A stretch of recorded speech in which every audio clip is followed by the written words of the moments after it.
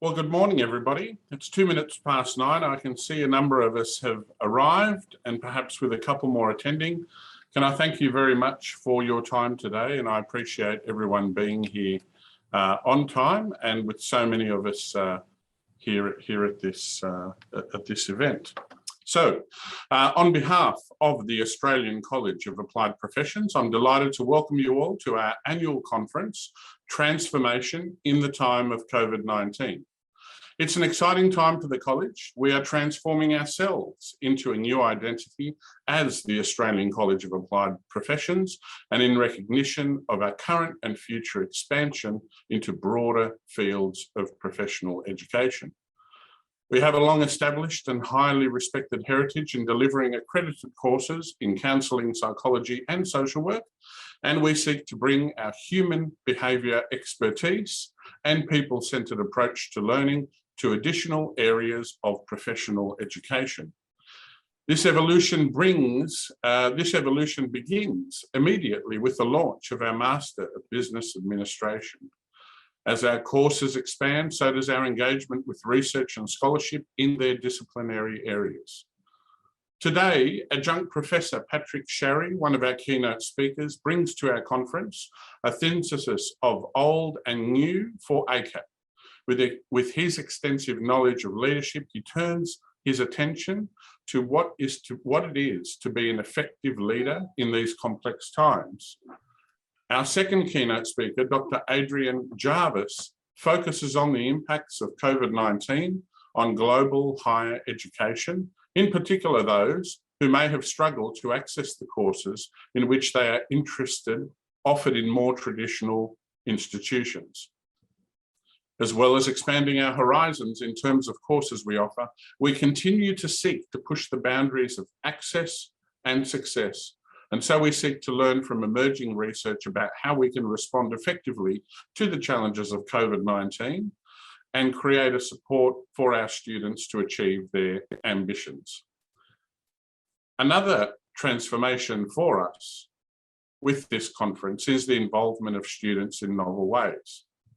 A number of students doing service learning as part of their studies joined the organising committee this year and have worked with staff of the college to deliver this event. This includes our inaugural student networking event to support those with ambitions to pursue research studies and careers. We're also thrilled to hear from the inaugural Dean's Prize for Outstanding Student Research winner as part of our recognition of student excellence policy, Monica Erickson, who received the prize for her Bachelor of Psychological Sciences Honours 2020 research. We look forward to welcoming more of our winners in future years.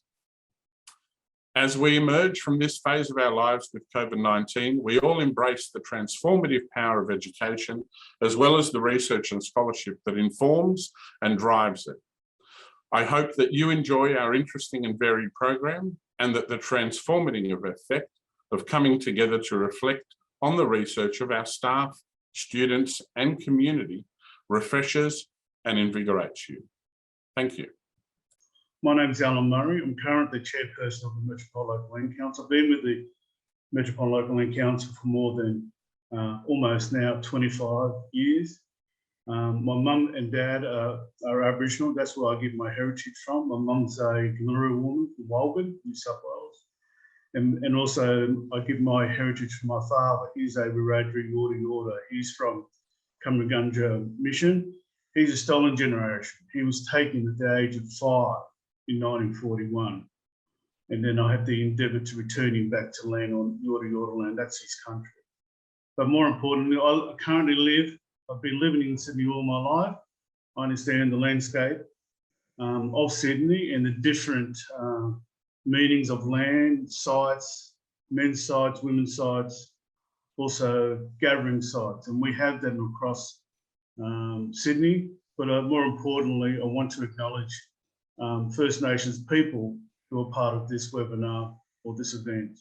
It's important to reflect that our continuation of our culture is still strong and resilient, because we want to endeavour to show. On behalf of the Metropolitan Local Land Council, I also want to acknowledge the Garrop people. That's where I am. but also more importantly, you're on Aboriginal land across here in Sydney or New South Wales, and also I want to pay respects to their elders, past, present, and also emerging leaders. And I say this with great understanding that Aboriginal and Torres Strait Islander people have been on this continent called Australia for 40,000 years, 60,000 years, 120,000 years. We expect protocols, we expect policies, we expect commitment. And with that, I suppose with your business acronym, you talk about leadership. That's what we want. We want leadership that will show us the way, but also we want commitment towards improving what we've got, but improving our lives here in Australia. With that, I'll end on that note. Thank you very much for that opportunity. Look forward to future Welcome to Countries with you, and have a good day. Now, as you can see there, my chosen title is None of Us Are Safe Until All of Us Are Safe. That's one of those phrases, memes, if you like, that's been floating around quite a lot during the course of the pandemic. It's mostly been referring to vaccine rollouts. It's been talking about how everyone around the world needs to be vaccinated if we're all going to be safe from the pandemic. That, though, I think embodies a central idea in my talk, which is that of inclusivity. So I'm not going to be talking as such about vaccine inclusivity. I'm going to be talking about educational inclusivity. So where the title says safe, it might be none of us are educated until all of us are educated, but nevertheless, the same idea pertains. And as you can see in the second half of that title, I'm going to be dealing very much with higher education and inclusion and how the pandemic has impacted upon them. When I was putting the talk together, it did occur to me actually that it is an example in itself of a lot of the points that I'm going to be making. So it is an asynchronous talk. I'm recording it ahead of time to be played on the day. It's also, as I don't need to remind you, it's an online talk, and it is delivered to a very diverse audience of conference attendees. So I wonder whether or not the talk in itself will be the best example of what I'm going to be talking about. I can't say at the moment, and it may not be for me to judge. I will leave you as listeners to decide that for yourselves when I've finished. This then is the talk I'm going to give. This is the structure of the talk, and the first thing I'd like to talk about really is how we understand the pandemic. Now, the pandemic to me, I think, isn't just a physical event. It is obviously that. It's a physical illness first and foremost. It has also had, as we will see, mental health implications. But I think beyond that, there are other levels upon which we would need to consider the pandemic if we are to fully understand its meanings and if we're to fully understand its impacts, particularly, I think, on people such as neurodiverse students, who I'm going to talk about a bit later on as well. So I think having investigated and discussed the nature of the pandemic, I'm then going to turn to my major focus, which is the impact on higher education. Now, I think the first point to make here is that I am primarily an educationalist. I'm not a psychologist. So my angle here will be very much on the educational effects of the pandemic. I will be talking about inclusivity throughout the talk, and I will be talking about, at some point, mental health impact, but I am not claiming to be an expert on those. I'm really going to be looking at it very much from the higher education aspect, higher education angle, and how the pandemic has impacted and affected that. Having done that for both the macro and the micro level, I'll then talk a little bit about how the pandemic has led to changes of practice for educationalists, what perhaps the long-term changes of practice might be, before I will then take essentially a kind of case study, I think, which would be neurodiverse students, and we'll look at how the pandemic has impacted them. Again, as I would like to stress at this point, I am not a psychologist. I'm not an expert on neurodiversity. I am an educationalist.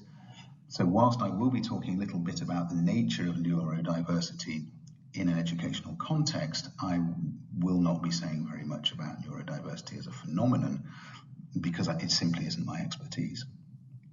that having been done, I will then talk a little bit about the future and what the long-term implications of the pandemic will be for education and for students and teachers as well.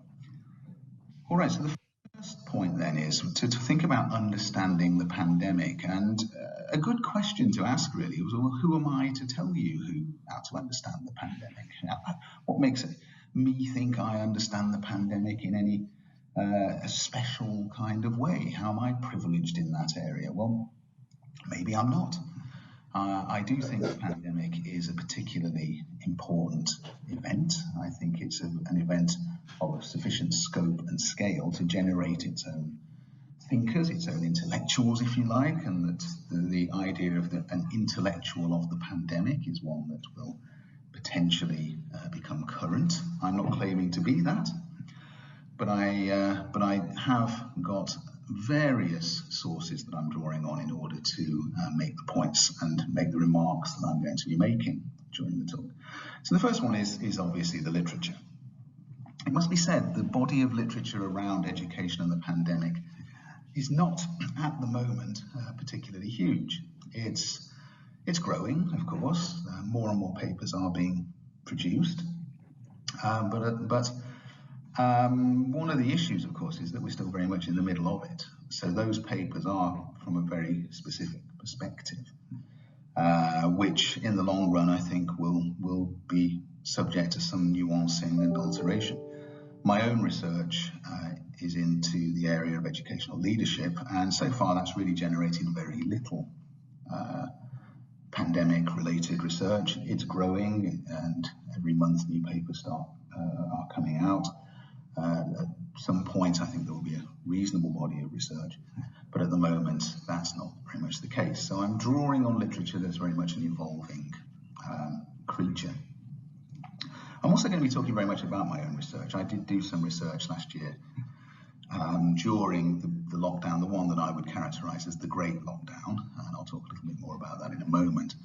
And that research has been published, so I will be drawing a little bit on that as well. And then the final thing, and I thought this would be useful for the talk, is some anecdotal evidence of my own experience. Until very recently, I was working on a World Bank funded project which aimed to train college lecturers and leaders from Bangladesh in modern pedagogy, modern leadership techniques, and so on. So it was very much an inclusivity based project in that it aimed to raise those people to the kind of levels that we'd expect anywhere else. And again, I think that experience will be quite useful to draw upon during this talk. So when we talk about the pandemic, I think we have to realize we're not just talking about a physical event. It is, as I've said already, very obviously in its primary impacts, it is a physical event. It's a physical illness. We feel ill when we get COVID, and it can have long-term physical effects. It is also a mental health issue, and that is, again, worth thinking about. But it's also a social issue. It's also had those effects in the social world. Again, we'll talk more about those as we go through, but we've become very much more cautious about getting close to people, mixing in crowds and so on. So it's had an impact there. But I would also argue that the pandemic is something of a crisis beyond that as well, that it's had other impacts. Now, as you can see there, Boyne et al. Tend to internalize the notion of a crisis in what they say. They say that the pandemic is a new type of crisis. So it's long been recognized that a crisis has two aspects to it, really. The objective, the physical impact, which in the case of the pandemic is the illness and the social problems that we've had as a result of that. But also it has subjective perceptual effects. So in other words, an event does not become a crisis until it is recognized as such. So Boyne et al. Have suggested that the pandemic doesn't really fit that pattern in the traditional sense because it wasn't recognized as a crisis in its early stages. It was seen as a threat. So the COVID illness was seen as a threat, but the notion of it being an all-embracing and rather gigantic crisis was not really appreciated until a particular tipping point was reached. Now, this might, of course, have some implications for neurodiverse people if we're saying that there is an internalized angle to any crisis like that. When we talk about the meaning of the pandemic, then what do we actually understand by that? Well, here are a few of my thoughts, I think. I think the first thing I would say is that it is a truly epoch-making event. And future historians will, I think, look back on the pandemic and see it as one of the watershed moments in the 21st century, if not indeed in modern history. What they will say about it, we can't second guess at the moment, and indeed it may end up just fading away. I suspect that it won't, but I think that what will be seen is that the pandemic has been a major moment in history, largely because of its scale, and it's really difficult almost to comprehend just how enormous this crisis has been. A global pandemic. It has resulted in changes to routines all around the world. As you can see, people have changed their behavior, the way we relate to each other. When was the last time you shook someone's hand without a certain amount of nervousness? Who knows? A lot of forms of intimacy have gone. Online conferences, indeed, have become very much a feature of the academic world since the start of the pandemic. So it's not really just a medical emergency. It's a shift in the way that human beings perceive reality. It's a crisis of the imagination, and it really gets to the heart of how we see the world. We are no longer complacent about something like this. 2 or 3 years ago, we might have been. We might have felt something like this could never happen. Now we know that it can, and that will influence the way we see all sorts of things in the future and how we do all sorts of things. Okay, that having been said, let's think about the impact then on higher education. So the first level that I want to talk about is what I'm calling the macro level. And the macro level is really very much the institutional level. It's very much the policy level, and I think I'll be talking more about institutions than overall policies. It's become something of a generic feature of pandemic-related academic articles, or well, in fact not even academic articles and writings in general. They will generally begin with a paragraph or two outlining just how significant the pandemic is in terms of human history. And I must say my own article was no different. It did begin with a couple of paragraphs discussing the overall effect of the pandemic. And I think we have to acknowledge what that effect was. As you can see, one of the bigger impacts on higher education from a macro perspective is that it was just the closure of institutions all around the world that happened. We had schools, colleges, universities just simply closed down, stopped operating. Buildings were locked up and were no longer occupied. And in some parts of the world, that's still happening. In many parts of the world, those restrictions are being relaxed, and students are going back to universities, as we'll see, not quite in the same way that they did before, but nevertheless, we're getting back to some measure of normality, but only some. We also suffered the postponement and cancellation of exams. That was a huge thing, particularly in my country, the UK. A-levels that give access to university were cancelled. Degrees were altered in terms of how they were assessed. The course I was working on myself with my Bangladesh students, the mode of assessment altered as a result of the pandemic. Schools, colleges and universities became effectively online organisations. They ceased to be organisations in a face-to-face physical environment and operated through the medium of the internet. What became very fashionable, and we'll say a little bit more about this, was this notion of emergency remote teaching. So lessons were essentially taken and placed in an online environment. And that became the conventional way in which teaching took place during the lockdowns of 2020, and to a very large extent as it has happened now, although as we'll see, they are beginning to evolve into something else. So the initial response was this emergency remote teaching. There has been a number of longer term impacts from that. So really what we've just been talking about was the initial response, what happened during the lockdowns of 2020 and some of the lockdowns of 2021. But there have been longer term impacts. There's been grade inflation in schools. Now, I don't use the term grade inflation in any kind of charged way. It's not meant in any way to be critical. It's simply a descriptive term. And in various parts of the world, again, in the UK, because of grade inflation at schools, lots more young people have been qualifying for university places. And again, this is in certain parts of the world, as we'll go on to see, but nonetheless, more and more students are qualified for university places because of that grade inflation. And what has that grade inflation involved? Well, as you can see in the second bullet point there, in the UK, for example, the number of students achieving top grades in at least one A level, top grades being A or A star, in 2021 increased by 6.3% over 2020. So there was a record high percentage there, 44.8% of all students achieving a top grade in at least one A level, over which was a huge increase over 2020, which was itself a record year. So one of those impacts is that universities are being forced to make more places available. Now, again, what the impact will be there on quality of teaching, of course, it's far too early to say, and there may not be one at all. We don't know. But certainly universities have had a glut of students who have reached the grades for admission and are turning up quite legitimately saying, take me.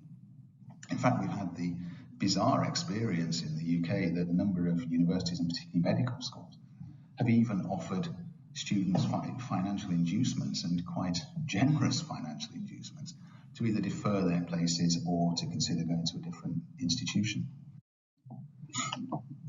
What about inclusivity then? How does this all impact on inclusivity? One thing that comes through very strongly from a lot of writing and from a lot of the literature is that the pandemic has not served to lessen, but has actually exacerbated a number of existing inequalities at higher education level. A lot of these are related to financial matters, and you can see that student enrollment, for example, now in the high income countries such as those in Europe or the US, so in North America, or even in Oceania, haven't tended to be affected quite so much, and indeed, as we've seen, if anything, student enrollment has grown in some areas.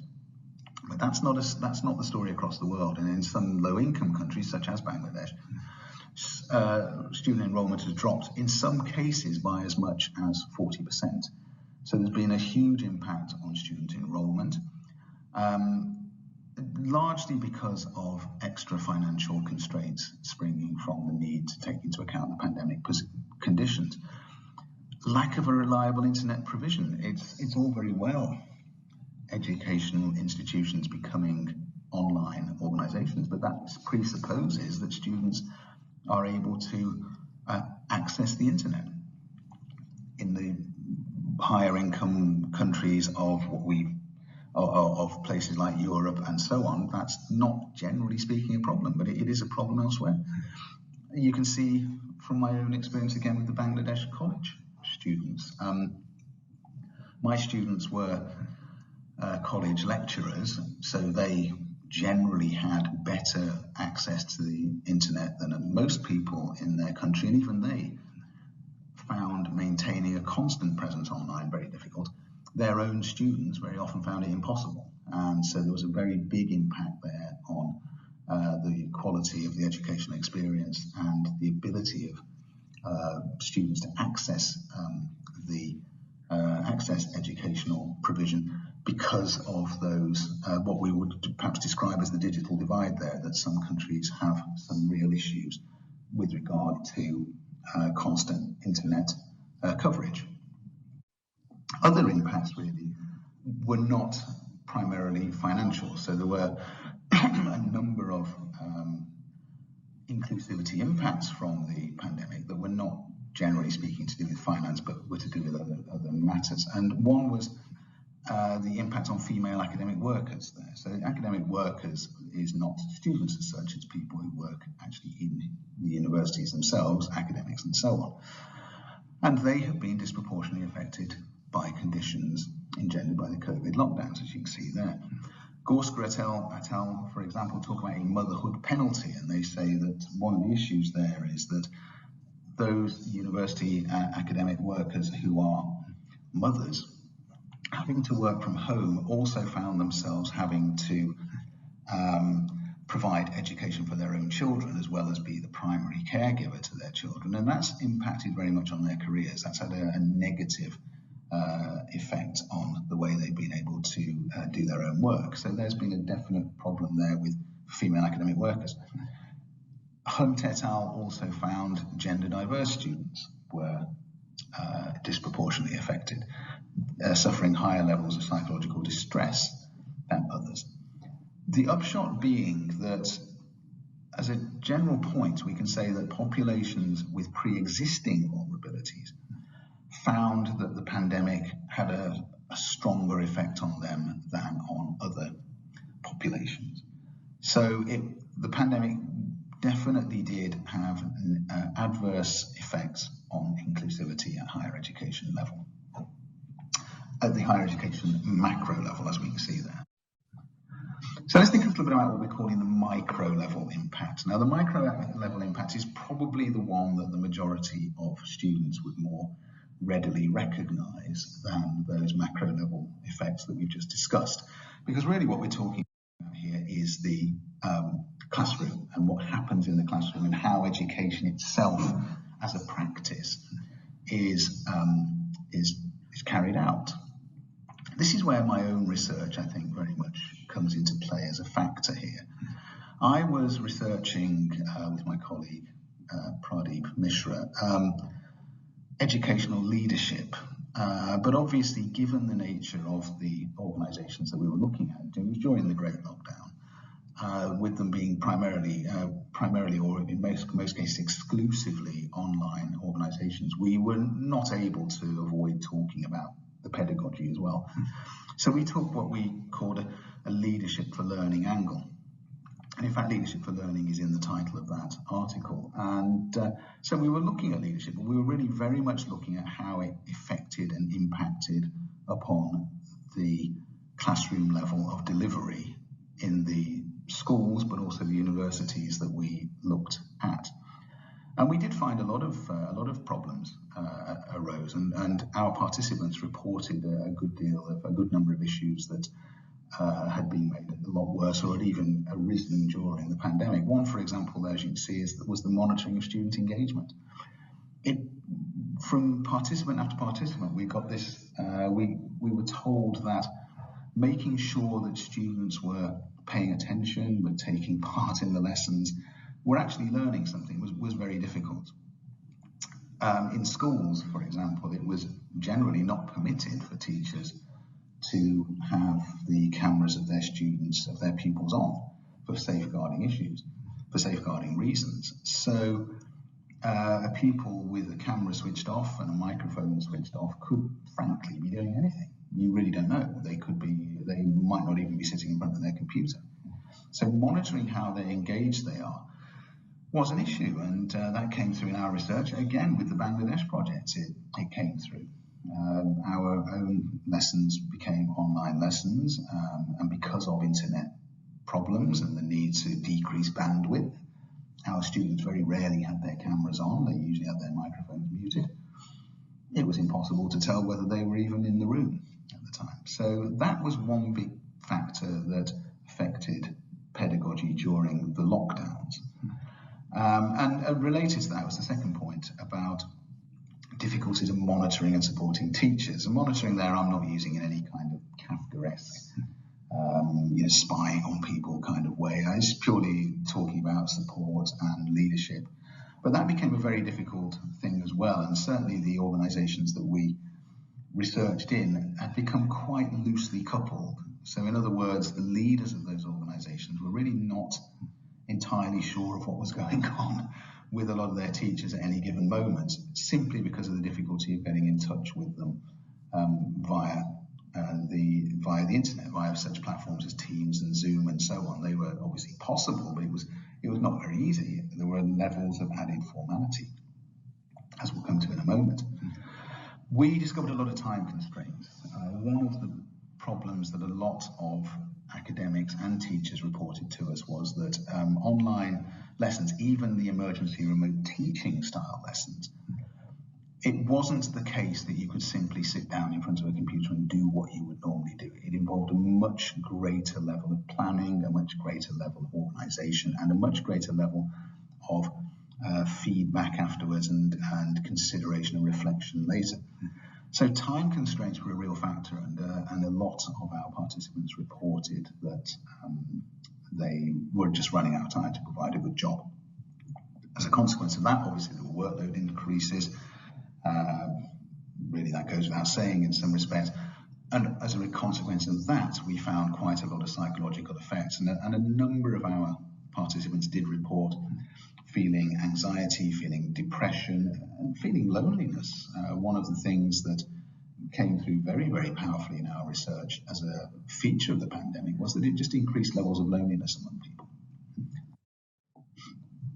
Let's think about the micro level issues then and inclusivity, because we've just had a look at them in general and certainly what our research brought out. How does it affect the vulnerable groups that we've already talked about? If you look at what the Fondazione Agnelli reported in 2020, it suggested that as many as 1 in 4 special needs students were not having their needs properly met during the pandemic, and that online learning was not actually providing them with what they needed. One of the reasons, I think, and this again is coming through from that second reference there to Montalongo and Eaton, is that we tend to think of technology as a rational, neutral space, and we think of platforms such as Teams and Zoom and so on, but that's not necessarily how they operate. They might well be in theory, but they don't necessarily operate in that way, and they're not completely value neutral. One of the things, again, that we discovered in our research, as I'll come on to, was that the ways in which people related to each other were profoundly affected by online, the movement online. And of course, any issues around the way people related to each other were not solved by the online medium. They were very often exacerbated by it. I've given one example there, if text is a medium of instruction and communication online, then that can clearly disadvantage someone who is not able to access with complete fluency the language being used. The third point there, I think, brings home the major points that during the research I carried out, time and again we were told that the really big impact of the pandemic was that it removed a lot of the social glue from interactions in an educational sense. When people are in a college or a university, there's that much closer, much more casual level to how they interact with each other. That's got a lot to do with the experience being a warmer experience, being a more inclusive experience, being a more productive experience, really. And then certainly what happens when you move online is that it becomes more formal. If you want to speak to somebody, for example, you have to set that up in advance. There are particular ways in which you speak to each other online. The social clues about who's going to speak and how somebody feels are harder to pick up online. And that had a big impact on the way schools operated. And again, as we'll see, when we think about certain types of vulnerable people, that's quite a big issue. That's got quite a lot to do with how they are going to feel about their educational experience. Research suggests, for example, you can see there at the bottom that dialogue goes up online in response to increases in immediacy and intimacy. So if you can increase these two qualities of immediacy and intimacy, you can then get more and more dialogue going online. But that's a difficult thing to do. And when that social glue is absent and those social cues are harder to pick up, and particularly if you then have certain certain ways of thinking that might make it difficult to pick those up anyway, then the online world is not going to be a place in which immediacy and intimacy are necessarily increased particularly easily. Some of the strategies that were outlined, for example, for increasing it are I think, relatively mundane, really. Initiating discussions using self-disclosure. And I think those are things that any of us would use in any environment, really. And I think perhaps if we're going to increase that immediacy and intimacy, we need to think a little bit more imaginatively than that. Okay, so let's think about how the pandemic and how all of those issues that we've just discussed there have helped to change educational practice in a slightly longer term way. What is the impact of the pandemic in the way that people within the educational world, teachers, students, academics, have actually changed the way they do their jobs? How has the pandemic impacted upon that?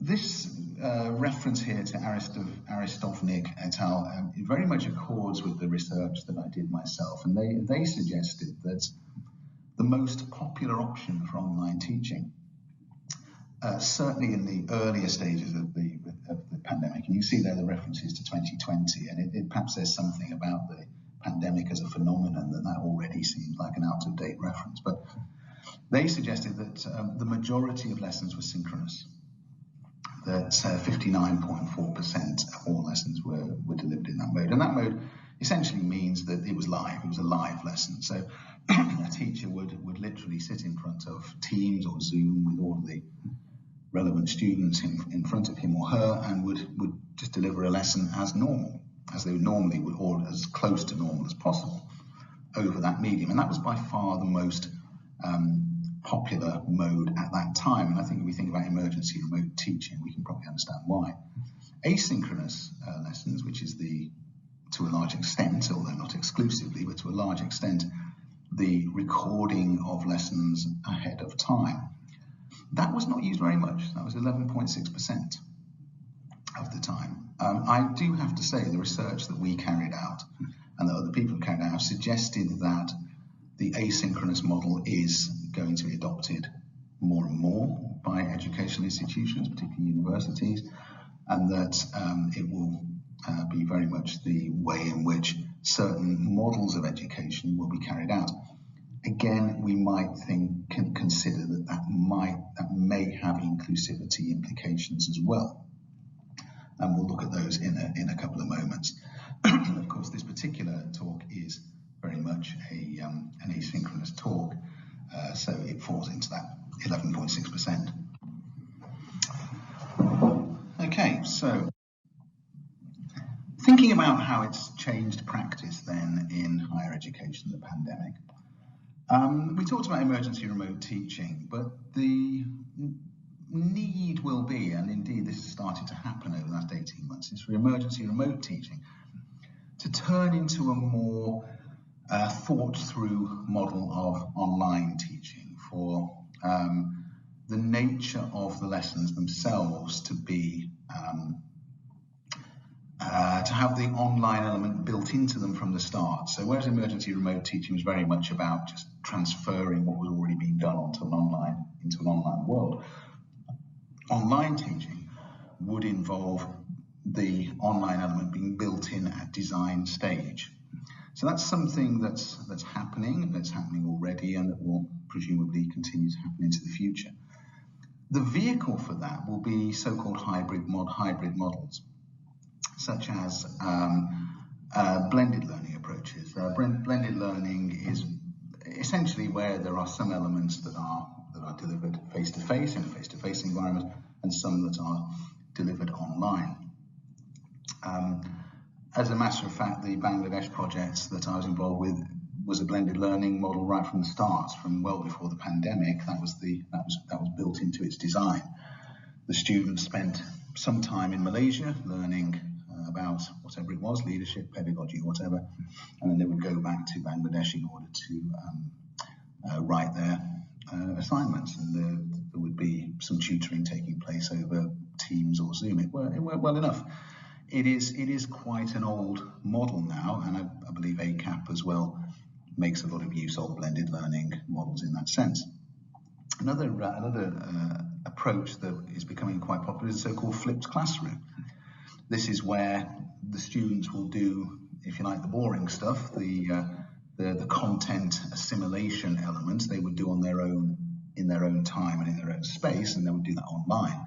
And then they would come together with their classmates and their teacher in possibly a face-to-face environment where they would then talk through what they'd learned and interpret it and so on and so forth. So rather than the classroom being the place where content is learned and then homework being where it's put to use, that model would be reversed. Now again, we could perhaps say that that would have implications for inclusivity for people with specific learning needs. And again, I think both of those models have been used, certainly in my previous experience, and I think with ACAP as well. So let's move on then to think about neurodiverse students and think a little bit about how the pandemic has impacted on them and how it has and how it continues to do so, and obviously, as you can see, what we'll do in the future about that. Again, let me stress 2 points here. First of all, this is very much a case study. I'm not trying to suggest that neurodiverse students are the only vulnerable group for which inclusivity has been an issue during the pandemic. And as I've said already, my expertise in neurodiversity is really just confined very much to educational matters. I'm not claiming to be a psychologist here. Okay. So let's think a little bit about, having said all of that, think about the nature of neurodiversity, and let's think about how it affects the people who fall into the category, and again how that is likely to impact on their educational experience. Neurodiversity then, as I understand it, is very much the view that different ways of thinking, such as autism, ADHD, are not what we should characterize as problematic, but then they're normal and natural, and that they do have considerable strengths built in as well as vulnerability. So in a sense, if we're thinking flipped classroom, this is almost like a similar idea, that we're not looking at we're not looking at this phenomenon in a pessimistic way. We're looking much more for the strengths coming from it. Again, controversies have occurred around whether neurodiversity is a difference and a cultural identity or a disability. Again, I can merely report that. I do not take a view particularly. I think what I would say on that is that, thinking back to what we said earlier on about the meaning of the pandemic, I think we can see that both of those elements will feed back into that idea. For example, if we do think about neurodiversity as primarily a cultural identity, then that's really going to play very much more to the internalized aspects of the pandemic. And inclusivity issues are going to be around those areas of the more internalized and more imaginative and more personality-based elements of the pandemic rather than the physical. Whereas, of course, if it's a disability, we might go the other way and suggest, well, actually, those physical, particularly social aspects, are going to perhaps be more salient. There is a way through this, and if we think about the social model of disability, this is again a way of conceiving of disability not as a problem for the individual concerned, but more a case of the social environment failing to take into account that person's individual needs. Again, I wouldn't claim to be especially an expert on that, but we can read into that very much ideas around higher education. For a student, of course, higher education is very much that social environment and very much that context within which an individual, a neurodiverse individual, is going to be operating. And if we're thinking about the social model of disability, then it's the higher education provision that we need to be thinking about in terms of changing so that we can meet everybody's needs appropriately. McGee there has argued, and this is 2012, has argued that neurodiverse people were already being disadvantaged by the speed of change in society. And this is going back to 2012, so I think we can see that with the massive changes that have happened over the last 18 months with regard to the pandemic, then there's going to be an even bigger impact happening right now. So what actually is that impact? There are a few ideas here. One body of research does imply that online distance learning disproportionately disadvantages alternative learners, such as the neurodiverse. And one of the reasons is really that second point there, that a lot of the support mechanisms and a lot of the support school-based services that neurodiverse people make use of are very difficult to transfer into an online environment, which necessarily disadvantages those people. Another point, again, which is quite an interesting one, is that a lot of the support that people with special needs get in a school environment is not formal. They're support networks. They're networks of friends or sympathetic people who have that have been built up over time, and they have been seriously disrupted by by the movement to a more online-based level of provision. Again, thinking back to my own research about the loss of that social glue, a lot of that social glue is how some people cope with the learning and teaching experience. Again, those members of the neurodiverse community who already are underserved in other ways, obviously there's been an intersectional effect there as well, and they've had a double effect from the pandemic there. One of the big issues, again, is that of anxiety, and it's a common co-occurring condition with neurodiverse people.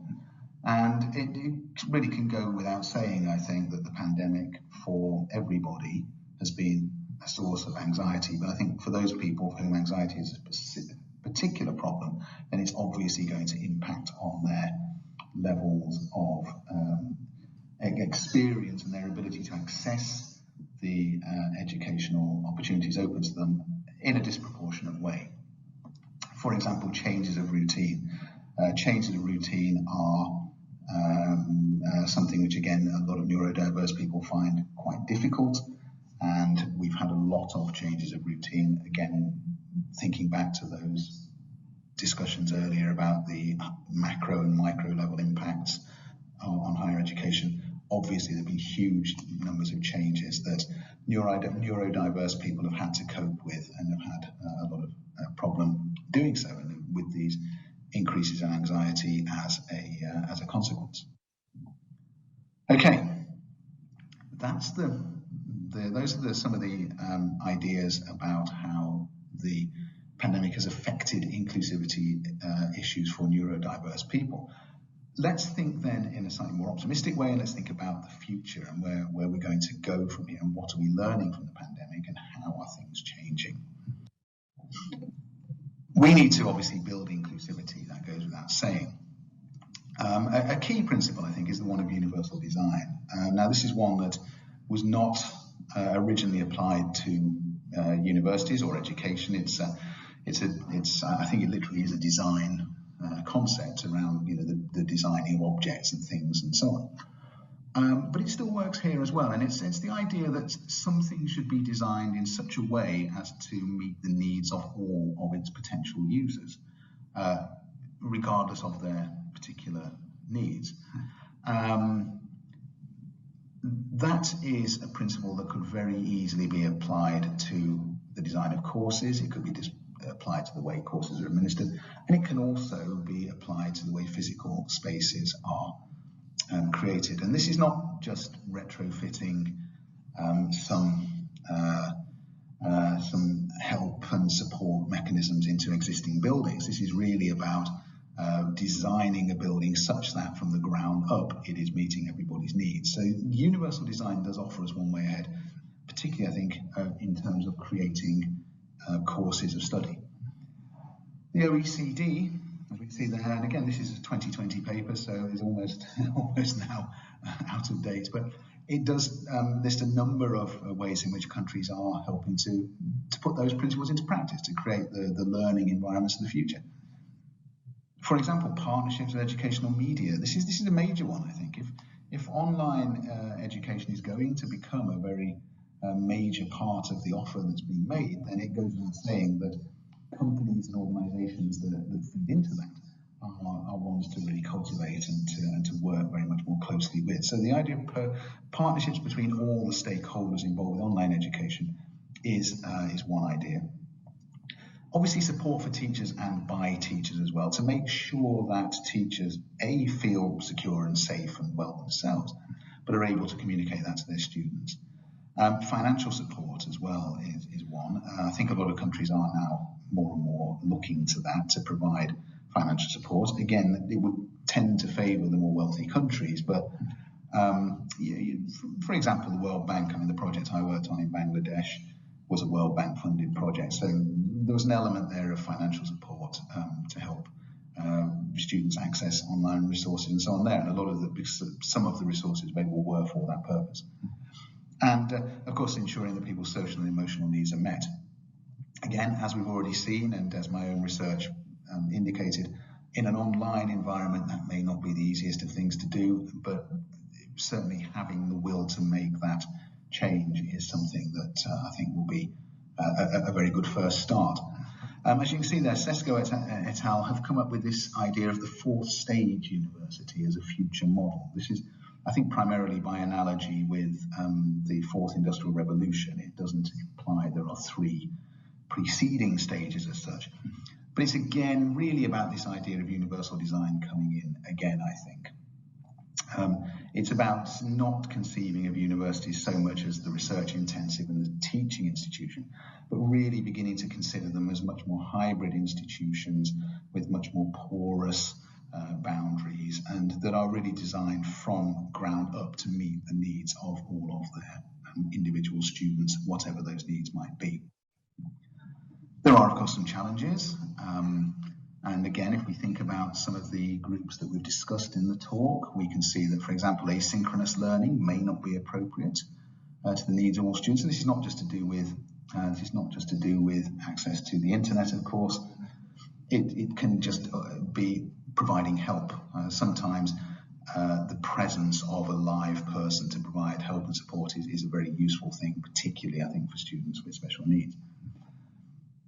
Provision of specific support, again, as we've already seen earlier on, is not always an easy thing in the hybrid environment, and that challenge will need to be met. If hybrid environments are to become the educational lingua franca moving forward, then it needs to be thought about how that individual specific support can be provided.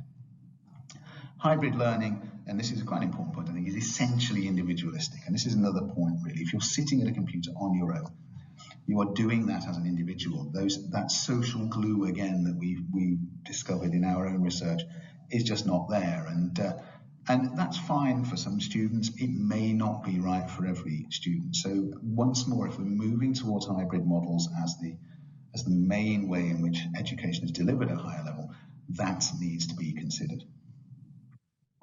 So in conclusion then, we can say that the extent to which higher education has been changed by the pandemic ultimately, I think, remains to be seen. We're still, as I've said many times during this talk, we're still in the midst of it, really. We don't even know if these are the early stages of the pandemic yet. We're tending to think of it as a late stage, but we don't know that. And so really how higher education will end up being affected is something we can try to predict, but we won't really know until it happens. Hybridization does seem to be the way that we're moving with these models that use both online and face-to-face environments. That's something that was already happening before the pandemic, but the pandemic has accelerated it. But we do need to make sure as we move forward that everybody can be included within those hybrid models, and that the issues that have been outlined in this talk and that are coming through in the literature will need to be addressed, and that will need to be built in from design stage in order to make those models truly inclusive. Because to get back to the title of the talk, None of us are safe, or in this case, well educated, until all of us are safe, or in this case, well educated. Okay, that's my talk, so thank you very much. Does anybody have any questions?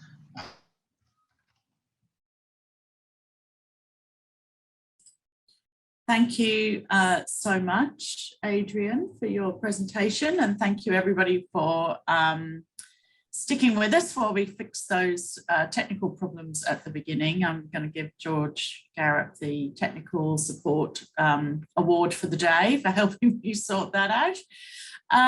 It's great to see some discussion in the chat as the presentation was happening.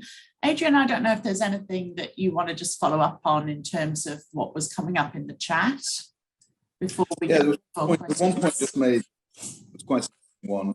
Somebody disagreed with my characterization of online teaching as individualistic. I think perhaps the word individualistic there, I should probably perhaps use the word individual rather than individualistic, because I didn't particularly mean that it didn't have any social aspects to it. It just I was talking really about this idea of a contrast with the face-to-face learning environment in which you are in close physical proximity to other people, whereas of course in the online environment you're not.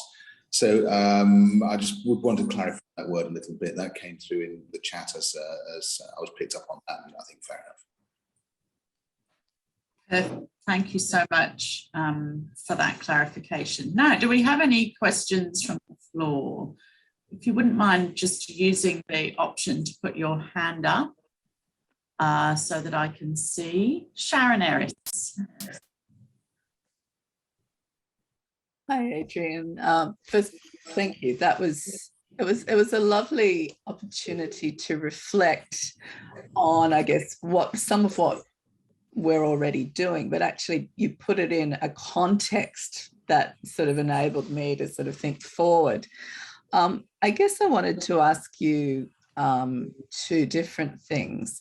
First of all, again, picking up on this idea of online learning is potentially quite individualized. And I have to say, I do agree with Marcus that poorly designed online education is almost exclusively just, it's almost non-interactive and certainly not social. But I think, there's obviously models of learning and learning theory that talk about how profoundly social education needs to be effective if we're looking at sort of learner-centered education. So I'm interested, I guess, in how you would see the design needing to move in order to create this much more social opportunity within a digital space. Yeah, it's an interesting one, and it's a difficult one as well. It's one of those circles that's not particularly easy to square, really. Certainly in our research, time and again, we found people saying the problems with it being online are that you don't get the social cues, you're not able to judge tone as easily, you're not able to judge gesture and facial expression. So really seeing the subtext to what people were saying was not always an easy thing to do. Plus there was a lot of talk of social cues where not knowing when people wanted to speak and when people wanted to come in. And what came through was very much a sense that the online environment formalized relationships much more, and a lot of that interpersonal warmth was lost. Moving forward, we'd obviously need to find some way to try to introduce that personal warmth into an online interaction. And I'm not sure that's a particularly easy thing to do using a lot of current platforms. I guess it might involve the development of different online platforms, or maybe we'll just have to educate ourselves better about how to use the ones we've got. But I think that would have to be the aspiration, to move towards a virtual version of that interpersonal warmth, if you like, and interpersonal closeness that you get in a face-to-face environment. I'm not sure it's a particularly easy thing to do, which is why I think that hybrid models probably are a much better way to think of the future than a purely online model. I think a purely online model is going to present challenges in that area that you're talking about. Yeah, no, thank you for that. I guess the thing that then flows from that is, what are the useful conversations with educators about this more broadly? Because I think you know, as you pointed out, we all immediately flipped in the first pandemic or the first wave. It was overnight that everyone just sort of rushed online. Now we've had a second opportunity. Are we seeing educators becoming more, I guess, more aware and maybe trying out some more sophisticated ways of doing this? Or are we still, in a sense, not seeing that movement forward, and we're just seeing people sort of think that things will go back to normal? Or are there interesting educators in the space that, you know, maybe provide guides like yourself, obviously, you know, because I think you've given us this context. Well, thank you. Yeah, I have to say I haven't done that research, and I'm not sure that anybody is doing it at the moment, but it certainly is research that needs to be done. Speaking to a lot of colleagues, and this is obviously very anecdotal, so I can only answer this question in a kind of anecdotal way. It seems to me that where there was already quite a solid online teaching model, so therefore one that did already integrate the different elements in quite a sophisticated way, that's continued.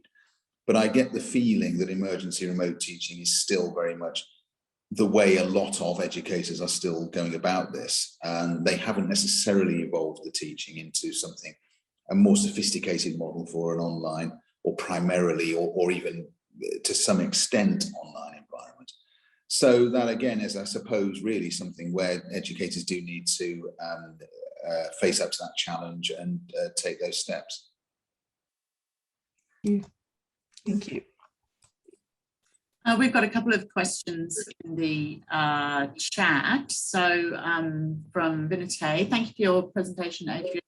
Are there any bottom-up examples of student learning experience, teacher's voice and parental narratives from countries such as Bangladesh? And Hayley Hicks has followed up by saying yes, and what that means for people where English is an additional language.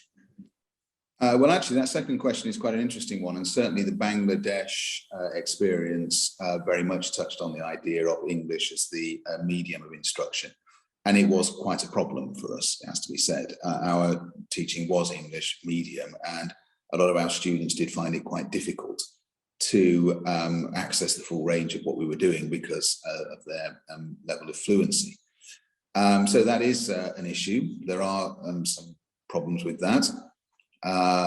Again, moving forward, I don't know what that would potentially mean, apart from possibly languages other than English becoming much more the mediums through which instruction takes place. But for that to happen, obviously, I think the first point needs to be done, needs to be addressed, which is that the level of sophistication in online provision in those countries also needs to be taken forward. Certainly with the Bangladesh project that I worked on, as I said in the talk, a lot of it was online, and that worked very well in principle. But when the pandemic struck, I know that in Bangladesh itself, there were a lot of problems with students, because a lot of them live in quite remote areas where the internet access is it's problematic in places. That certainly had an impact and an effect on their ability to access full educational provision.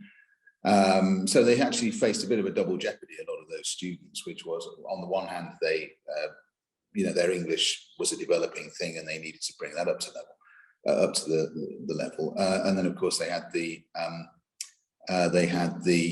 problems with internet access as well.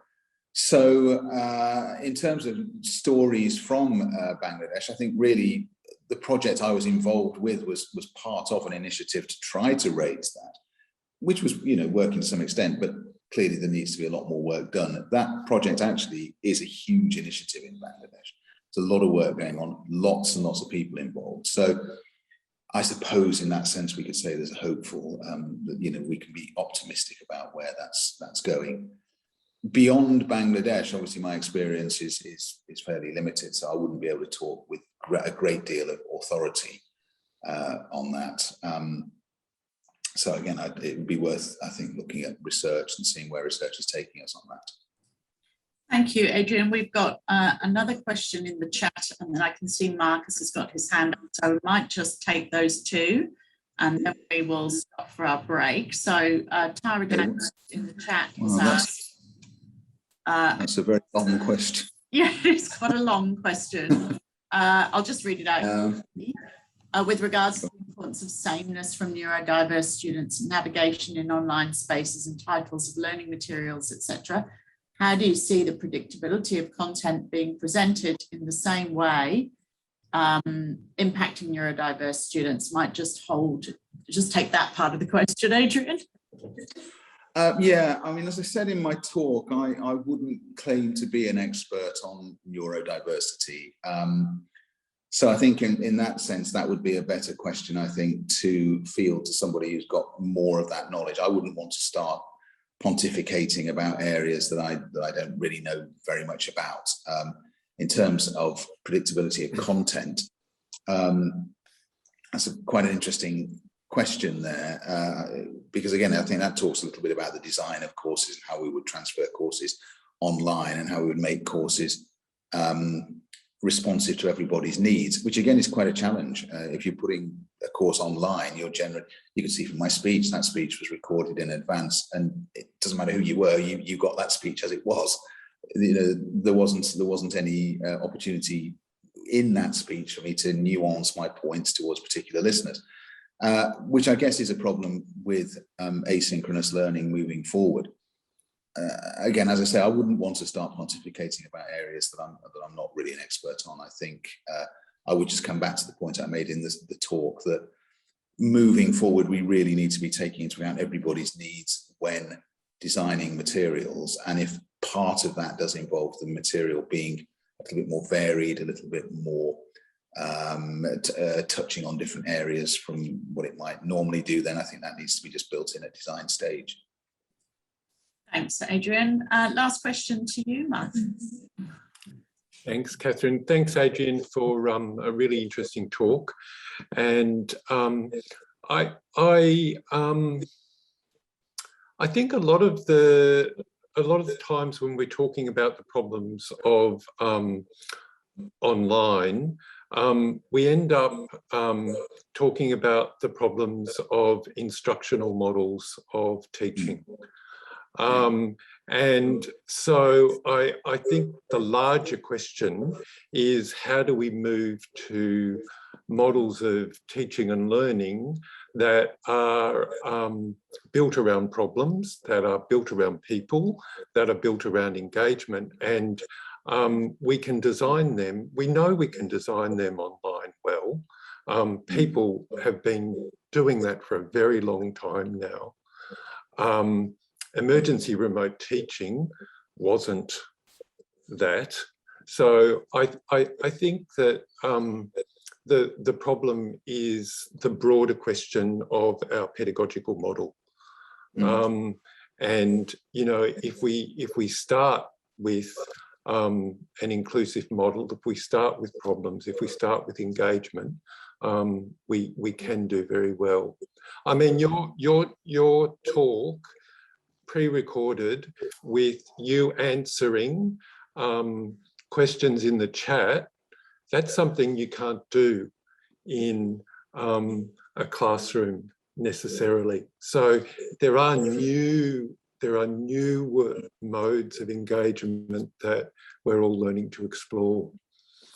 That's a really excellent point, and I think I completely agree with you. I think one of the issues that came through again from our research was the emergency remote teaching was quite a teacher-centered approach, and as I think you're touching on there, the trend certainly in recent years has been to move towards much more constructivist type models, where you are placing the student at the center of learning rather than teaching.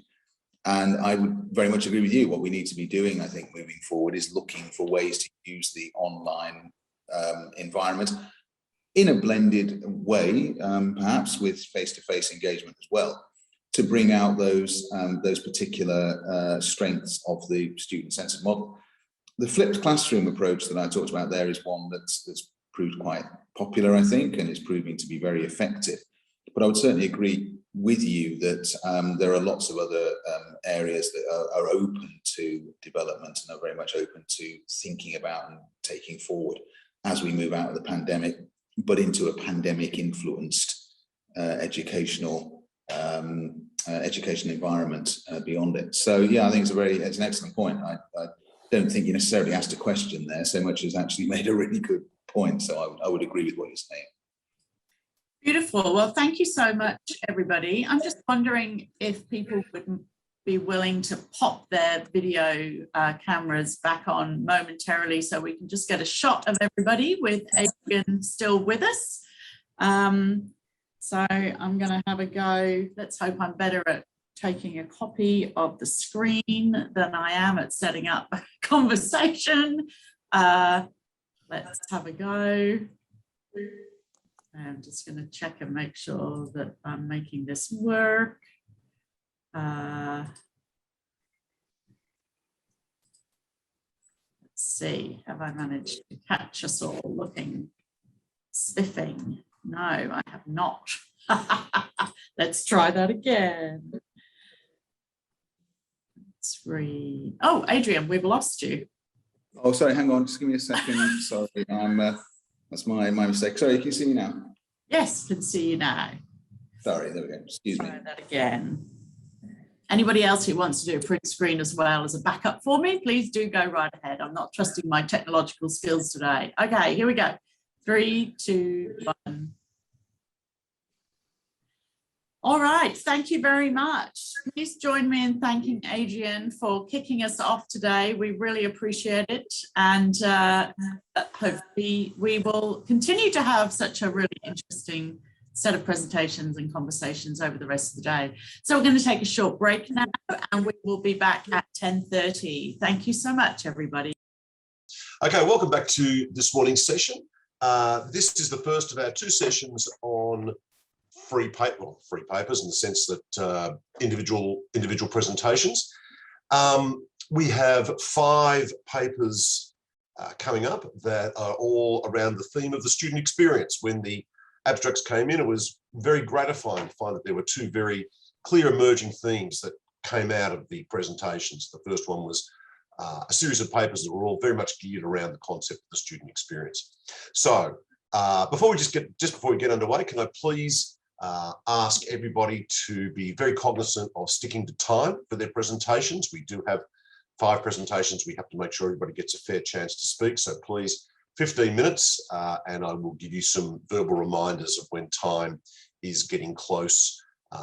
When you've got 5 minutes to go and a couple of minutes to go, I'll just quickly interject and let you know, so that we also have adequate time for some questions. I'll also just remind everybody to please make sure that their Zoom microphones are muted so we don't get any interruptions during the presentations. And I'll ask each presenter to share the screen to give their presentation. So our first presentation of this morning is from Charlie Fontaine and Kathryn Nicholson Perry on student wellbeing, student mental wellbeing at ACAP, resilience, support and distress. Over to you, Charlie.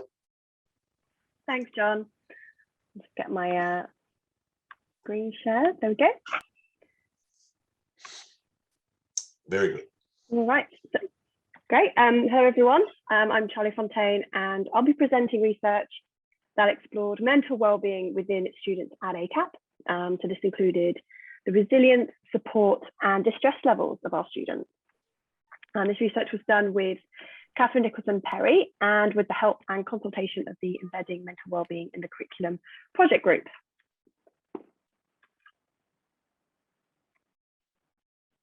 So in Australia, in 2019, there were over 1.6 million higher education students in Australia.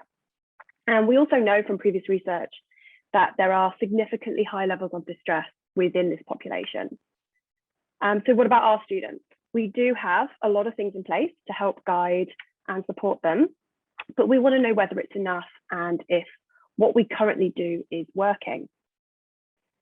The Embedding Mental Wellbeing in the Curriculum group has been working to ensure mental wellbeing resources and practices are found throughout our units and courses. And we started pretty successfully with Mod 1035, Sustainability in Helping Professionals.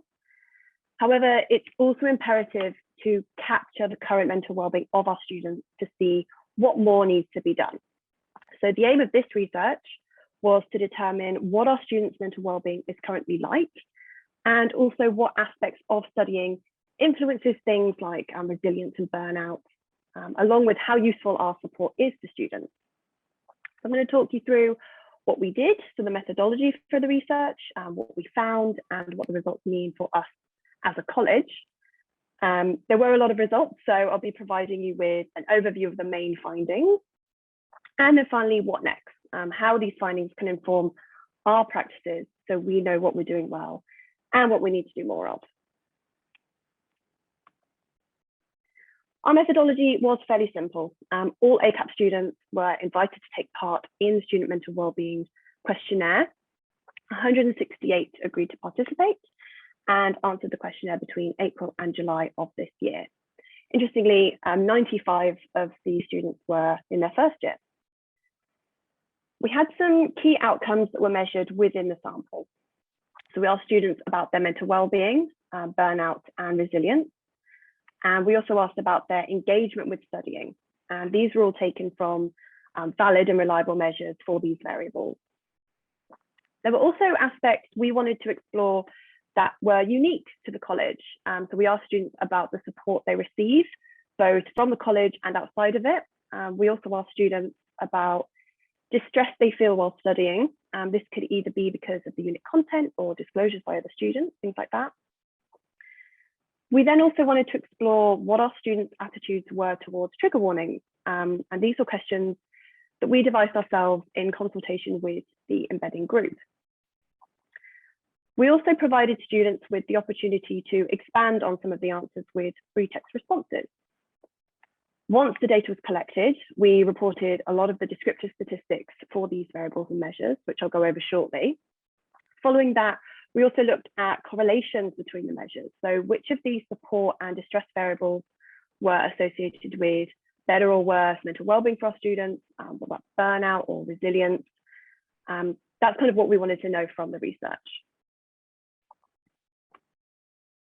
So I'll start with the descriptive statistics for these variables. As I mentioned, there were a lot, so I've tried to prioritize and show you the most pertinent ones. So we'll begin with the responses to the mental wellbeing, resilience, and burnout questions. As you can see here, just over half of the students reported good mental wellbeing and resilience, although a third of students did report that they struggled with stressful events, whilst just over half reported feeling emotionally drained from studying or college work at least frequently. And over a third of students reported feeling burned out at least frequently as well. Whilst this is higher than we would like, this percentage is lower than those who felt emotionally drained, suggesting that perhaps it doesn't always progress to burnout for this group. Some more descriptive statistics. These include the responses to the support, distress, and engagement questions. The support questions revealed that most students knew who to contact if they experienced mental health problems. They also received a lot of support externally from friends and family. And responses to questions regarding support offered by the college were mixed. For example, 45.2% agreed that their mental wellbeing benefited from additional academic guidance through the student support services, but 22.6% disagreed. And similar mixed results were found for additional support from the college and from their peers. There was quite a large percentage that neither agreed nor disagreed, which perhaps could be as we had a high proportion of first year students answering the questions, they may not have needed to access these services just yet. From the distress questions, most students reported not experiencing distress from other students' disclosures or from class content. Many actually thought trigger warnings would be beneficial to students. In fact, 61.9% had seen a trigger warning used. So this was 104 participants from our sample. And of these students who had seen a trigger warning, 91.3% reported that they were of benefit to students. When asked about engagement, most reported that they often felt enthusiastic about their studies and often felt proud of their studies too. So with these findings, we also wanted to explore which of these factors were associated with a better experience for students.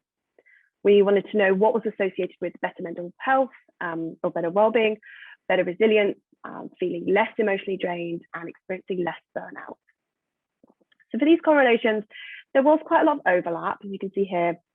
The two arguably most important factors, or more important factors, found were the first two on the list. So feeling enthusiastic about studying and feeling proud of studying. So these were both associated with all four of the outcomes for students, which, if we think back to the previous slide, many students did report feeling enthusiastic and or proud of their studies. The third item was associated with 3 out of the 4 key outcomes, which was knowing who to contact if they experience mental health problems. And it's thought that perhaps students might not always need to use this support, but having the information seemed helpful to them. Alongside the numbers and statistics, we also wanted to give our students the opportunity to expand on some of these answers. Students were invited to share any further information through free text responses, which were then thematically analysed. Students were invited to share which college strengths and course strengths they felt protected student mental wellbeing, what improvements could be made to their course to protect student mental wellbeing, and also any strategies or resources they use to sustain and promote good mental wellbeing for themselves. Some common responses included praise for student learning services, accessibility, and the PASS programme, mental wellbeing content within their course, the academic and administrative staff, the teaching experience of small class sizes, flexibility with learning, and also peer interactions. So these findings can inform our practices in a few ways. We now have baseline data of our students' mental wellbeing. So we're aware of whether students feel supported and in what ways. We have an idea of burnout within our student population. And these findings can be compared back to as we make progress in these areas. There are some things we're doing well with, such as support and engagement. And there are some areas that we could improve, such as helping students to avoid burnout, feeling less emotionally drained as well. So there were mixed responses to college support. So this is kind of a clear area we can focus our efforts on going forward as well. And the plan going forward is to continue capturing student mental wellbeing, reflections and attitudes in this space year on year, to check our progress as a college, and to see if our strategies and implementations to promote mental wellbeing are working. We want to improve mental wellbeing of our students as best we can. And that's it. Thank you very much. Thank you for listening, everyone. And Thank you, Charlie. You didn't give me the opportunity to give you the 5-minute warning. Good on you. Thank you very much. Okay. All right, gives everyone else a bit of breathing room. First of all, let's give Charlie a virtual and real hand clap. Thank you, Charlie. And any questions for Charlie? I've don't see any questions in the chat, but people can either unmute or put your hand up or whatever you would prefer. Yes, there's a hand up from Sharon Aris. Yes, Sharon. Hi, Charlie. Thank you. That was actually really helpful to sort of give us a picture, like we just haven't. I guess I'm interested in whether we can dig down into the data to understand differences between different kinds of students we might have coming in. And I'm not quite sure what you collected. So I was wondering, were there differences in terms of the disciplines studied, or did we collect information on whether there were international students having different reactions from domestic students, or ages or gender, like anything like that? Yeah, so we did collect what year they were in, as I said. We thought it would be better to leave a blank space and then to ask students to type in their discipline. And unfortunately, that was a bit of a disaster because we had some people would get confused between course and discipline, and using acronyms that could be more than one different discipline. So it was all a bit of a mess. So we didn't actually include that because it wouldn't have been very accurate. And we did ask if they were domestic or international, and I think there was such a large majority that were domestic that there wasn't any point in really splitting that up. But in future, that's definitely something we can learn from that and give them options of their discipline or course. And I think as international students come back in to as travel opens up, that's definitely something that will probably be a really interesting thing to explore as well.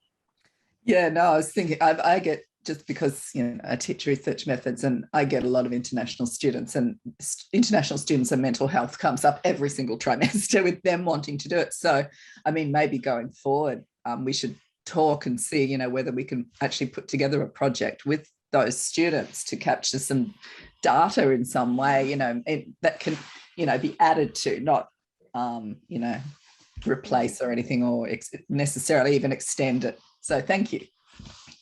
Thanks, Sharon. Other questions for Charlie? I'm doing my computer game skills here, scanning for hands up and scanning in chat.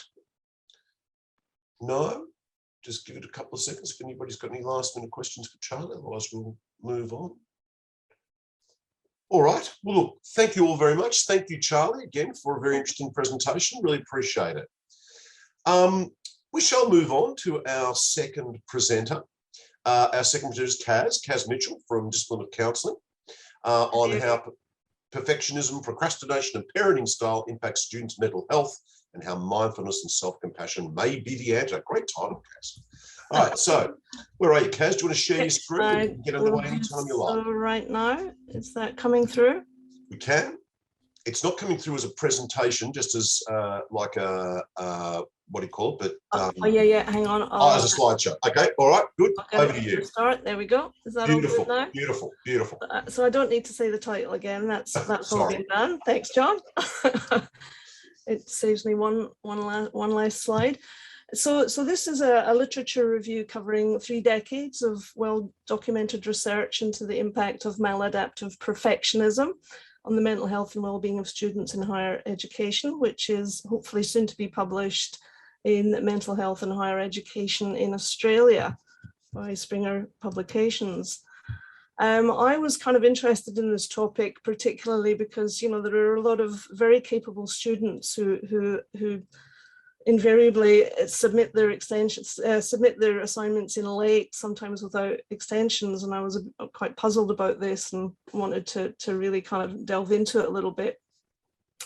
So according to the Australian University Mental Health Framework 2020, more than half of tertiary students aged 16 to 25 years reported very high levels of psychological distress, with levels as high as 35% having thoughts of self-harm and suicide.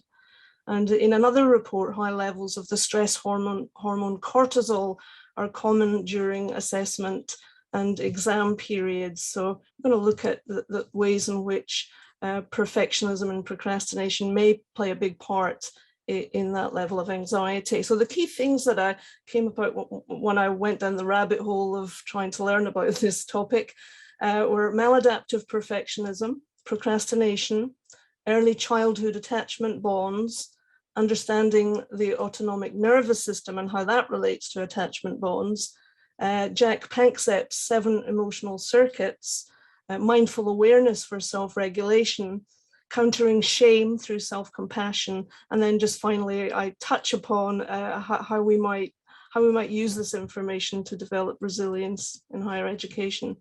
So first of all, just to the term perfectionism. So there are reports of these 3 different types of perfectionism in the literature. The first is self-oriented perfectionism, and this is generally a good one to have. This is an adaptive perfectionism whereby the person themselves are motivated to do the best job they can, not impacted by what other people think.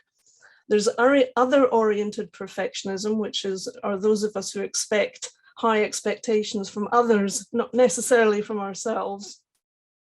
And the final one, which is the one that I'm most interested in today, is socially prescribed perfectionism, which basically describes those people who have a need to please others, largely to avoid feelings of shame, of being judged.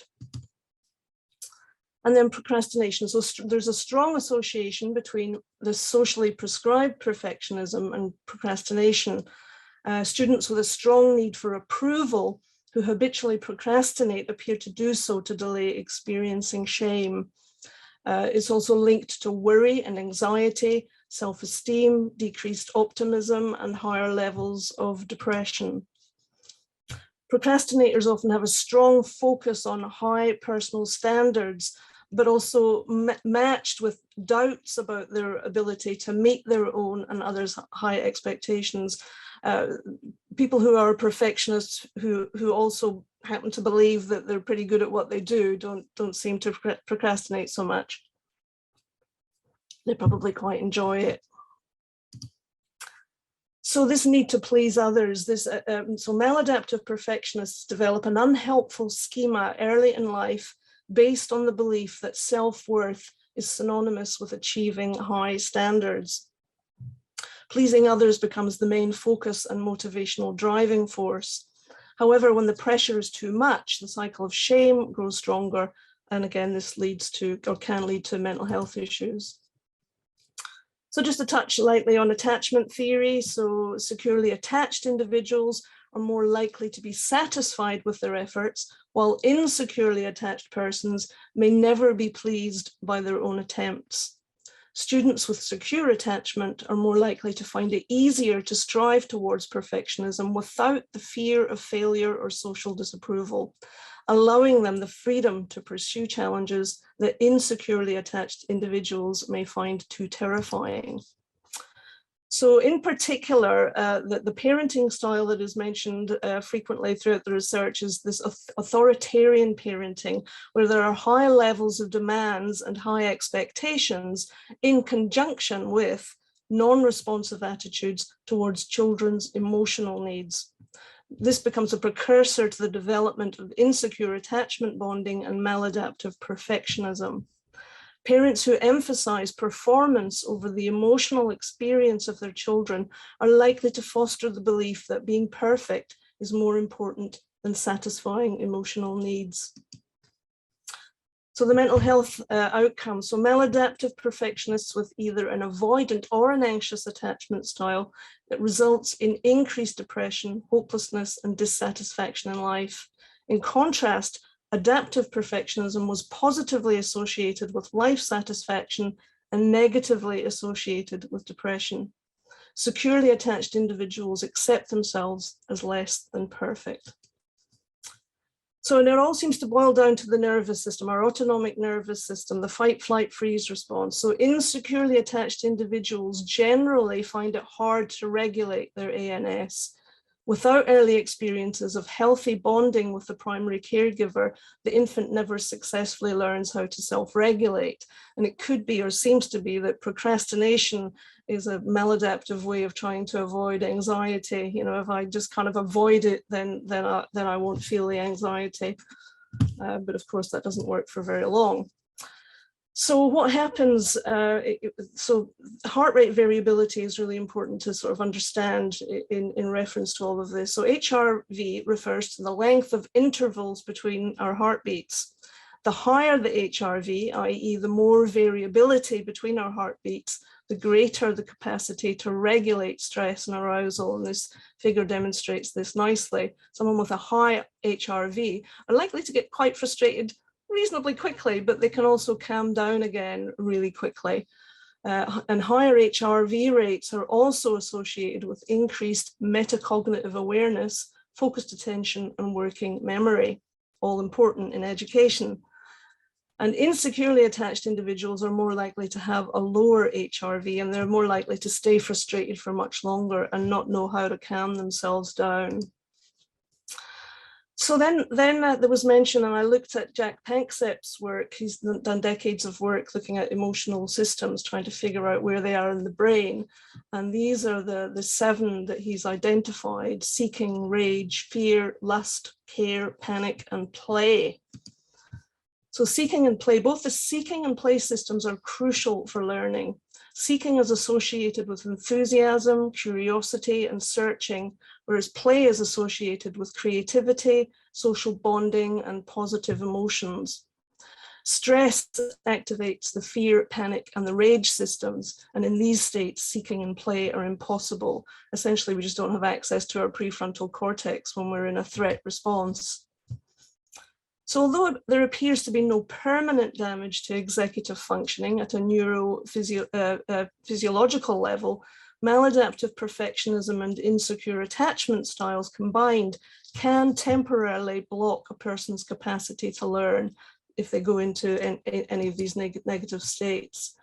There also does seem to be some links to attention deficit disorder. I didn't really touch on this in the chapter. I hadn't really come across it until after I'd finished it. But according to Dr. Gabor Mate, who himself has ADD, the student enters the examination room having studied and knowing his subject full well, only to find himself completely unable to answer the questions put in front of him. I believe what happens is that the experience of having to prove one's worthiness and the fear of failure give a strong emotional shock to the ADD mind's ability to activate recall memory. So this is where mindfulness and self-compassion comes in. So paying attention to the present moment without judgment has been found to reduce stress and improve emotional regulation. Regular mindfulness leads to a decrease in worry and rumination, and it significantly lowers social prescribed perfectionism. Mindfulness-based practice not only decreased anxiety and procrastination, but also enhanced self-esteem and self-efficacy. Self-criticism is linked to an increased vulnerability to stress, social anxiety, and depression, whereas increased self-compassion, which is actually quite difficult to do, as it turns out, has been shown to improve symptoms of psychological distress. Student procrastinators who are able to forgive themselves for their avoidance. Oh, someone's got their mic on. Student procrastinators who are able to forgive themselves for their avoidant behavior were quicker to recover from setbacks to their study, and in so doing were more able to avoid the cycle of shame. Self-compassionate students do not need to hide their limitations. 5 minutes, Kaz. Thanks, John. I think that's just good timing. So self-compassion, and to link this back into Panksepp's systems, students who are skilled in self-regulating through self-compassion are activated to seek and play, whereas those in the throes of shame and self-criticism are driven by fear and panic. So the care system, another of Panksepp's 7 systems. So compassion is an expression of the care system. And it is through the act of self-care that a person can learn to self-soothe. During acts of kindness towards the self while stressed, the fight, flight, freeze response becomes inhibited. Self-compassion has been shown also to lower cortisol levels. So if you remember at the beginning, I said that there's a high level of cortisol during times of educational stress. So how might this information help us? Well, first of all, we do need to continuously raise the awareness of the real dangers of academic stress, that this is a real thing. And identifying perfectionism and procrastination as a problem when we see it, and reaching out with tools to help. And support students to manage their performance anxiety through both practical problem solving, but also these strategies for self-soothing. Creating a supportive environment is really important, and also making sure that educators are not stressed, because when they're stressed, the students are going to be stressed. Our nervous systems respond to soothing others with gentle intonations and all of those lovely things that we expect from someone who cares about us. And also just curriculum design, making sure that it's engaging, it's playful, it's creative, and it really engages people at that level. So in conclusion, so people with insecure attachments are prone to maladaptive perfectionism and procrastination, with an increased vulnerability to mental health problems. Teachers and curriculum designers can all help to create opportunities to activate the seeking system by engaging with the materials with open curiosity, to activate the play system to encourage creative thinking, and to reduce fear and panic by creating safety through an environment that provides a great deal of care. And that's some of the references there. And yeah, open to any questions. Thanks, Kaz. Thanks very much. You're welcome. I'll just stop the share. Good. Okay.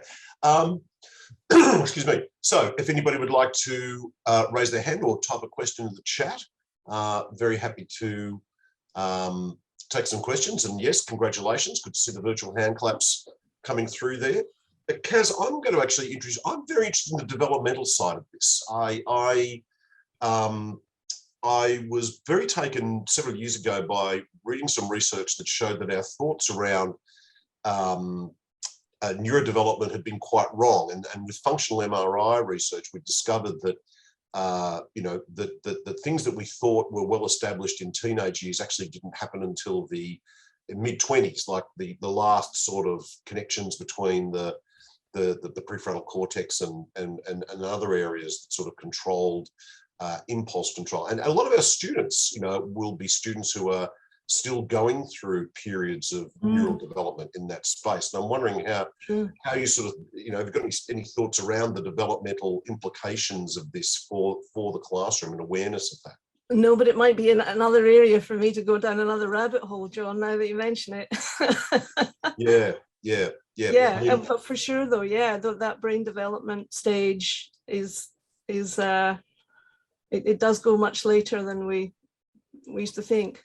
Yeah, I mean, as I've said, I think that the one area in certainly psychology that has sort of exploded with knowledge more than any other in the last 25 years has been, for want of a better term, psychobiology, behavioral neuroscience, whatever term you want to use, primarily because of the methodological advances, having things like fMRI and all that sort of stuff, which is just, as the technology's got better, our knowledge has got better, and it's sort of blown a few of those sacred cows on its head, the idea that, your brain stops developing at a certain age and all that sort of stuff. That's right. And neuroplasticity. I mean, neuroplasticity as well, and also neural pruning and all these sorts of things. Yeah. But I guess one of the things that I'm interested in and why the attachment theory is so important in my mind is that a lot of that neural plasticity occurs when people feel safe. Right. The changes to the brain can't happen if people are stressed all the time. Yep. And I think it's very interesting that you're taking, models and theories that were developed well before we had this sort of physiological, neurological knowledge, and then starting to sort of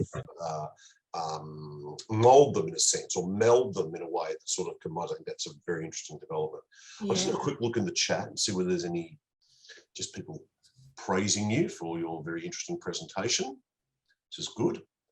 Someone wants to know where they can read some more on it. So you might want to think about maybe topping there's a couple of references there in the presentation, but maybe some follow-up reading. I can't see any hands up at this point. So I'm missing something. Okay. All right. No, all good. All right. Tara's got her hand up. Oh, yes, she has too. Hi, Tara. Go ahead. Hello, sorry, I can't put my video on today, but I just had a quick question there. I did pop it in the chat, but it's probably amongst all of the praise, which is very well due. I appreciate your research and your participation in this. I've found your information very interesting. But I did have a question there about whether or not there was a clear delineation between procrastination from an insecure attachment style and laziness from low motivation. And is there any specific identifiers that sort of sit within those two? I'm not sure. Certainly the low motivation certainly can come from the procrastination and insecure attachment. Absolutely. There would be a significant amount of overlap.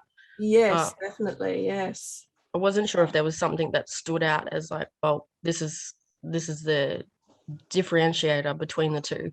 There may be, but if there is, I'm not sure what it is. I can't. It's not something I feel I can answer at this stage. I'm sorry, Tara, but good question. Yeah, Okay, but certainly no worries, the low thank you. motivation. People often. That's the thing. The internal critic often comes in and says, "I'm so lazy. You know, I must be lazy," and then that just kind of makes the stress worse. And because what the internal critic itself creates a lot of cortisol in our system.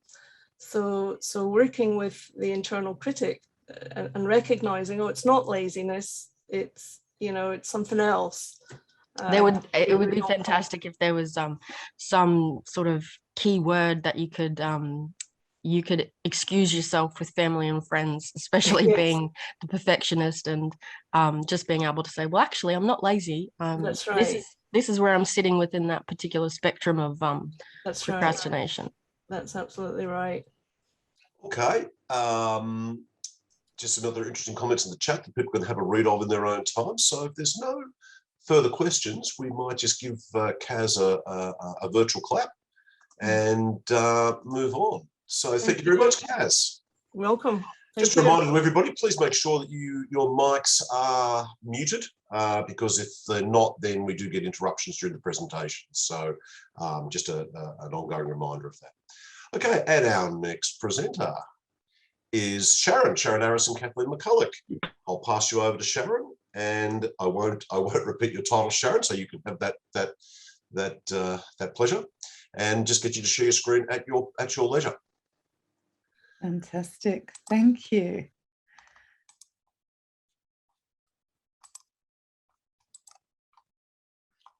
I've just realised you don't get our fabulous title page. So this is, you're getting two for the price of one here. So my collaborator in this presentation is Kaz McCulloch.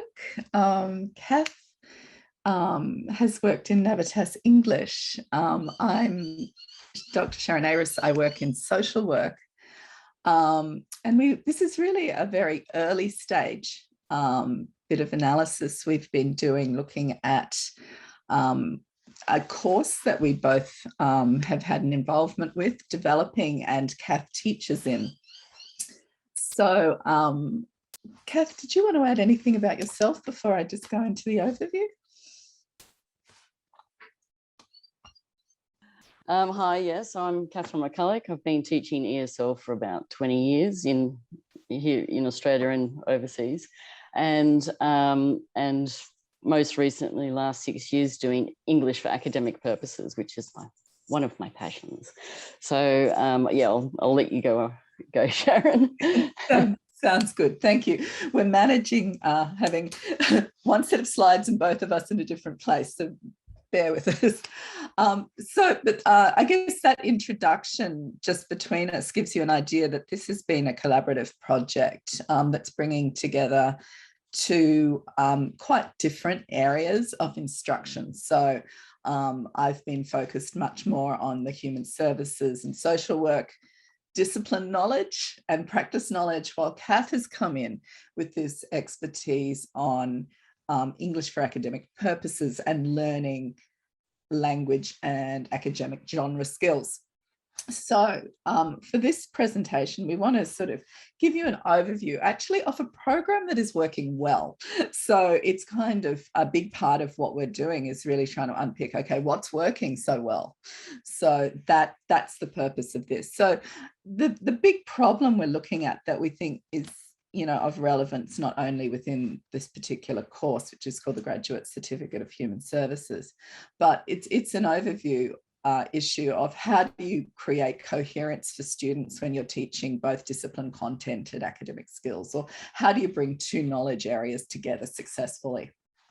We're going to talk very briefly about some of the literature on this and the key problem that the literature both highlights and doesn't necessarily have a lot to say on.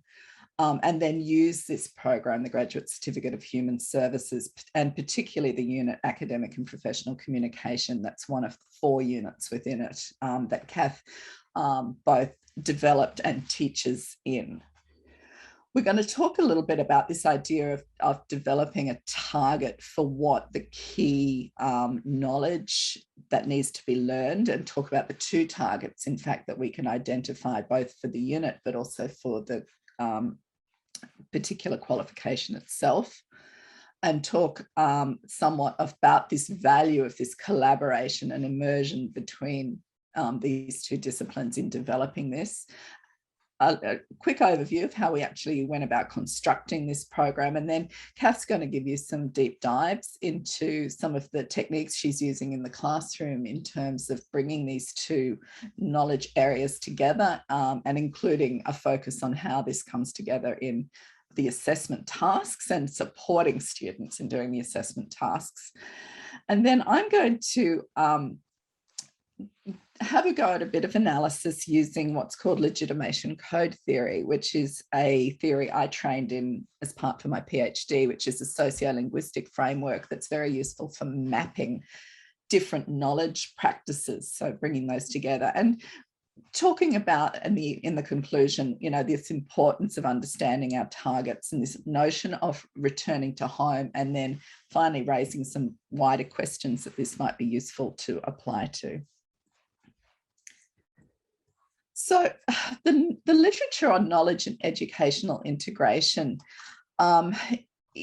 is an interesting one. It is, on the one hand, quite extensive in terms of social constructivism, and we can see a whole lot of theories about how people learn. We also have a whole lot of literature and also value sets in the academies on how important it is to bring things together. We see this with often a push towards interdisciplinarity. You know, in our college, we have now interdisciplinary units that we teach across you know, the main qualifications we offer. And, you know, there's a lot of very good reasons for it. The world is not constructed into disciplines. The world is diverse and with multiple focuses, foci. So it's a useful focus. But what we don't have great description of yet is how integrations like this is actually successfully undertaken.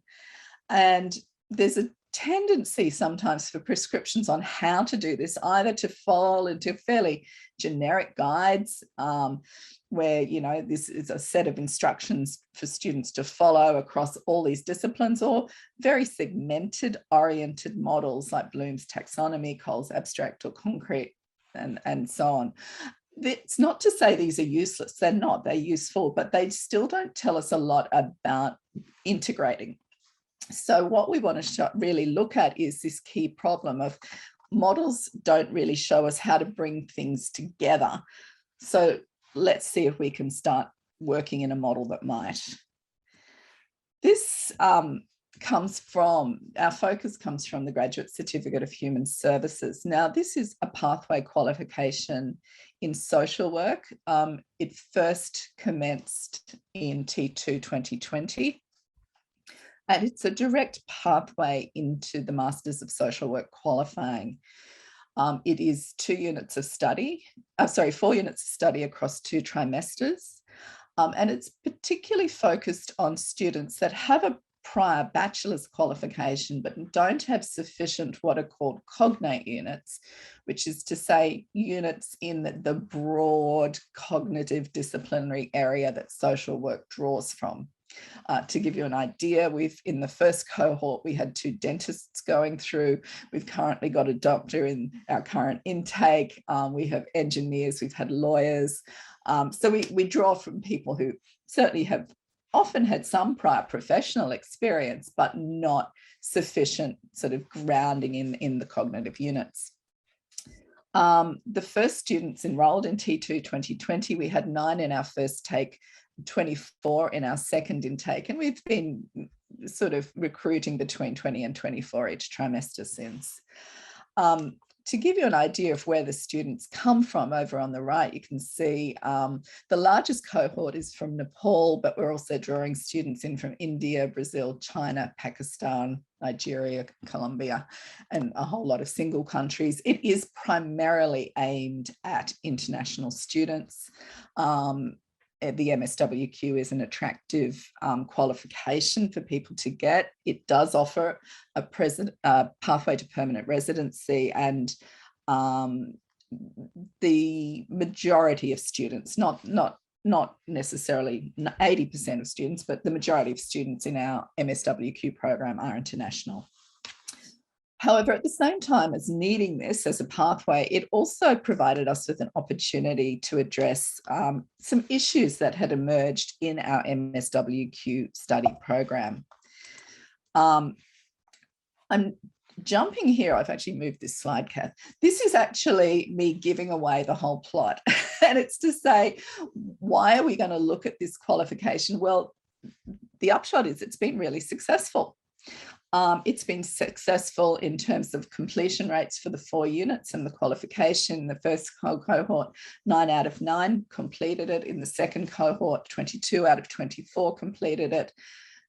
As a pathway, 9 out of 9 and 22 out of 24 then went on to study in the MSWQ program. And what we're also seeing is their grade point average is pretty good. So they are maintaining, we think, the skills they've learned.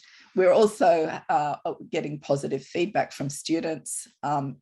This is taken from, in fact, Kath, your class. So an excellent academic teacher. I've learned a lot from her experience and content. The lecturer is clear in delivering the course outlined for the weeks. The remarks given are very timely and punctual, and it enables me to correct my mistakes and gives me time to reflect on the areas I need to improve on.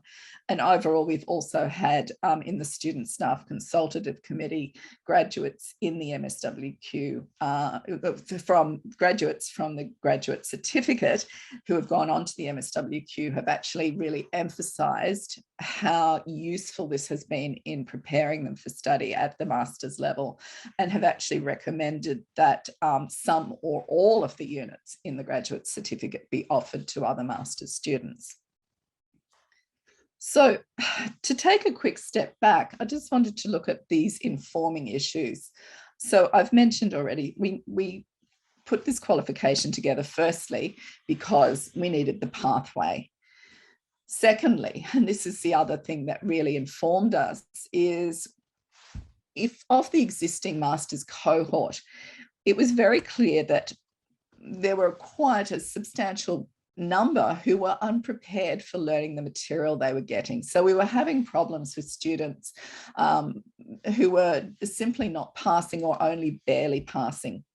And we were really identified 3 key concerns in relation to this. The first was that students were unprepared to learn in the Australian adult learning style, which is to say the way they had learned in their previous studies was quite different to how they were being taught in their studies here.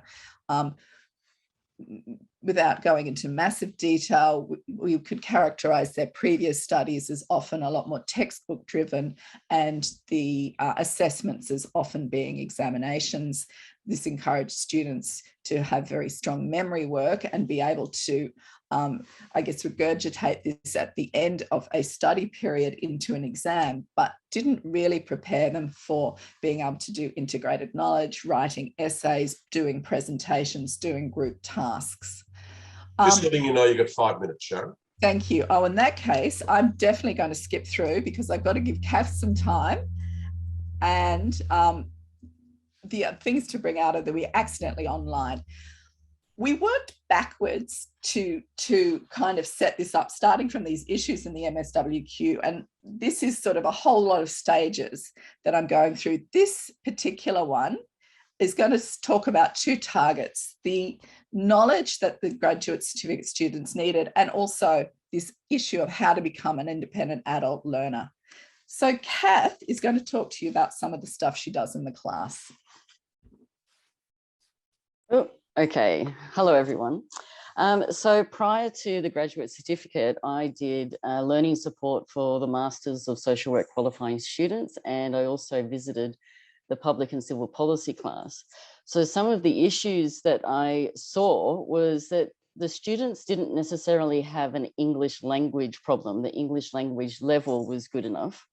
It was with English language structure. So most of our students come from Asian backgrounds, and so their paragraph structure is circular. So they talk about a topic, they talk about another topic, they talk about a third topic, they come back to the first, they go to the second, and it was round and round and round in a circle. So English language is linear: topic, sentence, controlling idea, supporting sentences that all refer back to or explain and expand the topic sentence. The other problem I found was that they normally put new information at the start of a sentence and the given information at the end, which means in a paragraph, you would have sentences with 7 different topics. So I had to explain to them that given information comes first in the English structure, followed by new information. Then that new information is then referred to in the, becomes given information in the next sentence and is referred to through pronouns back to the previous sentence.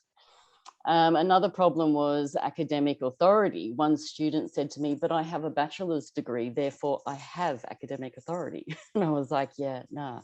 So you might have academic authority in your country, but just having a bachelor's here doesn't give you academic authority, okay? You have to use other sources, not just your experiences.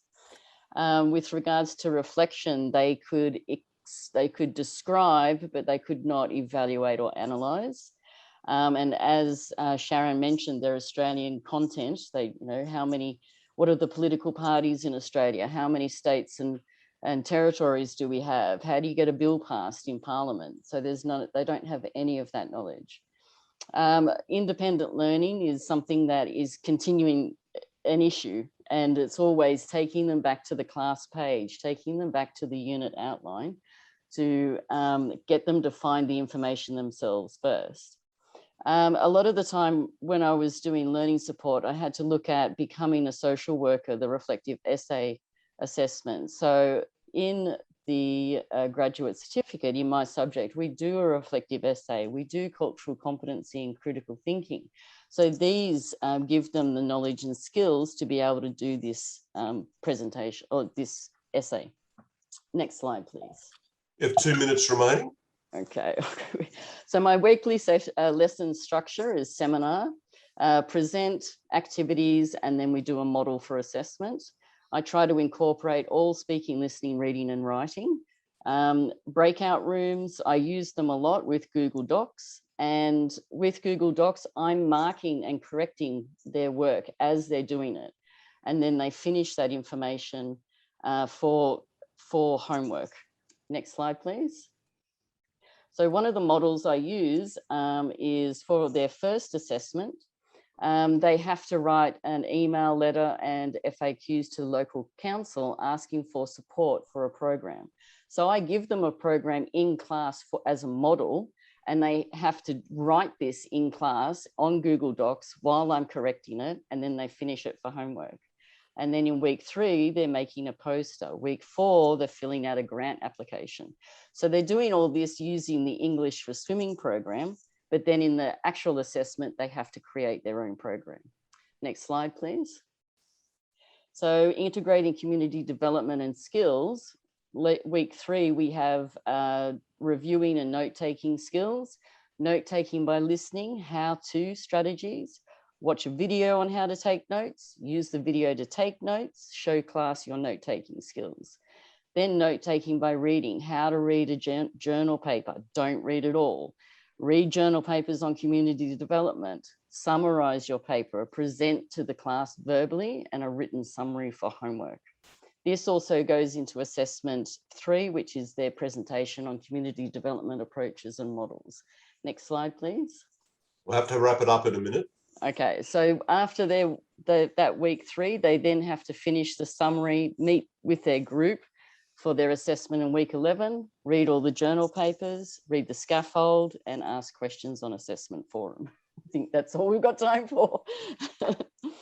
No worries. So I'm not going to go through the actual form of analysis. This is legitimation code theory, and it's a way of plotting all of these moves to make visible the moves that Kath is making through each of these kind of episodes in each lesson. But the really big thing I want to sort of show you with this is it's a way of plotting every single piece of material, the way it's being used, what students are being asked to do. And I'm going to suggest this is really what Kath is doing in the lessons.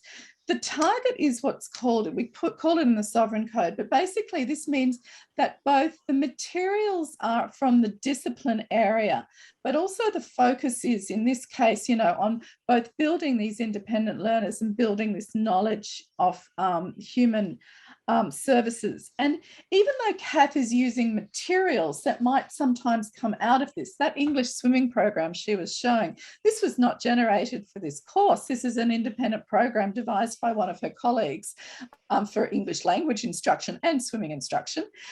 So that is often to the exotic code. The way Kath uses it, she makes it relevant to the students. And then, having modeled that in the class, she asks them to then create their own one using the model, but with an original program they have devised. And so what it does is using these materials that are authentic materials purposefully, but this return to where you can see the target, this is called returning to home in autonomy. And it's been proved time and time again, and I mapped it with a couple of the things she was doing. So also with this was the community development lessons as well. She's doing the same then, keep returning to home. This has been shown time and time again in terms of classroom practice in high schools to be critical in terms of teachers that are the most effective at actually getting students to understand materials and be able to implement them for themselves. We also did a bit of mapping to see make sure our assessments did the same, and we could see in the final assessment they did have that opportunity. So here are the conclusions. Bringing knowledges together is an important imperative in tertiary education. Bringing together people with experienced areas, and this collaboration between social work and Navitas English has been really critical for us in social work to understand how can we actually teach this better, and using that to integrate a study program. Repeatedly working at content and genre in more than one context in all the units in the study program has been important, but with Kath's one, we can see at every single lesson we're circling around this plane all the time, repeatedly returning to home. This important two-way input for development and teaching. What I wanted to acknowledge is this cumulative learning that Kath does in the classroom, this co-construction, weekly feedback.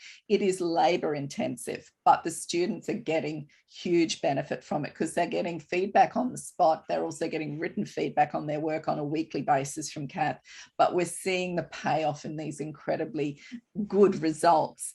And I think, you know, autonomy can, you know, show us this value of setting targets and returning to home, being really clear what the actual goal of this unit and this qualification is into two goals. So the questions going forward, I think for us, I've run out anyway, but let me just read that for you. The questions I have is how can we actually take this knowledge and apply it more broadly? How can we get educators to become more conscious of returning to home in their discussions using authentic materials, modeling them, and then getting the students to do it rather than just telling them to do it? And then how can we kind of generalize this across our study programs more broadly? There. Okay, thanks, Sharon. Fantastic presentation. Thank you very much. We've got a couple of minutes for questions. If anybody's got some questions for Sharon or Kath. Looking for hands, looking for comments. There's lots of good praise there, lots of thanks. Oh, thank you for coming in, Martin. I'm very Martin was one of our students in our first intake for the graduate certificate. Oh, okay, great. Yeah. And valedictorian, wasn't he? Nice to see. Indeed.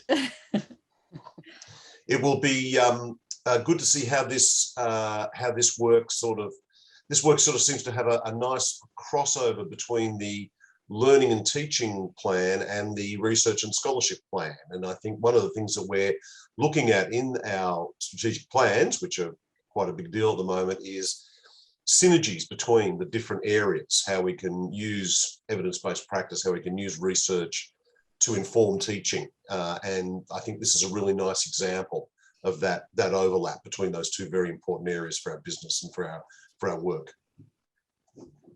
All right, well, look, if there's no further questions, we'll thank Sharon and Kath again for their presentation. We'll move on to the next presentation. So thank you very much, Sharon and Kath. Thank you.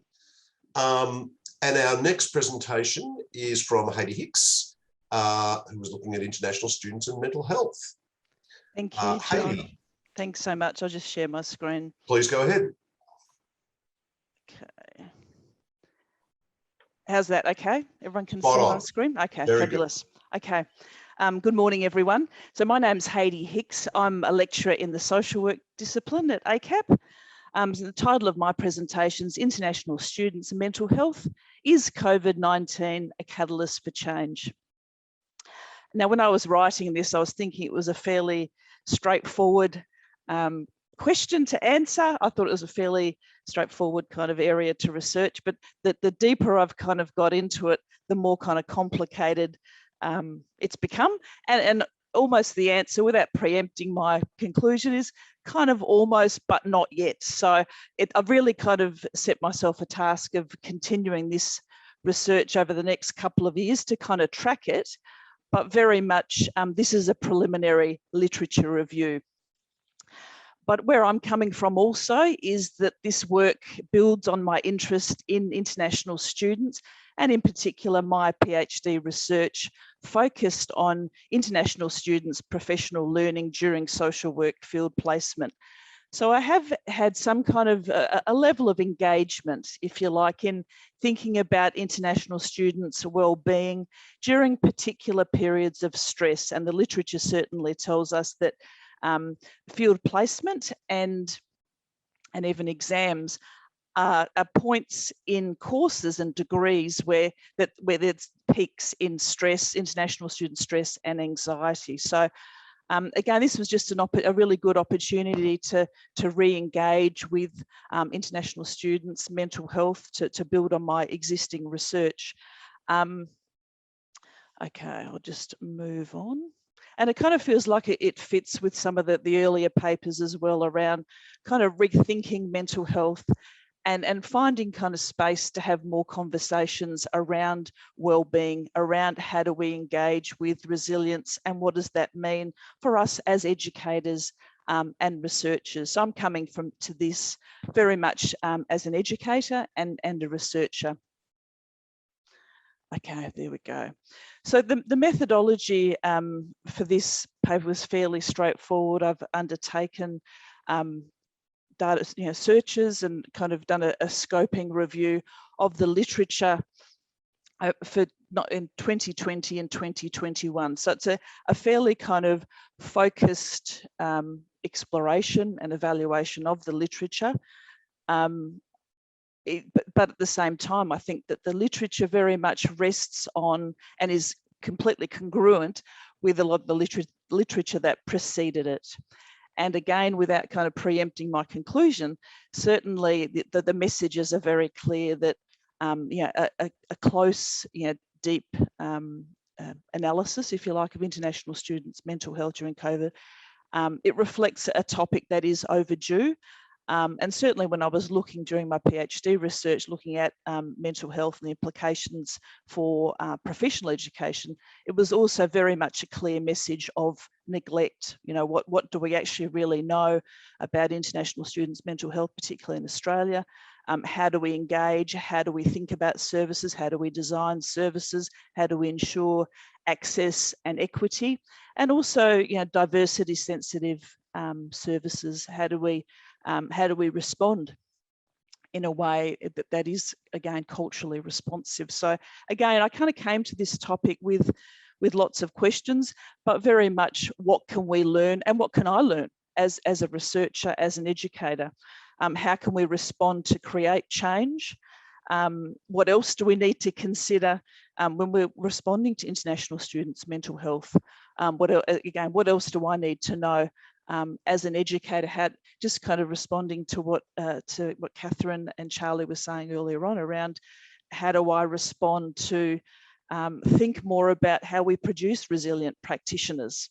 How do we kind of use some of these learnings amidst COVID-19 to inform the way forward? I kind of think that we're certainly looking in my literature review, looking at 2020 and 2021. I kind of think we're not quite there yet. It became a bit complex when I was kind of looking at the literature, because it feels like there's a certain liminality about our positioning where it's you know, our teaching, our thinking, our approaches to mental health are informed by COVID-19 and the impact and, you know, in some cases the trauma, the distress associated with this period of time. But at the same time, we're kind of not where we're thinking about what are the next steps, but we're kind of in the midst of it. How do we kind of plan so we start to think beyond crisis to opportunity and what, you know, what changes are actually possible? Okay, and so I'll think about implications for further research. And you know, potentially how we might move forward at ACAP. And again, it's my own kind of learning and building on previous research that I've undertaken. Okay, and the other thing I also wanted to say at the outset, the way I've kind of looked at this was very much, am I going forward? Very much thinking about it from the transdisciplinary, so looking at different kind of disciplinary perspectives. I think that it's a really complex space thinking about international students and mental health. So I've looked across health, psychology, social sciences, so it's quite a broad kind of examination. It's Australia and international perspectives as well. But I think also what's really clear around from the research is that, all disciplines have made an excellent kind of contribution to the literature, but at the same time, there's significant implications for policymakers, for higher education in Australia. You know, how we actually respond to the needs of international students across higher education in Australia, and indeed what lessons can we kind of learn internationally. So I actually suspected when I started my literature review, I thought I'd actually be inundated. I thought it would be hundreds, maybe thousands of articles. It's actually a fairly modest data set. What else was I going to say? Yeah, so I've looked pretty much at 32 texts that are included in this search, but again, very much it rests on some of the kind of messages that have come about, in the last kind of 5 to 10 years. And one of the, I guess, positions also that I'm coming from in thinking about the literature is that, international students in Australia have been what I've been calling kind of visibly invisible. So visible in our higher education landscape, but at the same time, relatively invisible in service delivery systems. And I guess what I've also kind of been thinking about and reflecting on as well is the question that I kind of continue to return to is how and where do international students access support and assistance and treatment for their mental health or mental illness or concerns relating to mental health. And, I actually suspect that quite a bit of the data and the data sets is kind of limited because of potentially underreporting. And I also suspect that the data set is kind of, well, it lacks kind of aggregation. Are we collecting information from GPs? Are we collecting information from different services or counselling services? So it feels like a very fragmented data set to work with. But at the same time, I kind of suspect there's quite a lot of underreporting going on because we know the literature actually does tell us very clearly that it talks about the stigma associated with accessing mental health services and service delivery, certainly the Australian literature. So again, they're kind of the the introductory kind of statements and what I've been thinking about since I've been looking at having a closer kind of examination of the literature. Okay, let me have a look. I'll just move my screen.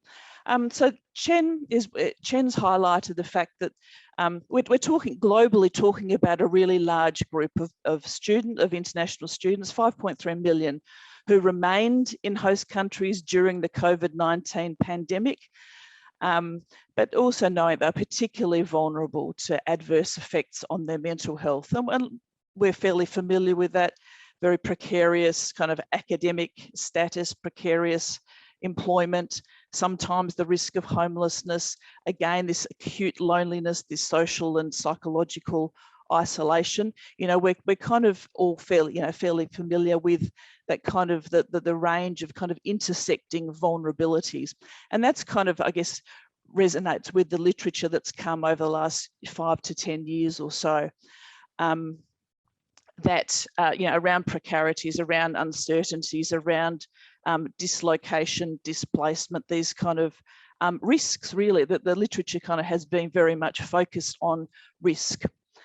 And again, that's why, in my own kind of thinking and my own reflection, really kind of wanted to move forward and think more about well-being and think more about resilience. And certainly the literature, it does actually lurk at the edge, this notion of not just mental health, but this notion of resilience.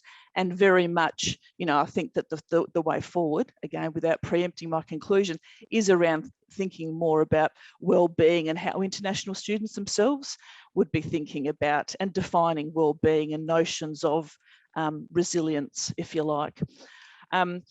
Raj Kumar also highlighted evidence that symptoms of anxiety, depression, self-reported stress. Again, I kind of suspect that a lot of this data is kind of very much underreported.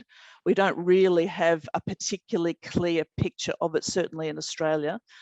And again, I think also different states in Australia. Frontex, an academic up at Griffith University in Queensland, certainly had a different experience of COVID, different encounter than we have had in Victoria and even New South Wales.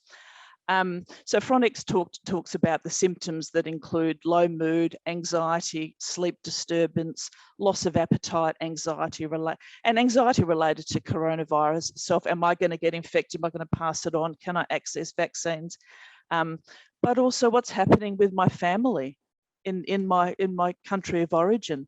What's actually happening for my family's kind of continuing ability to be able to support my study. What is my status? Is my status a bit precarious? Because, the messages coming from the government have been, it's time to go home. What does it actually mean for, if I've got to work so much in whatever job I can get, what does that mean for my being able to pass the unit? And if I don't pass the unit, then I fail, and what does that mean for my enrolment status and my visa? So there's again intersections of risk which we can kind of begin to understand, contribute to anxiety, contribute to depression, contribute to a whole kind of range of risk factors associated with international students' mental health. You have 5 minutes remaining, Katie. Thank you, John. I better get moving then. So again, mental health literature highlights financial hardships, homelessness, but again, this kind of psychological isolation, social isolation. But one of the things I found really interesting was also that food insecurity is also linked to less than ideal living conditions, risk associated with homelessness, but also the intersection of food and housing insecurity and how that actually contributes to mental health. But also, and again, lurking also in the literature is also the impact of race, racialized discrimination that international students are reporting in relation to their mental health status, and in many cases, precarious mental health status. Humphrey and Forbes Mewett indicate the importance of international students' maintenance of close social relationships to ensure ongoing health. and what they term exaggerated levels of isolation. And again, King highlighted the impact of varying degrees of social exclusion, on one hand, to overt racial aggression, and the being out in public was sometimes associated with racialized behaviour by others. Andovelli, and this is, I think, really significant for our way forward. Andovelli talked about racism and xenophobia in their analysis of international students' wellbeing. Now, they come from a counselling perspective, and again, they focus very much on understanding students' wellbeing. However, warned about, I guess, increasing incidents of racism and racial aggressions and microaggressions that international students had experienced. Fronek highlights, again, this kind of the racism stigma and the relationship to mental health. And they cite an interesting kind of case study where a Chinese student, this is, I think, Griffith University's Chinese student completing her social work placement in high school was called Corona by the students at the high school. So I think that, again, any kind of move forward needs to consider, how we challenge racist behaviours as well. So further research, and I think this is, again, in thinking about our kind of our post-COVID engagement through wellbeing, through resilience with international students, that this is this was just actually a study design. But I think Van der Velde and her colleagues highlight, I guess, a much broader range of factors that we need to be thinking about in our next steps, living conditions, beyond kind of diagnostic categories and diagnoses, how we're thinking about living conditions and the kind of structural inequities that international students can often experience, what's happening in terms of academic workload, how are we thinking about more proactive approaches to mental wellbeing through healthy lifestyles, what are stresses, what are some key resources, social support, economic, cultural capital, what is the students' knowledge related to COVID-19, and what are the kind of attitudes toward COVID measures implemented by government and relevant HEIs. And in fact, the literature also does suggest that there are groups of international students who are kind of quite angry at HEIs, so institutions, for the limited response. So I think that there's messages that, for our kind of move as we move forward and kind of negotiate this very liminal space, and approaching a post-COVID period. But I think we'll still feel the effect and the trauma and the distress for some time to come. But I think there is potential for change. That probably the more interesting data set will be the 2022 and 2023 in terms of what measures had been implemented and evaluated. And again, addressing racism, thinking about broad considerations of mental health, thinking about, what's resilience look like. But I think also the literature needs to, in the next few years, reflect international students' voices. So far, it's kind of fairly descriptive. But again, I think it's about having an international student voice in relation to the fourth point, wellbeing and preventative services. Building on some excellent research that Origin Youth Health have done in relation to peer-supported models of assistance, because we know often international students aren't going to access formal kind of services, but again that they've kind of implemented a much more kind of peer-supported model of intervention. So these are just to conclude, these are my questions for myself and I guess our discipline, our colleagues here at ACAP. How do we develop an inclusive and diversity sensitive wellbeing plan for international students? Acknowledging international students' mental health vulnerabilities, uncertainties. How can we design responsive support services? But also for me, the challenge I've kind of set for myself is how does my teaching and my research embed a more enabling and empowering approach to international students' mental health? Okay, thank you everyone for your listening to my presentation. Thank you very much, Heidi. Oh, excuse me. We do have a couple of minutes for, yes, let's give Heidi a virtual clap, thank you. We do have a couple of minutes for questions. So if anybody does have any questions or comments, I'm just having a quick look in chat. Comment that this is a useful complement to Charlie's presentation, which is very much the case. Nice to see this sort of overlap, this synergy between the different presentations. Any questions to Heidi? We do have a couple of minutes before we move on to our last session, our last presentation. I suppose when I think about this sort of thing, excuse me, Heidi, I really do think in the classroom, and I really do think about how this is going to play out in our everyday teaching activities and how we can incorporate. I think with our MALT units, I think we've got good opportunities there to really use those in a very sort of productive way. And I'd be sort of interested in how you think we can do this, in a sort of a day-to-day classroom context to really address what you've highlighted as pretty important issues. Well, I think we need to kind of integrate it and I think be quite explicit with it in our curriculum, because most of us are actually working in a way that we're kind of producing practitioners, we're educating practitioners. So I think from day one that I try and speak to my students as emerging practitioners around self-care, around how to negotiate and navigate services, and I think normalizing it as well. But I'm also kind of I think I'd really take on board, I think, the excellent research that Origin Youth Mental Health have done here in Melbourne, that around that kind of peer-supported care, peer-supported engagement, because, I suspect my students aren't going to come to me or even necessarily go to the ACAP counselling service. I think that kind of peer-driven model, could be really, I think, integrated and be kind of a key driver, I suspect. Yeah, totally. Thanks, Heidi. Look, we'll stop there. John. So we've got a bit of time for the last presentation. So just a quick virtual applause to Heidi for a really interesting and provocative presentation, stimulating presentation. Our last presenter for today is a shorter presentation. So this is from Kathryn Nicholson Perry. So I'm going to hand it over to Kathryn, who's going to lead us into temporarily lead us into the next keynote. So over to you, Kathryn. Thank you very much, John. I'm hoping that I'm going to do a better job of sharing my screen this time around than I did last time around. How's that going? Can everybody see that? Sincerely hope so.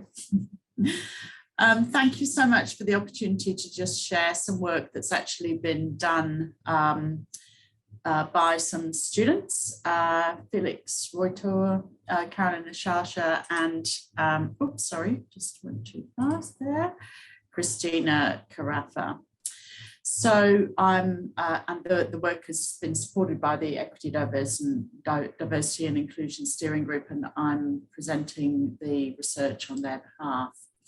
So this group of students were doing service learning as part of Psych 322, applying psychological science to everyday life in trimester 2, 2021. And they chose a topic to assist the steering group with developing ideas in relation to some particular student groups at the college: First Nations students, students living with disabilities, and LGBTQIA+ students.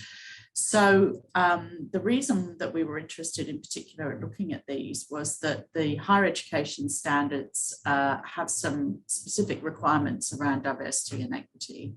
That includes having institutional policies, practices, and approaches that are designed to accommodate student diversity and particularly look at groups who are underrepresented in higher education, which includes Aboriginal and Torres Strait Islander peoples and students with disabilities.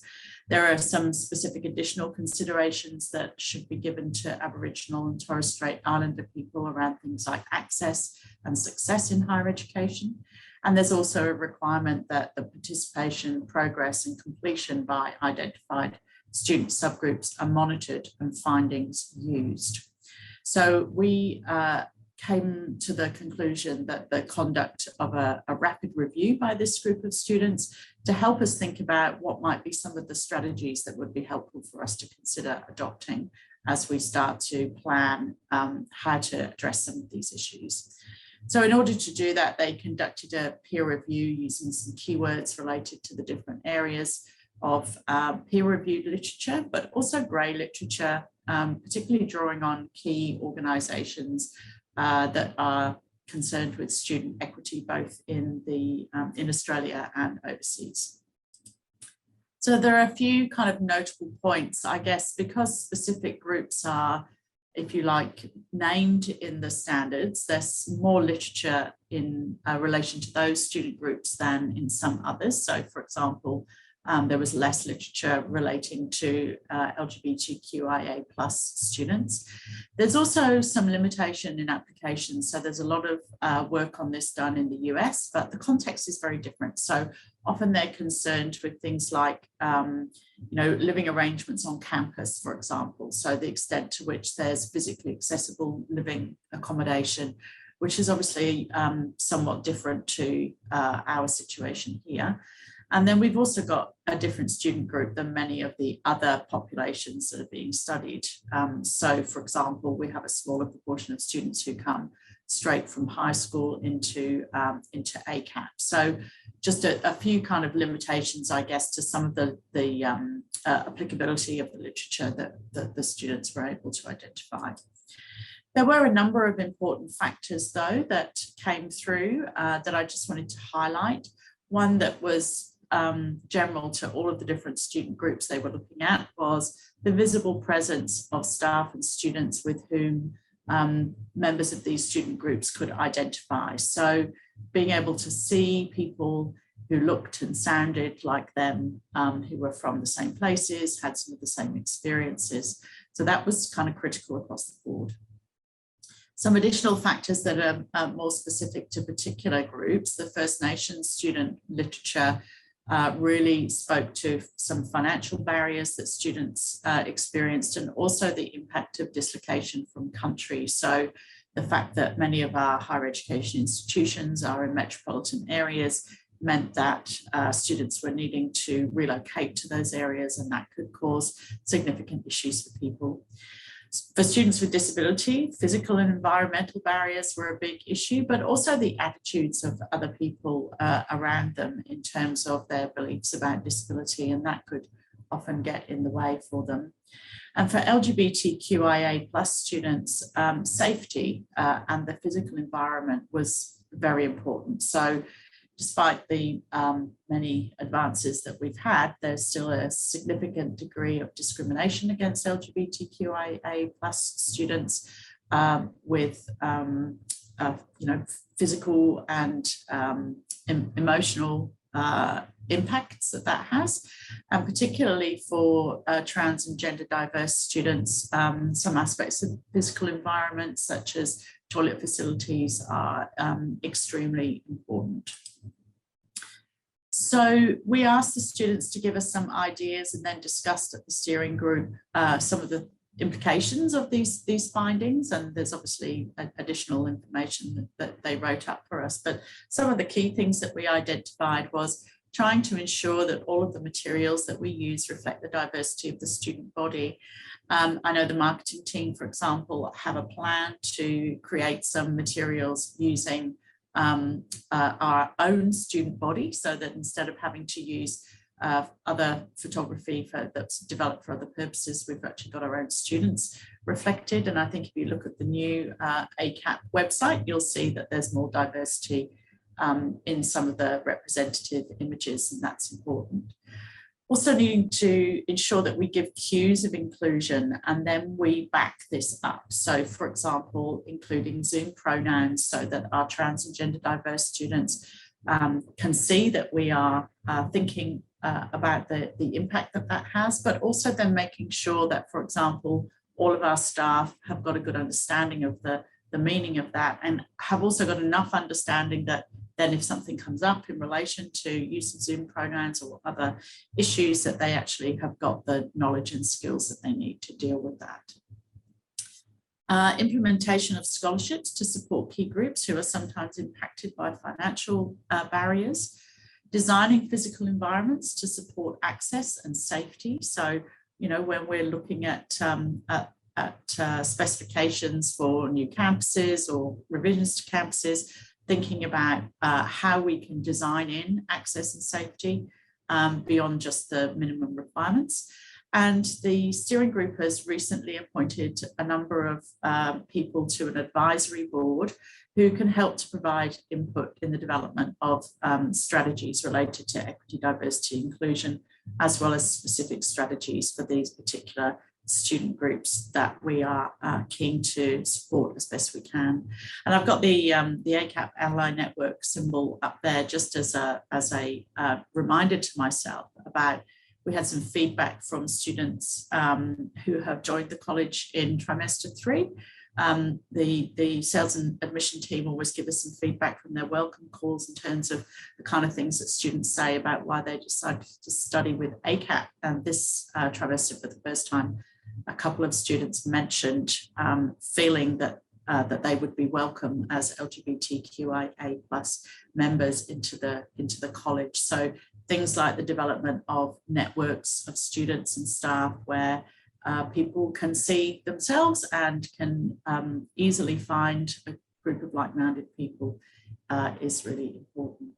So short but sweet today, but thank you very much everybody for your attention. I'm happy to respond to any questions in the time we've got left. We do. Thank you, Kathryn. Thank you very much.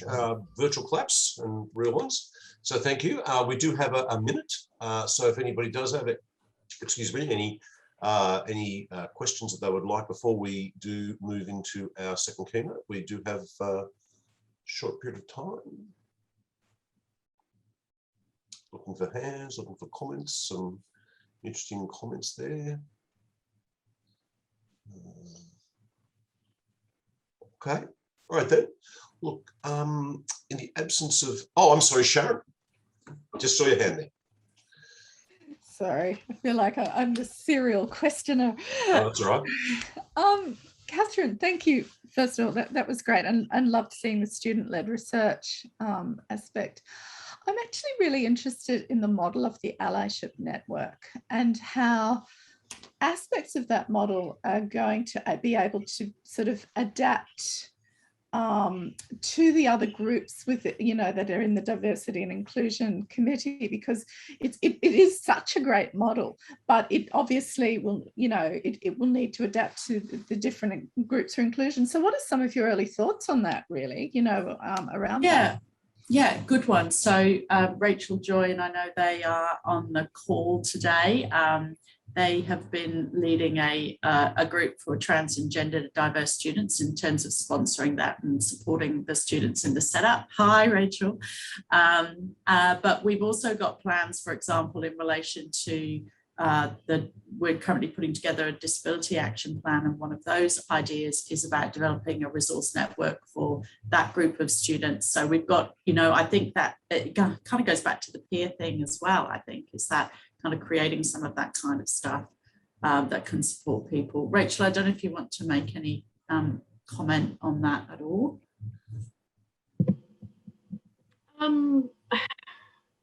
I think you've probably covered most of it there. I think it is really important for trans and gender diverse students to feel that the college is walking the walk and not just talking it, as Kathryn pointed out, in making people feel welcome. We are using a lot of imagery now or little nods here and there to a safe space.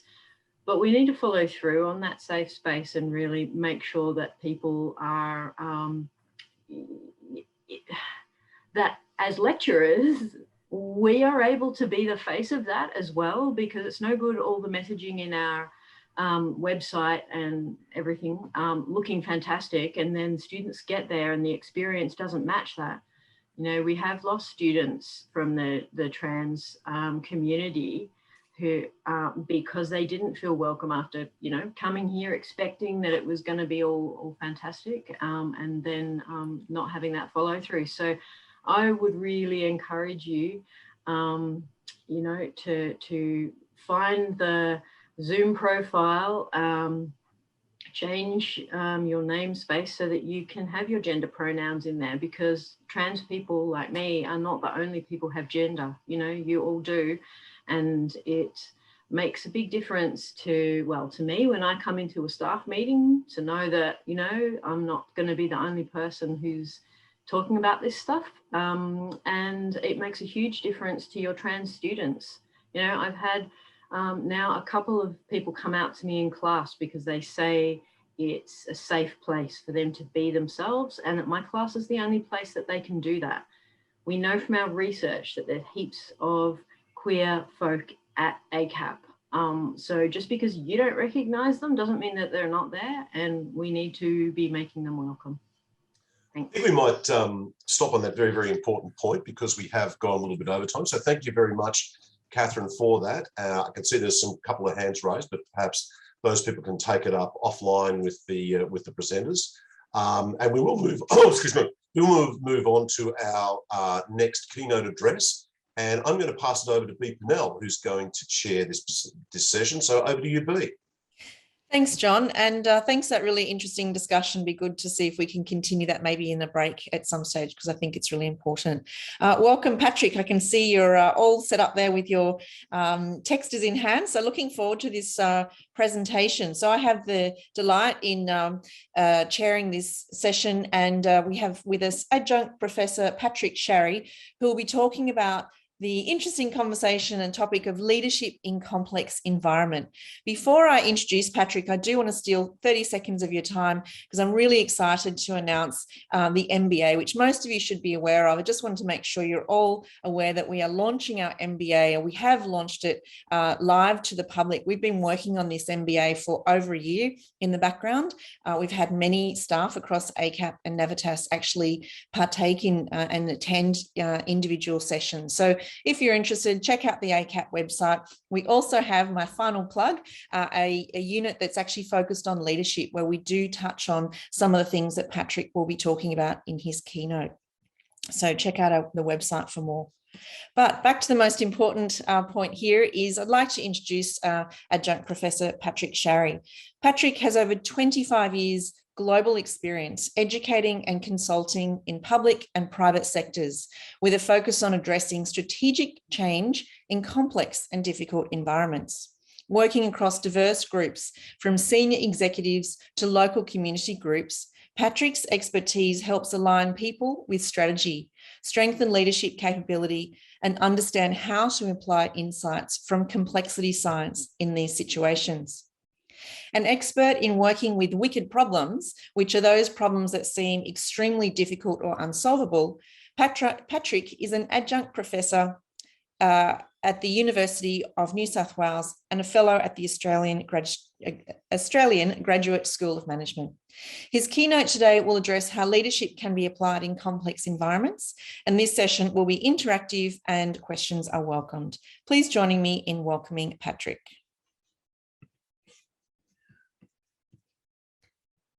And over to you, Patrick.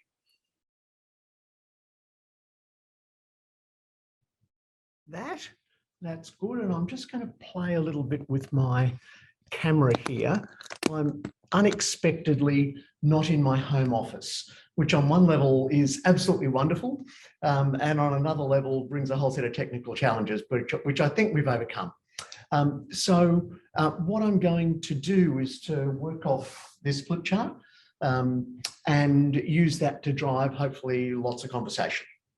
So B, can I just check that we've got me in spotlight or whatever we're doing? Yes, we can see you well. If anyone needs to change their settings, they go to speaker mode in the view so we can see you fully. Thanks, Patrick. Good. So what time would you like me to stop and move entirely to questions, B? Good question. Can I put that over to John? I haven't got the 10 to 1 would be good. Thanks, Kathryn. 10 to 1? Yes. Yes. That's great. We can make that work. That's all fine. Good. Okay. So what I want to do today is to take you through what I think is the best framework for understanding and making sense of complexity, and then link into that some ideas about what leadership looks like, or the exercise of leadership looks like in different types of environments. Referencing, as B's just said, what this means where we've got wicked problems, and using that to extrapolate more generally into what does the exercise of leadership look like? So what I'm going to do is to take you, first of all, through what I think is a really interesting insight into life, the universe and everything. And it's a thing called the Cynefin model. It's a Welsh word. Are there any Welsh speakers out there? I sort of live in hope with this. I've been asking for about 12 years and I've found 6, but there's probably more than that out there. So this is the Welsh word for your habitat, the place where you belong, the place that gives you meaning. And in a way that I find fascinating, you can't get much further apart on the globe than Wales and Australia. And this word, this Welsh word, is very similar to the Aboriginal concept of country, you know, the place where you're grounded, the place that gives you meaning. And it is a meaning-making, a sense-making framework. It comes from the work of a guy called Dave Snowden. Dave is very, very Welsh, and proudly so, and hence the name of the framework. I'm going to draw it this way, not because I'm wobbly and undercaffeinated, but because I don't want you to think that it's a 2x2 matrix.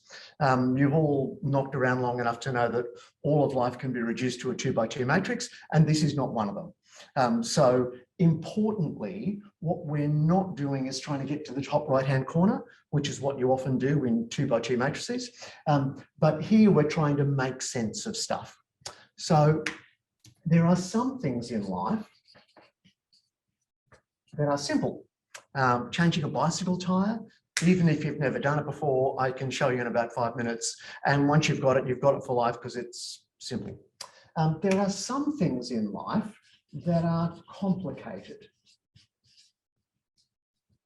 And my example here used to be servicing an A380 aircraft, and I think I should change that to actually finding an A380 aircraft. They're all in the middle of desert somewhere. But if you think about actually servicing it, the idea here is that it's not something you'd let me do. You need some expertise. You need the right toolkit. You need the manual. You need to do the analysis. And that's the difference in those two spaces.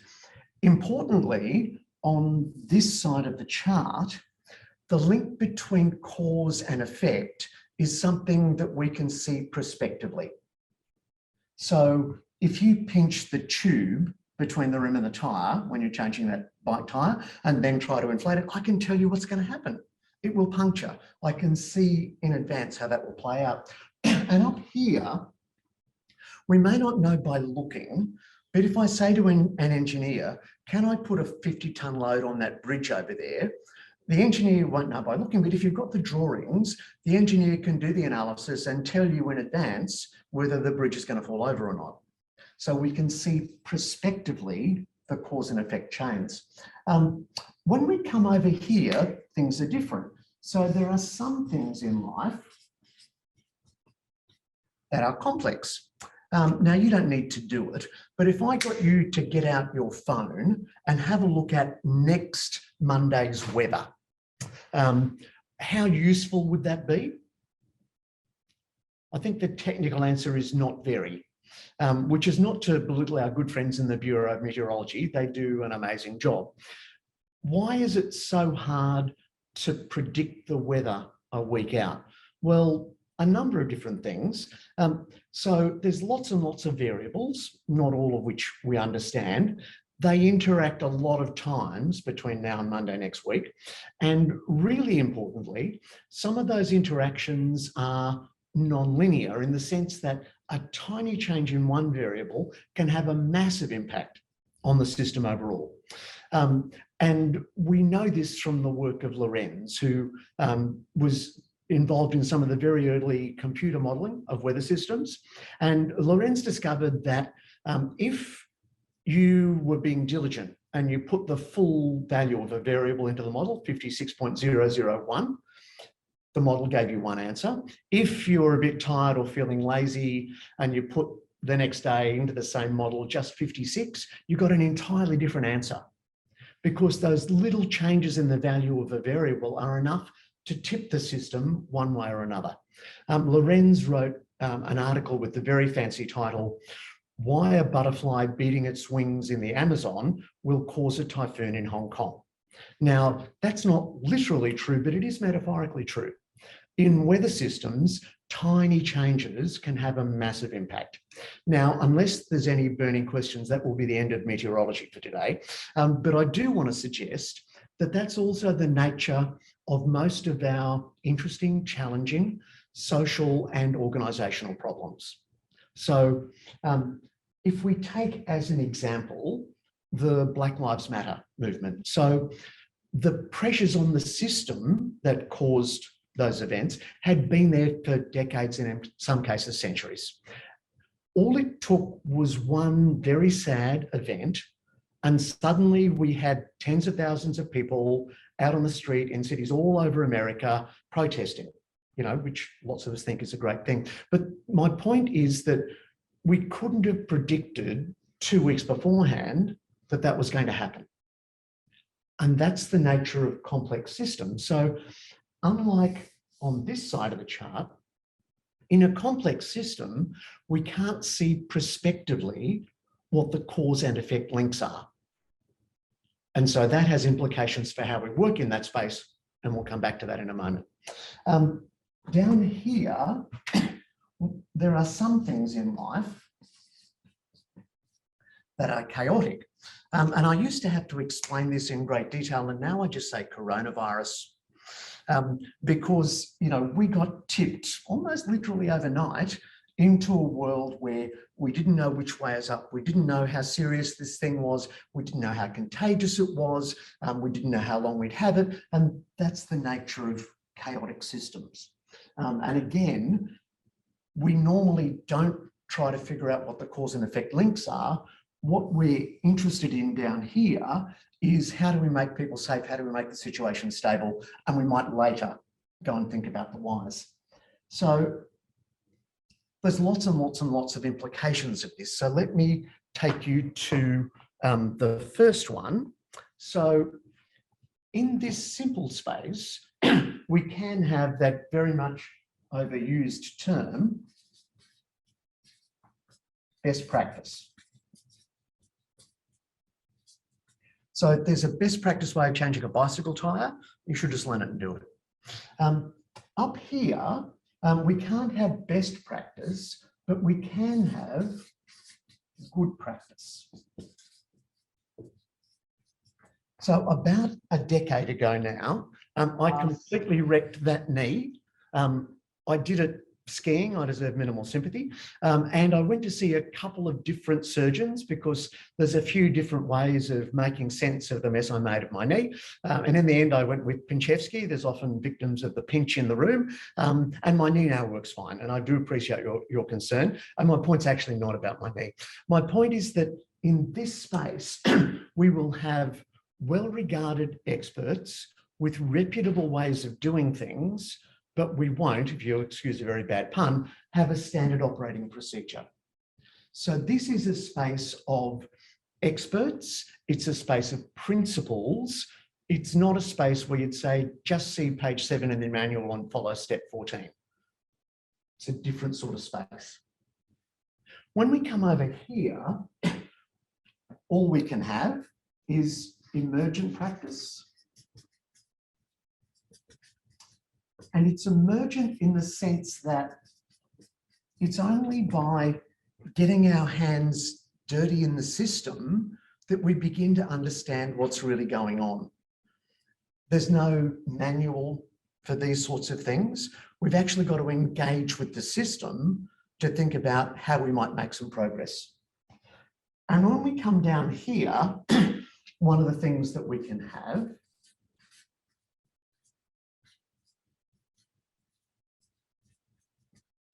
is novel practice. So, you know, following my coronavirus example, if you had told me 3 years ago that I'd be happy to do this sort of keynote, talking into a piece of glass, which happens to be sitting on top of a cardboard box in a room that I've never been in before, you know, I would have thought you're an alien. It just hadn't entered my head that you could do this sort of thing and that it would work. And what we've discovered is there's actually lots of things that we didn't think they would work that work really well. We've innovated because we've been pushed into that chaotic environment. I'm just going to tip that a tiny bit. There we go. So it's often only when we're put under some sort of pressure, and it doesn't need to be coronavirus, that we are innovative. And one of the things that I'm encouraging organisations to do at the moment is actually to take stock of what all of that innovation is that they've uncovered during coronavirus and actually lock in the best of that innovation. Because what will happen is that 6, 12 months down the track, when hopefully coronavirus is a distant memory, then what we'll do is forget all of those innovative things unless we actually lock them into the way that we proceed. So on this side of the chart, unlike this side, we can't see prospectively what the cause and effect links are. If we ever understand those things, we understand them in hindsight. We can't understand them prospectively. And that's why we need to work in those slightly different ways. So I'm just going to pause and see if there are questions or thoughts or observations before I move on to the next bit. Patrick, a number of us are saying in the chat that it's been really great seeing you merge digital technology with analog technology, and maybe even that's a good example of some of the things you're talking about. Oh, yeah, definitely, B. I have a view that the world has too much PowerPoint, and somehow Bill Gates has convinced us that PowerPoint is a synonym for education, and I don't actually believe that's true. So I do like to use the old technology, and I think it works quite well. Yes, it does. Any other thoughts or questions? Okay, so I've been doing this a long time, and even with most of the audience with their cameras off, I can really read a room. And I know that what all of you want to know is more about my knee. It's true, I know. Don't be embarrassed, it's okay. So if I had done that to my knee 200 years ago, I'm not quite that old, it would have been one of these, because we had no surgery, we didn't know how knees worked, and at best I would have hobbled for the rest of my life. I've told you what happened there. If I do that to my knee again in 50 years' time, and I'll be delighted if I'm still skiing in 50 years' time, but what they'll do is they'll put me on the trolley, they'll push me into the room, they'll put the MRI around my leg, and at that stage the MRI will be this big, not that big, and that data will go to the cloud, or whatever we're calling it at that time, which will pass the data to the algorithm, which will instruct the robotic surgeon, and the robotic surgeon will do the fix, and 2 hours later I'll be out good as gold, at least metaphorically.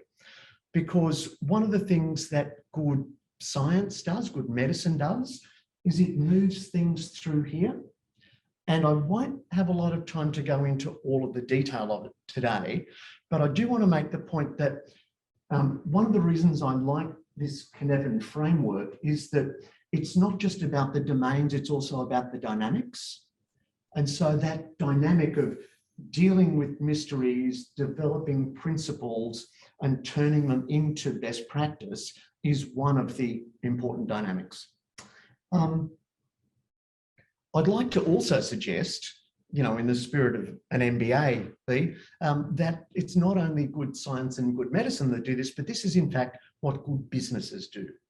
So I'm going to talk a little bit about McDonald's, but I need you to know that I don't eat McDonald's food. I don't like it at all.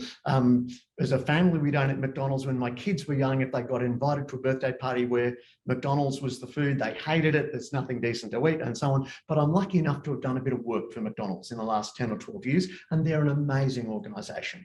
But this is a conversation about their business model. It's not an encouragement to get onto Uber Eats and get a Big Mac and fries delivered to your house now. This is just about the business model. So if you think about the story of McDonald's, it's the 1950s in America, and 1950s America is a really complex environment. All societies at most times are complex environments, but in particular in America at that time, we've got, there's been a post-war baby boom. And so we see the emergence of the first ever teenagers as we would think of them today. Teenagers are a fairly new sociological phenomenon, and that's why shows like Happy Days were, such a big hit, because this was a new thing. All of the production capability that was built up in the Second World War had to go somewhere, and it turned into fridges, freezers, white goods, that kind of thing, and cars. And so in the 1950s, we see for the first time the impact of cars at scale on American society. Cars had been there for sort of decades, but they became something that mattered for town planning and so on. And in that sort of environment, the Kroc brothers and McDonald decided that they could run restaurants and make money. So what did they do? They ran a whole lot of experiments. And if you have seen the movies, some of those are quite comical. And over time, they developed a set of principles that were the foundation of the business. So we've got to have a standard menu or we'll never make any money. People are driving, we need a big car park. Some people are driving, but they don't want to stop and eat. They just want to pick up the food and go, so we better have a drive-through. And then they figure out that if you can see more than 2 cars in the queue ahead of you, you're much less likely to stop. And that's why every McDonald's on the planet has got a corner in the drive-through. It's true, so you don't know how many cars are there. People are bringing their families, we better have some entertainment, let's have a clown, let's call him Ronald, and the rest is history. And those sort of principles drove the growth of the business. And then, in what I think is one of the marvels of the modern business world, McDonald's can now take any semi-sensible 15-year-old and turn them into a competent kitchen hand or customer service representative, which is a feat that almost no parents manage in the home. And McDonald's can do that again and again and again and again. It's become this sort of best practice for them. And when I go out to it's actually one of their global thought leadership centres, which is also their Australian corporate headquarters at Thornlea, behind the Maccas on the highway for Sydney siders. I love that. They show me their training materials because they know me. And their ability to take that kid and teach them to flip a burger, and then to teach someone else to flip a burger, and then to run a crew, and then to run a shift, and if they want eventually to run a restaurant, is just exemplary. They really are good at it. And so that's the sort of thing that they're rightfully very proud of. The little catch here, one of the little catches, there's a couple, is that at the same time that McDonald's is teaching this batch of 15-year-olds to flip burgers, they're dealing with a global obesity epidemic and a worldwide backlash against their product and others. And more recently, they're dealing with the arrival of Uber Eats into their food ecosystem. So it's changing more or less as we speak, but certainly if we go back pre-pandemic, every time McDonald's sent a Big Mac and fries out to you, because it'd be you and not me, they lost money on that. But they also knew that they had to compete in that space, because if they didn't claim the burger and fry space, someone else would. And so what did they do? Well, they do what McDonald's do so well. They ran a whole series of experiments. And where they've got to is a principle that they're calling dark kitchens. They're not alone in this, others are doing similar sort of things.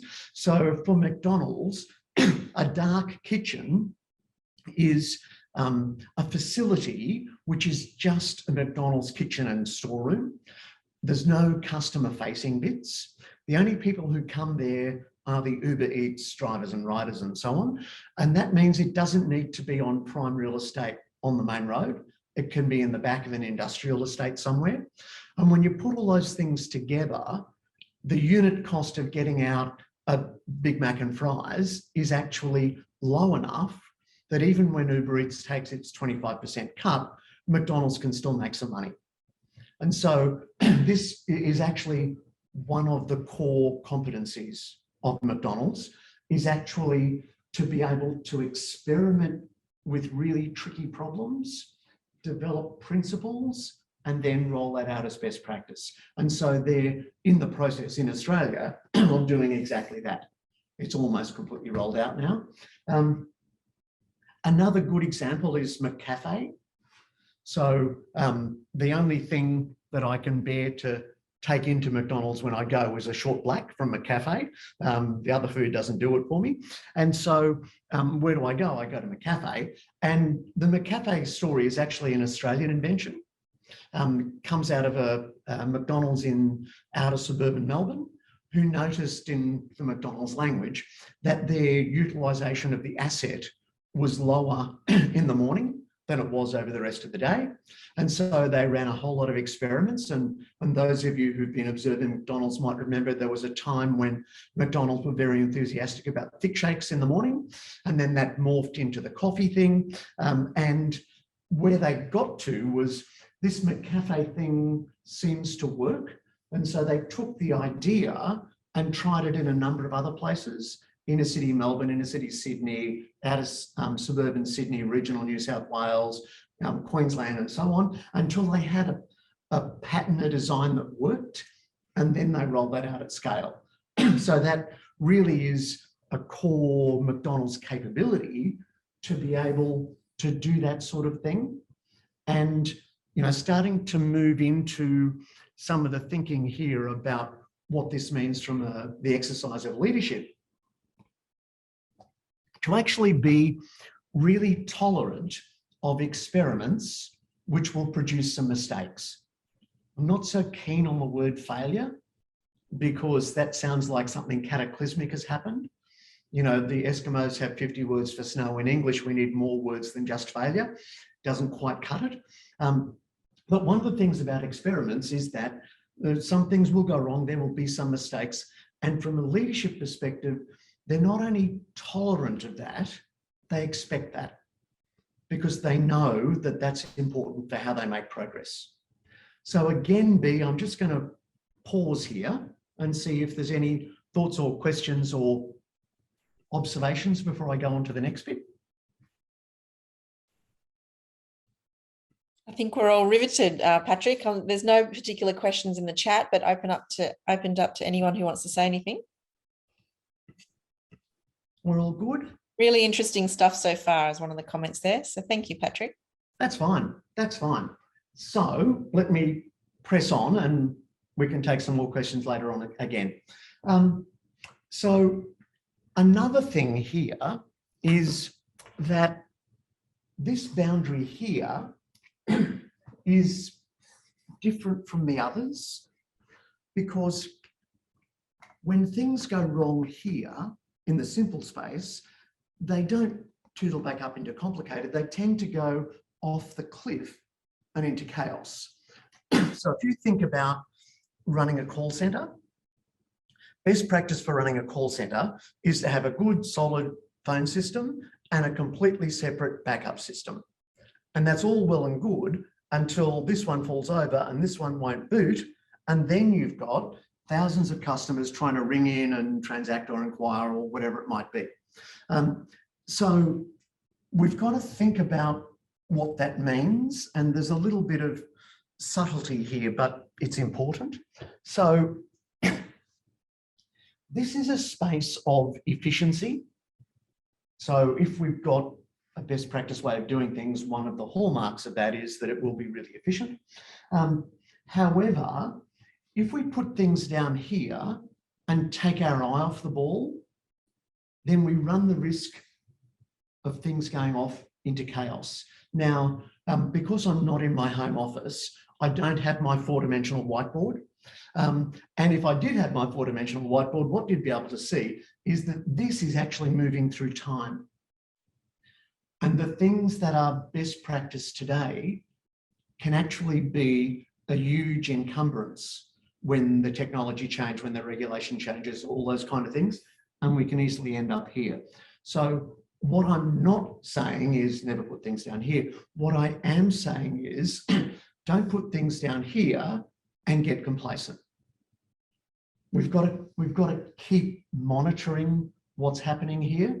Now, again, moving into the leadership space, one of the best ways of doing that is actually to, as a leader, to actually talk to people on the front line, because they're the ones who know what customers are really thinking, whether the systems are working, where we're losing deals to competitors, all those kind of things.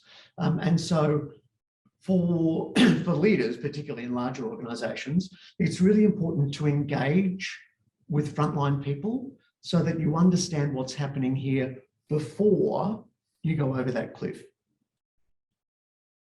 And again, just, sort of for completeness, one of the things that some of you might be familiar with is the Lean Six Sigma methodology, which is a statistical methodology for improving processes and things. And that's a good way of moving things from here down to here.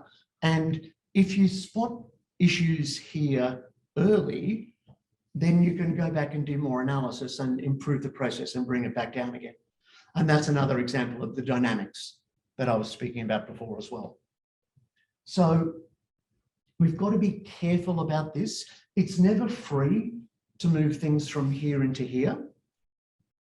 Sometimes we're better off leaving things run at the principles level, because if we're going to turn it into the manual, that will take some resources.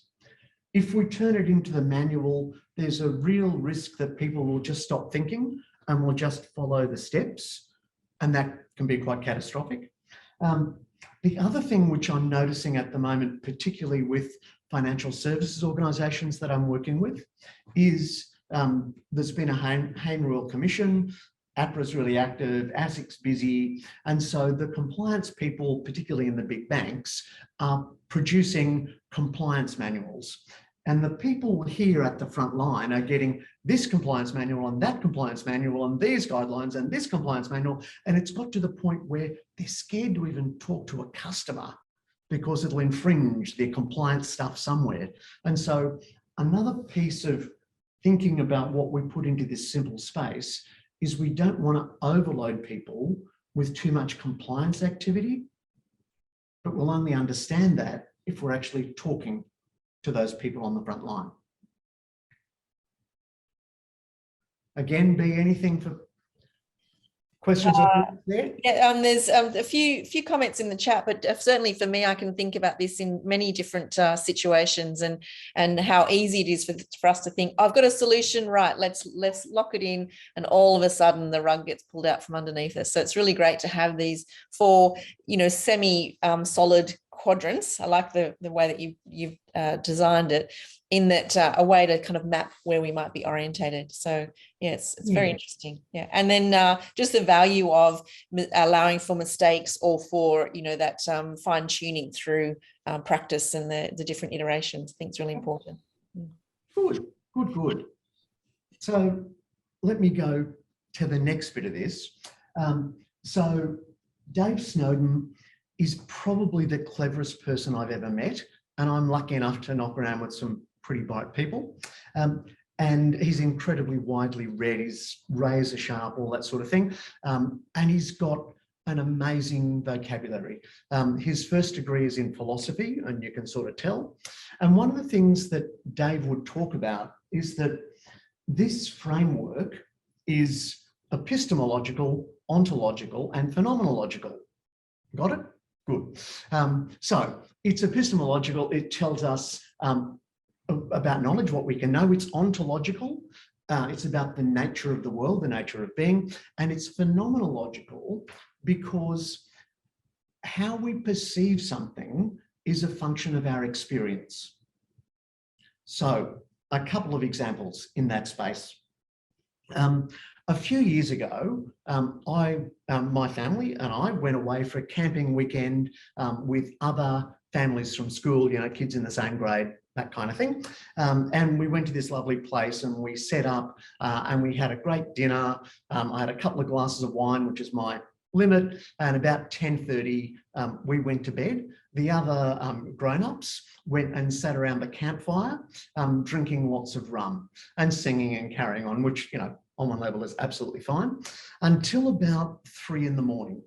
And there was this almighty screaming, this sort of thing, because what had happened is that one of the dads, Dave, had stood up, lost his balance and fallen into the fire. And for most people, that's absolutely this, except for Steve, because Steve is a fireman. He really is. He's a fireman. And even under the influences of a couple of rums, Steve had Dave out. He'd rolled in to put out the flames. He'd done a quick health assessment. They came and woke us up because my wife and I were the only ones who were sober enough to drive down the mountain to the hospital. We put Dave in the car and we took him down, and Dave is now fine. So, and you can draw your own conclusions about drinking too much rum around a campfire late at night. And the reason for telling you that story is that for most of the people who were there, it was absolutely this, the screaming would be a testament to that. But for Steve, it was actually this and a little bit of that, because he's spent his entire life dealing with fires, people with burns, that kind of thing. And so how we perceive things is a function of our experience. Now, that's got important leadership implications as well, because one of the things it tells us is that in organisations, when we've got a particular problem or challenge or whatever, it may not be the most senior people in the organisation who actually know what's required to deal with this situation. So there might be people in the organisation, senior people, who, when they confront this change in the operating environment, experience it like this. But there might be other people who've actually dealt with something like this before. And so for them, it might be like that. So one of the things about the exercise of leadership here is actually making sure that we engage with people in the business.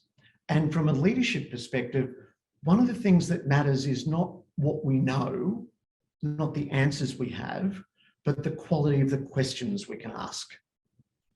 Because it's in asking other people for their views that we can find solutions to stuff that we, as the most senior person, would never have thought of. Another implication of that is that when we're confronted with something that feels like a big mess, that can be paralysing. One of the things that Dave Snowden talks about is the concept of requisite granularity.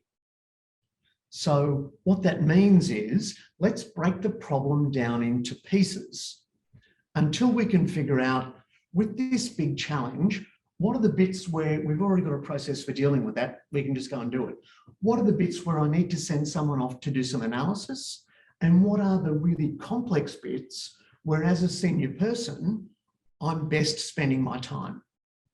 So breaking the problem down into requisite pieces is a really important way of dealing with a mess. And there's a lot of value in doing this as a team. So Dave does a lot of work in the military space. And one of the things that he does with people there is get teams together to quickly talk through examples in this domain where they're working. What's the stuff that's here? What's the stuff that's here? What's the stuff that's here? What's the stuff that's here? And that means that we build a team sense of the nature of the problem, and we create the possibility for people with expertise to step up to deal with particular things where their expertise is relevant. So that's really important. The other thing, which is a corollary of that in a way, is that, let me just see if I can grab another colour here. So Dave would talk about a space in the middle here, and he used to call that space disorder, and I never liked that word, so I never used it. What Dave does now is he talks about this. I'll just flip over so I can write the word and then come back. He talks about this as the aporetic space. And I had to look that one up too, so don't feel bad. So the idea here is that the stem comes from porous. So something is porous if you can get through it. The A negates it. Synchronous, asynchronous is that same idea. So this is not being able to get through, and the etic is the state of being. So you're in a situation where you can't see the way through. You're in the aporetic space.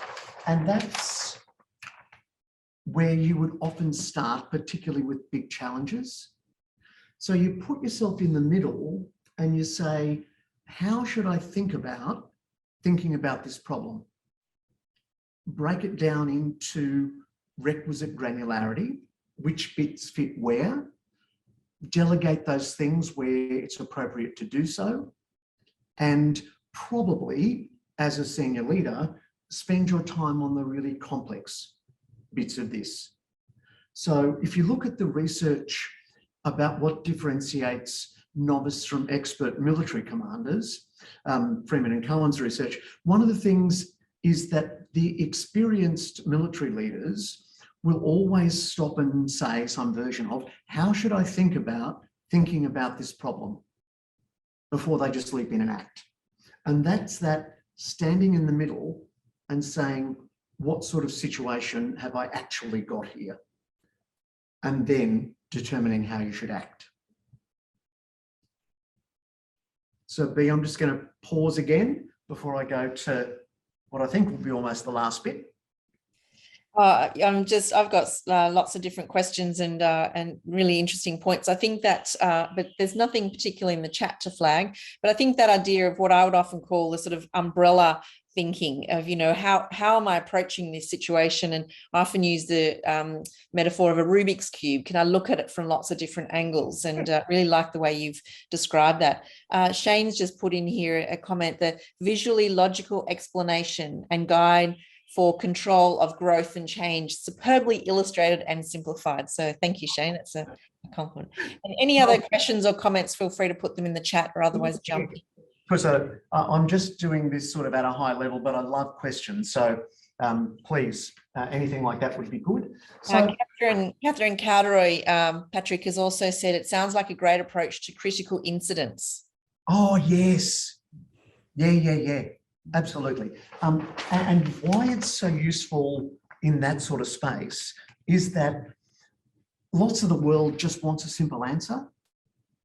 And actually, things like physical incidents often have complex system causes. And if we just push the simple solution, often what we do is just create the next disaster. And so stopping and thinking which bits belong there, and in particular, what are the system drivers of what's happening here, is really a really good insight. Thank you. So, last little bit. What I'm going to do here is just take that complex space. So I'm just taking this bit here and blowing it up big, because I just want to talk for a couple of minutes about what might be effective leadership in this space. And if you're familiar with the leadership literature, you'll recognise the work of Ronald Heifetz in What I Do Next, and Linsky and others. And in particular, Heifetz would talk about technical challenges where we've done something like this before, we know how to proceed, or if we just do the analysis, we'll be okay. And adaptive challenges where when we start, we might not even know what the question is, let alone what the answer is. And most of our big social, organisational issues sit in this sort of space. So what we what we can't do in this space is click our heels 3 times and end up back in Kansas. We've actually got to think here about making progress rather than just finding an answer. And so if we're going to do that, first of all, we've got to acknowledge that what we want to do is make progress rather than find a simple answer. To do that, one of the things that's really critical is to look for multiple perspectives, because it's almost definitional that as the leader, you won't have the searing silver bullet answer. What you actually need to do is to engage your people around that. That requires a couple of things. One is that you need to be able to tolerate ambiguity, because, again, almost definitional, when you get lots of different perspectives, I say tomato and you say tomato, people will see things in different ways, and rather than push to a resolution, success in this space actually requires you to hold those competing views until you've gathered lots of information. Now, the only way that you get those multiple perspectives is if you encourage in your organisation diversity. And I just caught the tail end of the previous presentation, which was wonderful in supporting that. But the diversity on its own is not enough. We actually need diversity and we need dissent. Not the sort of dissent that got me into trouble on the ski slopes, but disagreement. And my favourite writer in this space is Sharon, who wrote a book published probably 4 or 5 years ago, the way time flies, with a very fancy title, No, N-O, exclamation mark.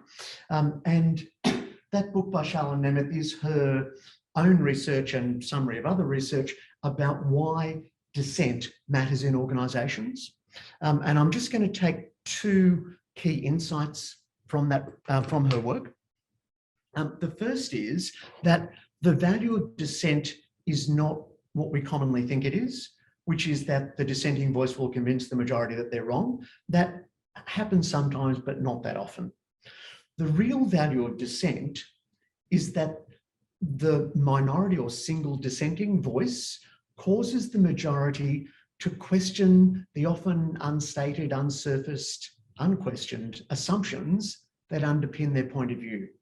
And so the value of dissent is that it gives us more robust conversations and more robust decision processes, because it won't let us get away with assumptions that may be inaccurate. It actually makes us review those. And the second bit from Sharon Nemeth's research is that if there is a single dissenting voice, the organisational antibodies will catch it and kill it. And I'm sure you've all seen that sort of thing. And that means that as leaders, we need to be the ally for the dissenting voices. So there's lots and lots of ways of doing that. You heard some great stuff in the previous presentation, but another little bit to add on to this, which I think is important for leaders in all teams, particularly senior teams. So we're discussing some big organisational issue. Bee's the new member of my team. She's different from the other members of the team in some ways, sort of doesn't matter. And we get into the discussion and Bee says something, and actually it's the stupidest thing I've heard for months, right? And if I say, Bee, that's ridiculous, it's the stupidest thing I've heard for months, Bee will never speak again. But if I say, Bee, that's really interesting, tell us more. So I haven't agreed with you. I haven't, made you the star. I've just said that's interesting and invited you into the conversation more. That's a great way of creating a safer space for dissenting voices. And it's a really important thing for leaders to be mindful of, because as you know, leaders cast huge shadows in this sort of space. A couple of other things, and then I'll stop. One of the ways that I think, one of the conditions that's necessary for this to happen is that leaders need a really healthy dose of humility. Because if you come in with arrogance, if you come in with a view that you know and the team doesn't, you'll never get the value of this sort of stuff. And so leaders need to be really humble. And that means a lot more asking questions and listening rather than telling. It means, as we said before, being tolerant of different points of view, and maybe not just tolerant, but actually really embracing different points of view. And humble in the sense that often what we've got to do is to keep working to make progress here, which requires a deep sense of purpose in what you're doing, because it can be really hard, but that's what's necessary to work in those complex spaces. So I'm just going to come back to here and turn once more to you for questions or questions from the audience. Great, thank you, Patrick. There are quite a number of questions in the chat, but rather than me reading them out, love people to just come off mute and ask them directly to Patrick, and I can catch any that have been missed. That would be lovely. Really interesting conversation, discussion. So one of the things, just while we're waiting for other people to come off, one of the things that are really valued in what you said, Patrick, is the mindset of the leader that actually supports this being able to take multiple perspectives, and that it's such an important piece to allow for that kind of curious, what I'd call a curious and humble mindset. So Marcus has raised his hand. Jump in, Marcus. Marcus. Thanks, Patrick. Terrific presentation. Really, really helpful, and loved the way that you inhabited the online space. Beautiful. I was really interested in the distinction you made between the financial industries, which are heavily regulated, and Macca's, which is not very regulated, because I was immediately thinking about education, which is a very complicated, regulated space. Mm-hmm. And I just wanted to draw you out a little bit more about the way the model might work differently or not in regulated and non-regulated spaces. Really interesting. Normally what I would say at this point, Marcus, is I could tell you about some of my recent experience in education, but I'd need therapy if I did. But of course, if I needed therapy, I couldn't be in a better place than where I am at the moment.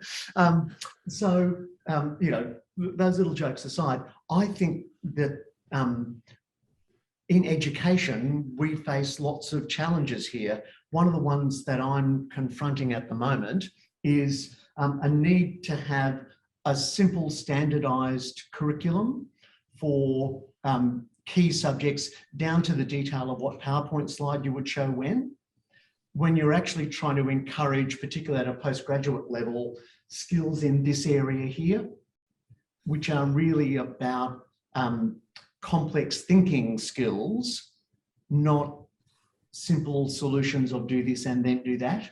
So I do think we really have some challenges here in the education space. If I look at the education space through an entirely different lens, we thought we had it nailed. Overseas students would just keep giving us money forever. Then there was this coronavirus thing, and we've ended up over here. Student numbers are, radically different, and we're trying to make sense of how we rebuild what we do in some form of new normal. But at the moment, it's still highly uncertain. We don't really know what that will look like. So I do think there's lots of application of this into the education space from a number of different vectors. Does that help? Yeah, great. Good question. Thanks, Marcus. Thanks, Patrick. And then another piece in terms of sort of the managing side of education that I've found with developing the MBA over the last year, we've been having a work in progress meeting. And I still get surprised when someone says, oh, if you do that, this is going to happen. And if that person wasn't in the room, we could have moved straight into chaos. So just the value in getting so many different groups of people together, saying this is what we're planning, what have we not noticed, what are the implications, to the point where it's ended up being really relatively seamless, because we've allowed those dissenting voices to come before we move into the chaos. So it's been interesting to now see in retrospect that we might have been doing some of what you've been mapping. Yeah. And that's what I like about this, B, in terms of it being a sense-making framework. You know, you don't necessarily need this language, but this helps me make sense of all sorts of things in the moment and retrospectively. Great. And then there was a comment from Charlie Fontaine. He said, I wonder how tricky it is to move something out of best practice when something better comes along. Oh, really good question, Charlie. So it is possible and sometimes desirable to actually force an organisation off the edge here. So I did this with a group of university people a little while ago, and one of the people in the room was on the team that was managing the university's response to the sadly almost endemic levels of sexual harassment on campus. And this person told a really interesting story. So there had been an event, you know, it was recent history, but it had happened. And what she did was notice that because the perpetrator was at a senior level, there was a chance for that person to avoid the system and therefore not be held to account for their actions. And what this person who was speaking to me said that she did was she decided to make that public, not the Daily Telegraph kind of public, but make it known in the university that this had happened. And of course, when people found out, all hell broke loose. But she did that knowing that when that happened, her team would be tasked with the work of redesigning the processes to develop the principles that would be the next set of, you know, steps that would be better than the ones they have at the moment. But she couldn't get that to happen without entering into this space. But it's only safe to enter into this space when you've got a fair level of confidence that you know how you'll get out of it. Just randomly dropping your people into chaos is, you know, not a good move, but where you know that because of history or another thing, you will be able to move people around, then that can be really valuable. So really good question, Charlie. Yeah, and really good example as well. Very powerful. So I'm just aware that we've got, we're right on time. Any last comments or questions before we finish up? Charlie said, thank you. So we'll finish up on time because I'm aware we're right on lunchtime. Patrick, thank you so much for your presentation. Really interesting and informative. Lots of food for thought and also thinking about how we're thinking about at the challenges that we're faced. So really appreciate your time, and a big round of applause for Patrick. Thanks, B, and thanks for the questions. It's the questions that make this sort of stuff interesting. So I really do appreciate that. Thank you and enjoy the rest of your conference. So we will be starting our second individual papers session as soon as the other breakout rooms. Oh, there she is. G'day, Charlie. How you going? Good, thank you. Good. I'm going to handball it over to you now to chair the next session of papers. Fantastic. Thank you. Yes, are you a co-host, Charlie? Have you been given? I think I've just been given co-host responsibilities. Righto, brilliant. Okay, excellent. Over to you. Thanks. Yep, so we're going to start our second lot of free papers looking at the theme of health and well-being. And the first speaker we have, or speakers, it's a paper by Daniel Jacobson and Christopher Holt. Are you here? You ready? Yes, I'm here. Excellent. So I'll just quickly ask people if you've got any questions while Danielle's talking, pop them in the chat. And please mute your microphones if you're not presenting. And Danielle, I'll be prompting you on time as well. Sure, sounds good. Thank you. I'll just share my screen.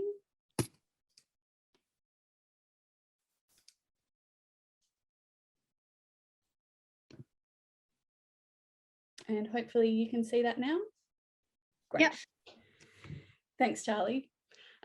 So yeah, I'm Danielle Jacobson, and currently I'm studying my honours in psychological science, and I recently completed some research with the support of my supervisor, Christopher Holt, and we looked at how enforced work from home during the COVID-19 pandemic impacted leaders' attitudes to workplace flexibility. So I'm going to share some of that story with you today. The main part of the story starts, unsurprisingly, in March of 2020, when hundreds of thousands of Australian workers grabbed their laptops, their favourite teacups. If they had good foresight, they wheeled their desk chairs to their car, and they took their work home. So many of you will see yourselves in the story, and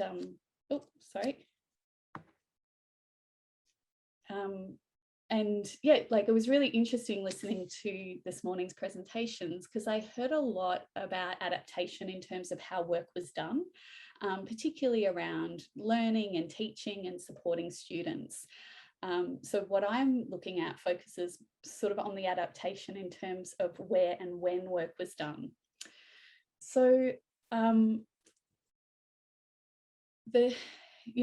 when I think about my own relationship to this story, I'm in it in quite a few different ways. So like lots of other people, I packed up my work and I took it home and adapted to life on Zoom. But I'm also a people and culture manager and an organisational development consultant.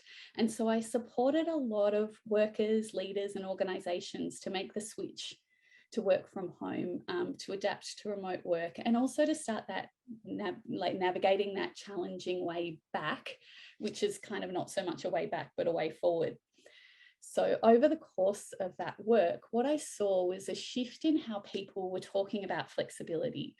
And that was also reflected in media commentary and in conversations I was having with friends and family. And when enforced work from home was pulled back, and office spaces were able to be full, they weren't. So it seemed that like everyone was talking about hybrid working and this mix of home and office work. So there was something going on, and I thought it was worth having a look at in a bit more detail. So I'll share with you how that went. I'll share some of the things that we know from previous research about workplace flexibility and the concept of flexibility bias. I'll also share some interesting research about attitude formation and behaviour change that may be relevant in the context of enforced work from home. And I'll tell you about the research that we did and what we found. And then to sort of wrap it up, I'll share my thoughts around how these findings are useful, both practically for organisations and also for organisational psychologists.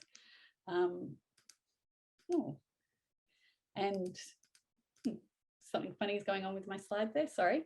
Yeah, and when we're looking at the future of the workplace. So to start off, I thought about workplace flexibility. So workplace flexibility is about being allowed discretion over where and when you work. And flexibility in the workplace isn't new. It's something we've been talking about for a long time, but there's quite a lot of contradiction. And you can certainly see that in the pre-pandemic research. So some of the things we can see in the research is that there are benefits to flexibility. They're fairly well researched, and the benefits are around things like work-life balance, increased innovation, increased productivity, and also for organisations, reduced costs.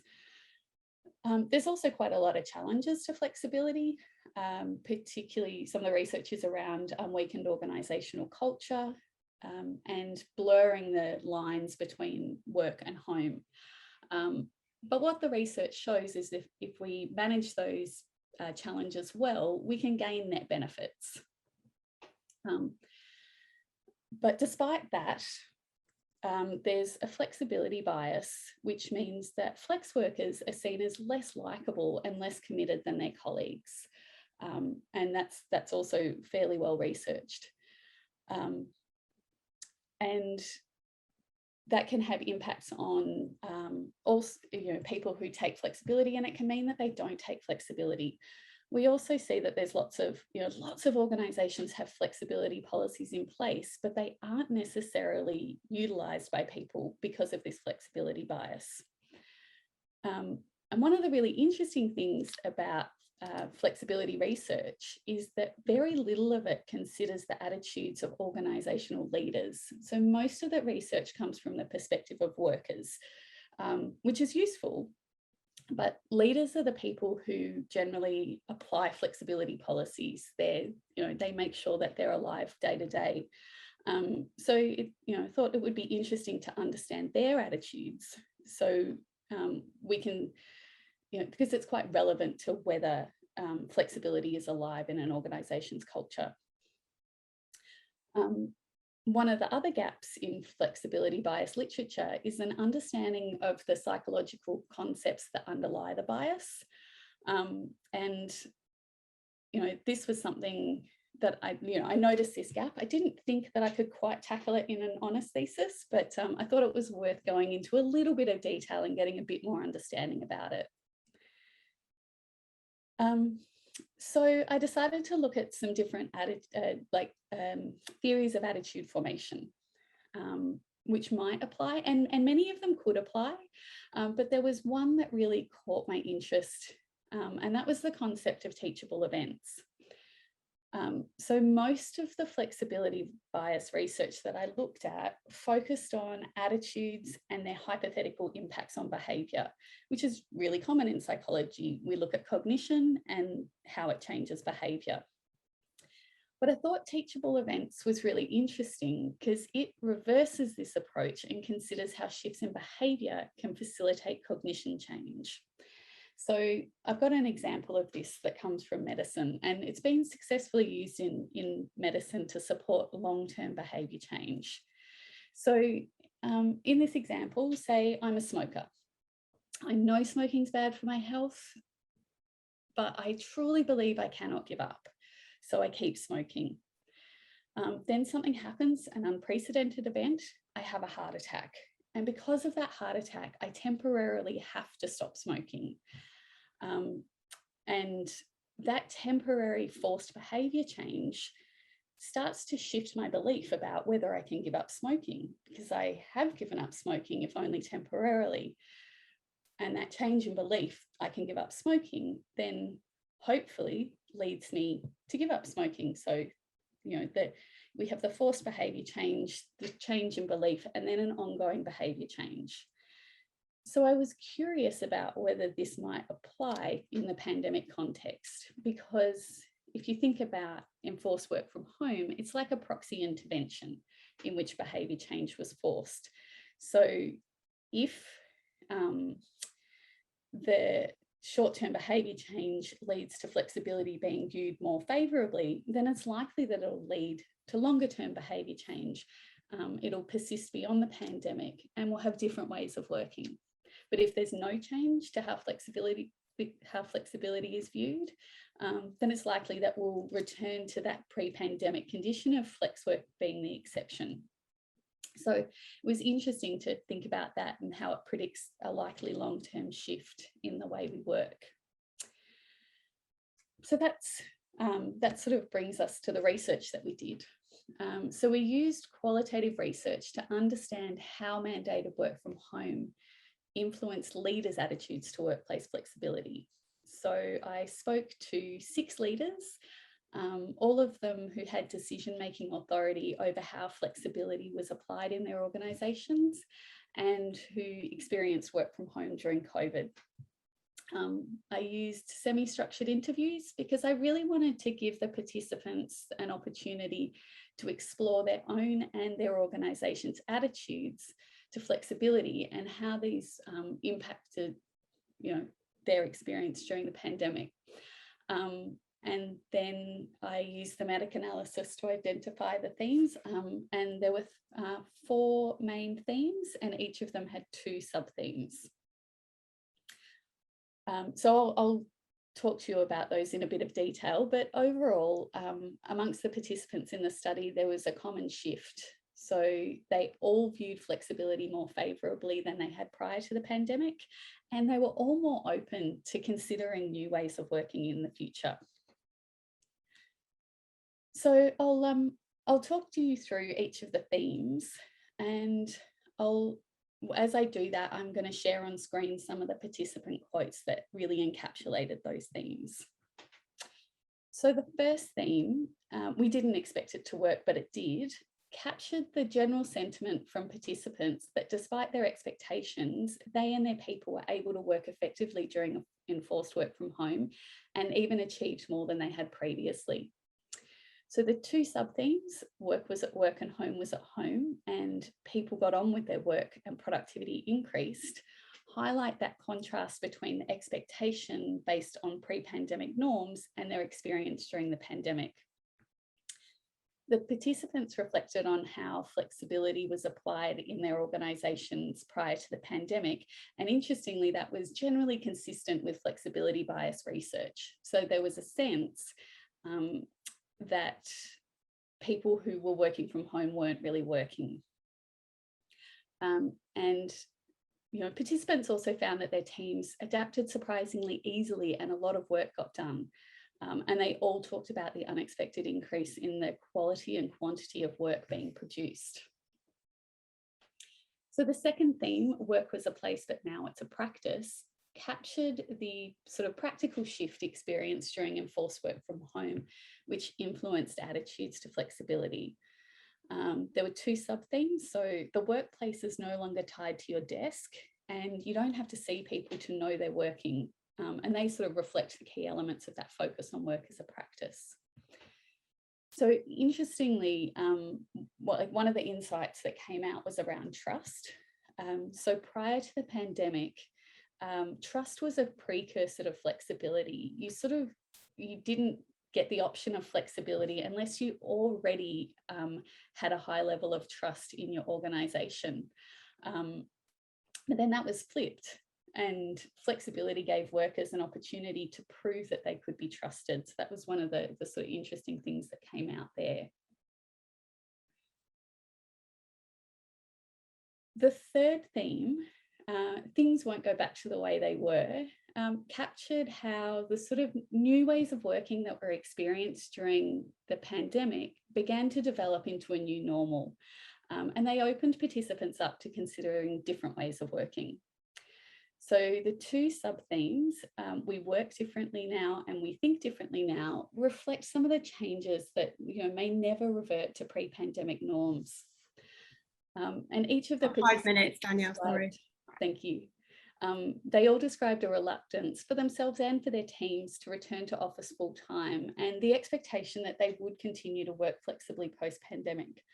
And that's consistent with a lot of research, sort of survey findings during the pandemic around Australian attitudes to future ways of working.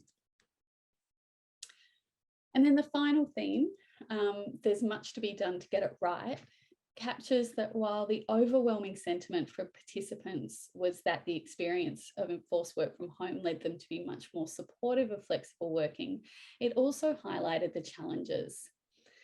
So the 2 sub-themes, flexibility has limitations and ways of working are still being defined, reflect those challenges and the considerations that sort of need to be made to overcome the challenges and establish how we work in future.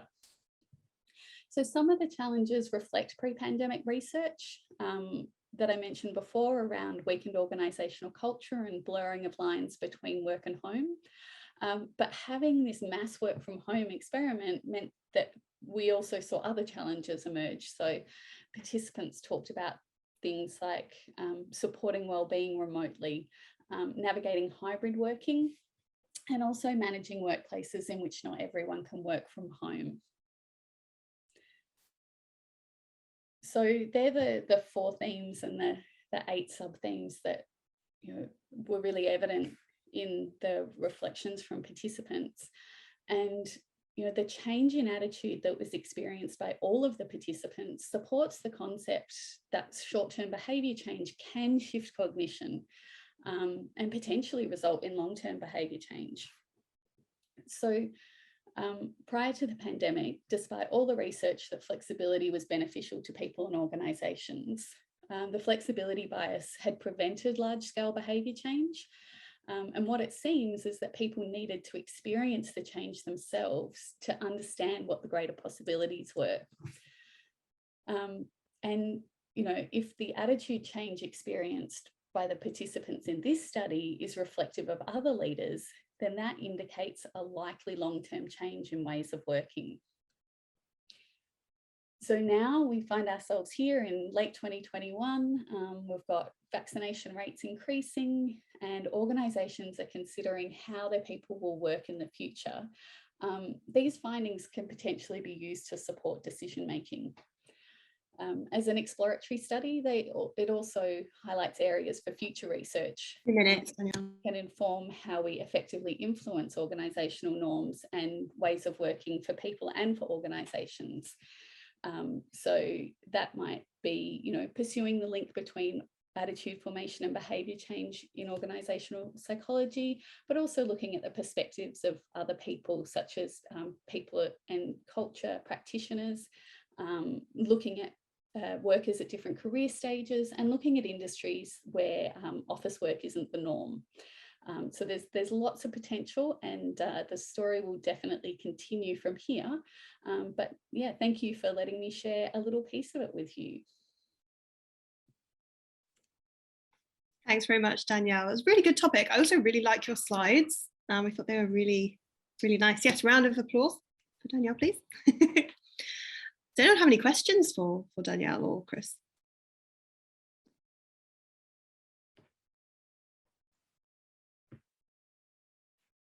Just a little.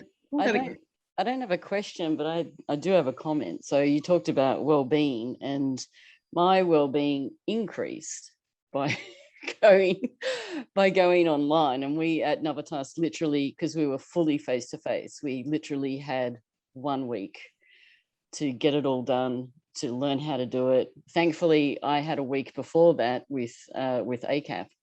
So for me, living in the Hunter and not being on a train and traveling 5 hours a day to get to an 8-hour day work has been fabulous. Yeah, and that certainly reflects a lot of the discussions I had. While there's wellbeing challenges of work from home, there's a lot of wellbeing benefits, and it's about being able to realise the benefits and manage the challenges.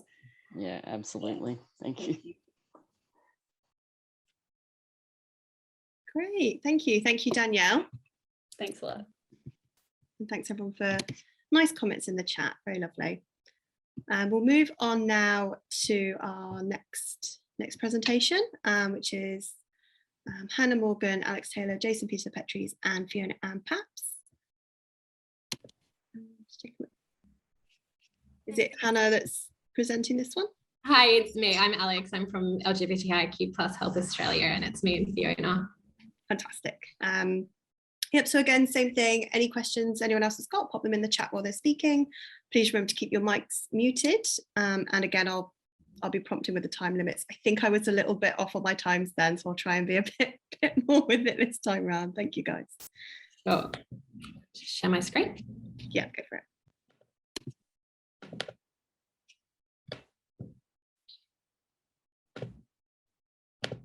Hopefully everyone can see that.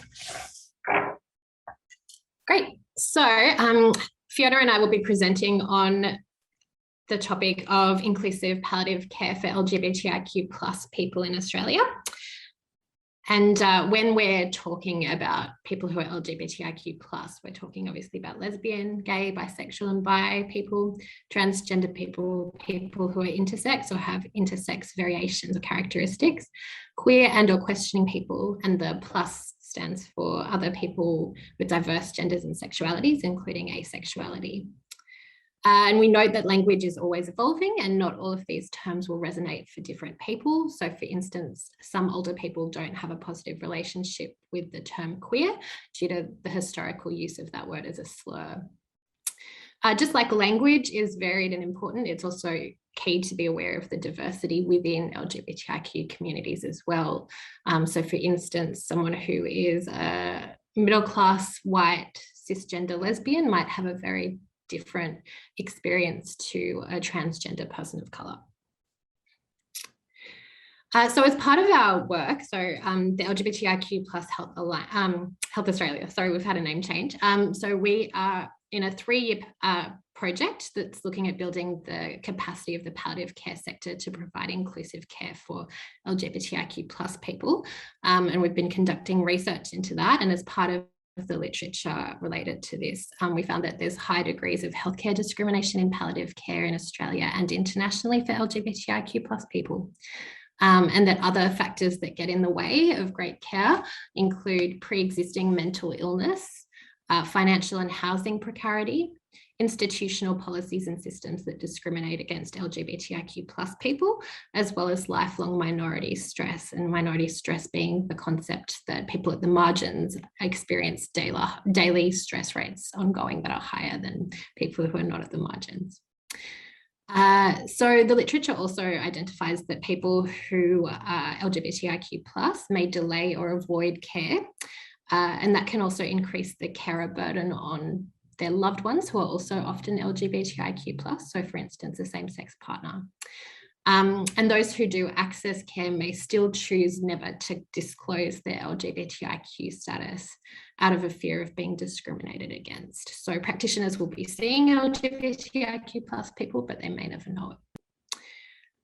People who are LGBTIQ also have other identities that can impact the quality of care that they receive as well. So they may be, they may have disability, they may be Aboriginal or Torres Strait Islander, they may come from a culturally and linguistically diverse background, and therefore may have even more specific needs, although the literature doesn't have a lot to say on this. So we note the history around palliative care in LGBTIQ communities is very much informed by care around HIV and AIDS. So for instance, older gay men and other parts of the community may have lost a friend, a lover, a partner, or multiple friends at a young age due to HIV/AIDS. And the palliative care experiences that were provided at those end-of-life experiences may still inform their current understanding of palliative care. So if they've faced heterosexist assumptions, so for instance, a gay man being told that his partner was his brother, homophobia or discriminatory health systems more generally, then they might still think that that's what it's going to be like accessing palliative care. And maybe fears around receiving less dignified and respectful care towards the end of an illness as well, when someone's more physically vulnerable. So with ACAP, we conducted a national survey to inform the development of our future e-modules, so learning modules directed at healthcare professionals to increase their skills and knowledge and confidence around treating LGBTIQ plus people. So the survey attracted 837 completed responses. Most of these were from community, and then also a higher proportion were from LGBTIQ health professionals, as well as non-LGBTIQ plus health professionals. The youngest participant was 18, the oldest was 86, which was lovely, and the mean, so the average age of participants was 46.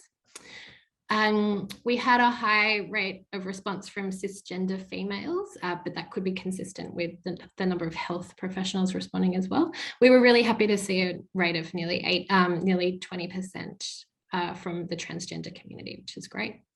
We saw a fair spread of sexualities, so lesbians were the highest respondents, followed by gay men.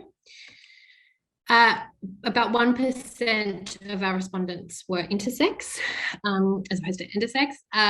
This is a little bit below the population average, but not because intersex is a bodily characteristic variation rather than gender or sexuality. Not all people who are intersex identify as being part of the rainbow community. Geographically, our respondents mostly came from New South Wales and Victoria. We had about a third coming from rural and regional areas, which we were really pleased with as well. A little under 3% of our respondents were Aboriginal and Torres Strait Islander people, and a little over nearly 45% of people responding had a disability, which is a lot higher than the population average. So we asked participants to let us know what things they would want from their health professionals to feel safe, respected, and supported if they or a loved one were at end of life. And this is what they told us. So basically that they would be wanting people who understood and accepted them, that they would want people who did their own research and self-education around LGBTIQ plus end-of-life issues rather than the patient having to educate them at that time. Respect and consideration, use of correct pronouns, education about what other supports and resources exist. And I'll read this out because Fiona and I love this one. They want queer literate clinicians for when they can't be fucked explaining their life because they're dying. And I think we come back to that one because it's pretty clear at that time of life, you just need people who are going to get it and do a great job for you. And what else do they tell us? So people especially trans people are concerned that issues that they're facing are put down to their transness or their LGBTIQ identities. So that kind of discrimination and as this person wrote, like the fact that the AIDS Council office was bombed there within their lifetime, they carry that memory and experience through to seeing a practitioner today as well. You'll see later on, we've got some data around religious groups, but the idea that some people thinking that because of religious belief that LGBTIQ people plus people automatically have a mental health issue as well as a concern.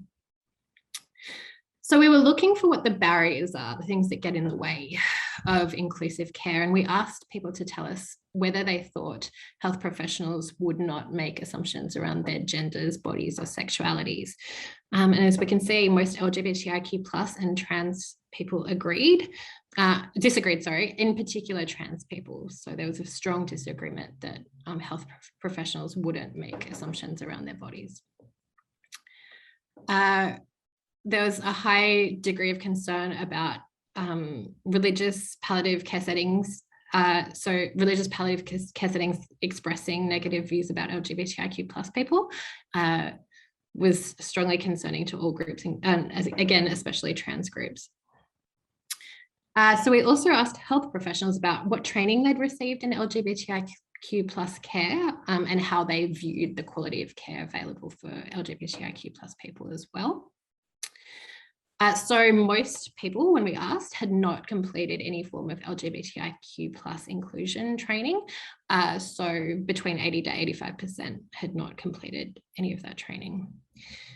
But yet, when we asked how the same groups of people, so the health practitioners and also the LGBTIQ plus health practitioners, felt about the quality of care that was being provided and whether it met needs, there was a real spread, but more LGBTIQ plus health practitioners disagreed with that statement than did non-LGBTIQ plus health professionals. So health professionals from community are more concerned about the quality of care currently available. We also looked at what the enablers of great care are. So, not just wanting to focus on the barriers, what does work? Sure, thanks. What do we know works, and what does the literature tell us, and what have our survey cohort told us as well? So the first thing being health services with LGBTI inclusive policies and practices. That's what our survey respondents told us that they valued the most, followed by health professionals trained in inclusive care, carer support, and importantly for ACAP, psychological and mental health support and palliative care. And then finally, legal advice and decision-making support at end of life. So things like advanced care directives and wills and so on. And I'm over to Fiona. Thank you so much, Alex. So next slide. Thanks. So I'm reporting on the results from the qualitative part of the research, which are more fully elaborated by Jason Petrides in his BPsych Sci honours research project. So thanks to Jason for all his great work with the data.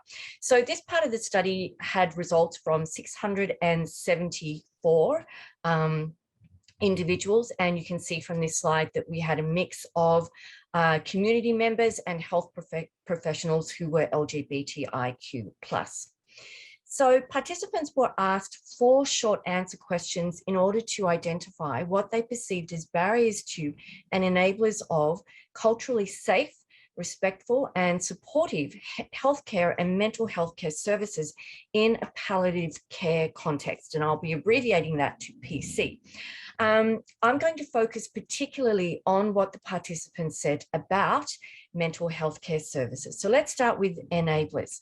So the top 5 perceived enablers of mental health care in PC context were competence. Firstly, that was our top one, particularly in terms of knowledge. And by knowledge, they meant knowledge of bodily diversity, queer literacy, especially drawn from experience with LGBTIQ+ people. And this theme, interestingly, was particularly important for trans and gender diverse participants. Quality of the professional, and this related to having professionals who were educated, who were able to give accurate advice, who were supportive, who supported choice, provided options, offered equitable treatment, respected boundaries, privacy and confidentiality, and did not out people. Interestingly, and a theme that did not emerge from any literature that we'd explored, was this idea of competence in terms of counselling skills. So our participants saw it being very important that professionals were able to listen, to have, thanks Charlie, have strong communication and other micro skills. Now, relationships were also important, both with professionals in terms of the professionals being understanding, being LGBTIQ+ or an ally, or for some lesbian women having a professional of the same sex. And in terms of personal relationships, there was a need for professionals to recognize the nuances of personal relationships, such as the desire to include both chosen family members and all relationships, and or exclude specific biological family members. So the key take home here is that participants believe that if their mental health professionals were effective communicators, it would better facilitate engagement with services offered in the PC environment. And of course, this finding is important because it has implications of the training of mental health care professionals and the importance of this training in providing not only knowledge, but key competencies in terms of LGBTIQ+ literacies and effective communication. So let's quickly, in 1 minute, look at some of the barriers that were reported. You can see here the top 5 barriers. Number 1 was discrimination, and it's not surprising, it's sad because it's 2021. And here, these important things were discrimination around derogatory comments about lifestyle or bodilies and bodily diversity. Also, there was concern about having professionals who were not actively and explicitly LGBTIQ+ allies, didn't have experience with LGBTIQ+ people, and therefore enacted a variety of microaggressions. Intersectional comments were also important here, with participants noting that racism and misogyny would also act as barriers to culturally safe, respectful and supportive mental health care services. But interestingly, ageism wasn't commented on.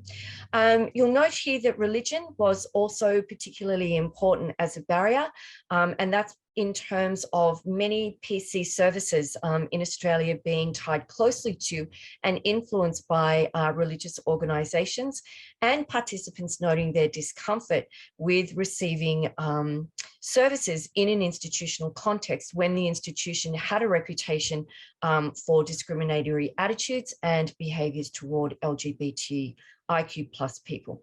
Again, we see that lack of knowledge. Sorry? That's time.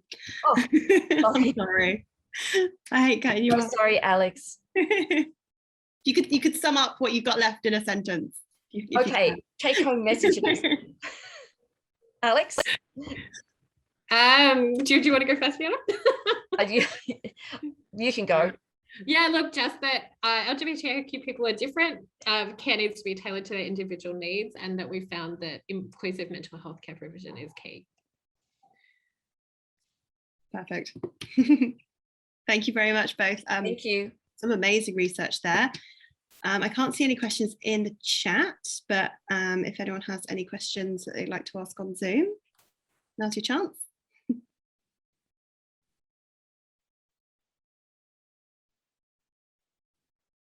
Oh, it's all quiet. All right, well, thank you so much both. Yeah, some fantastic research, fantastic findings. I think one of the comments from Kathryn was wow, but not surprised. I think we can all agree with that sentiment. All right, great. Do you mind just stopping your share, Alex, and we'll get the next one up. So that would be Ian Shanley and Fiona Ann Paps. You're up next. Thank you. I'll just share my screen.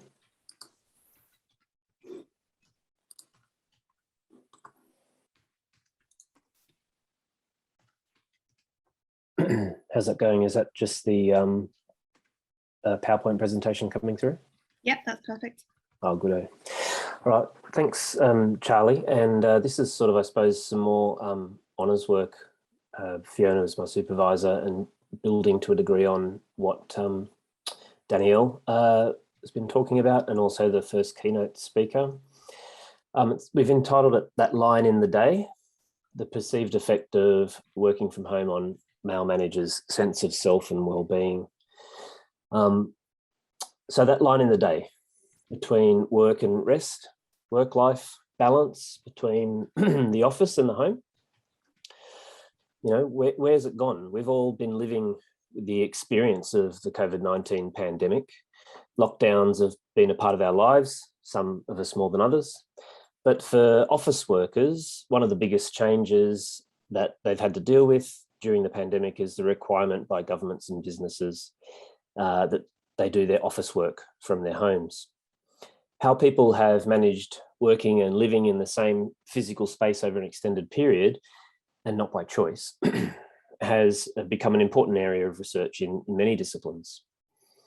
And that dividing line between the office and the home seems to have collapsed.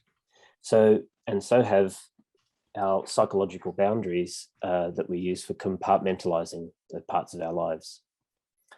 As the pandemic has stretched on and lockdowns have waxed and waned, there started to be articles in the popular press that began to appear asking the question whether people were looking forward to returning to the office or not, and a possible gender difference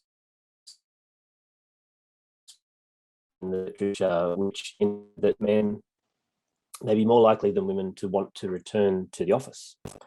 The literature also pointed to men experiencing the required work from home differently to women, although I'm sure we can all relate to this picture for those of us that have children or other members of the household in the place where we are now working. So what could be happening here, and what might be the impact on men's sense of self and well-being once their access to the office is removed? Looking at the literature, there was two important frameworks which informed my research question. One was masculinity and the other was space. And masculinity has been found to be a strong predictor of men's sense of self and well-being. How men position or think about their identity as men in relation to the ideal or traditional masculine characteristics influences their well-being. Connell talks about a hierarchy of masculinities, with the ideal traditional concept being placed at the top, as you can sort of see in this diagram. And this is therefore known as hegemonic masculinity. And I wanted to investigate how men perceived their identity or sense of self while working from home and not in the office. And secondly was the idea of space, and particularly its gendered nature. This was an important consideration in the literature. The office is often thought of as an important, or is thought of in the literature as an important domain for expressing many of the stereotypical characteristics or ideology of hegemonic masculinity, such as the constant striving for higher social status through work, conceptualized as the ideal worker, or the big wheel, which I think is a bit of an American term, maybe head man or big cheese. Capitalist patriarchal ideology constructs the nature of work in particular ways, which sees work as productive and efficient. The home, however, in contrast to the office, is a site historically of unpaid domestic work and has historic gender roles assigned to it. And this is now the location where male managers, these big wheels or big men, and ideal workers are doing their paid work and not by choice. So how did these male managers who were keen to head back to the office perceive that the COVID-19 pandemic was affecting their sense of self and well-being? These social constructionist frameworks that I've been talking about, masculinity and space, and the nature of my research question directed my research in these ways. I used a semi-structured interview to draw out the lived experiences and perceptions of my participants. I had 7 in all. The resulting data were analysed using a standard thematic analysis following Brown and Clark. And then I used thematic decomposition as a way of probing the texts for common ideas and deconstructing language within these themes to identify the understandings of masculinity that the participants drew on to inform their positions. The analysis revealed 2 master themes. The first was a challenge to the participants' productivity and subscription to the traditional masculine subject position of the ideal worker. So how did this play out?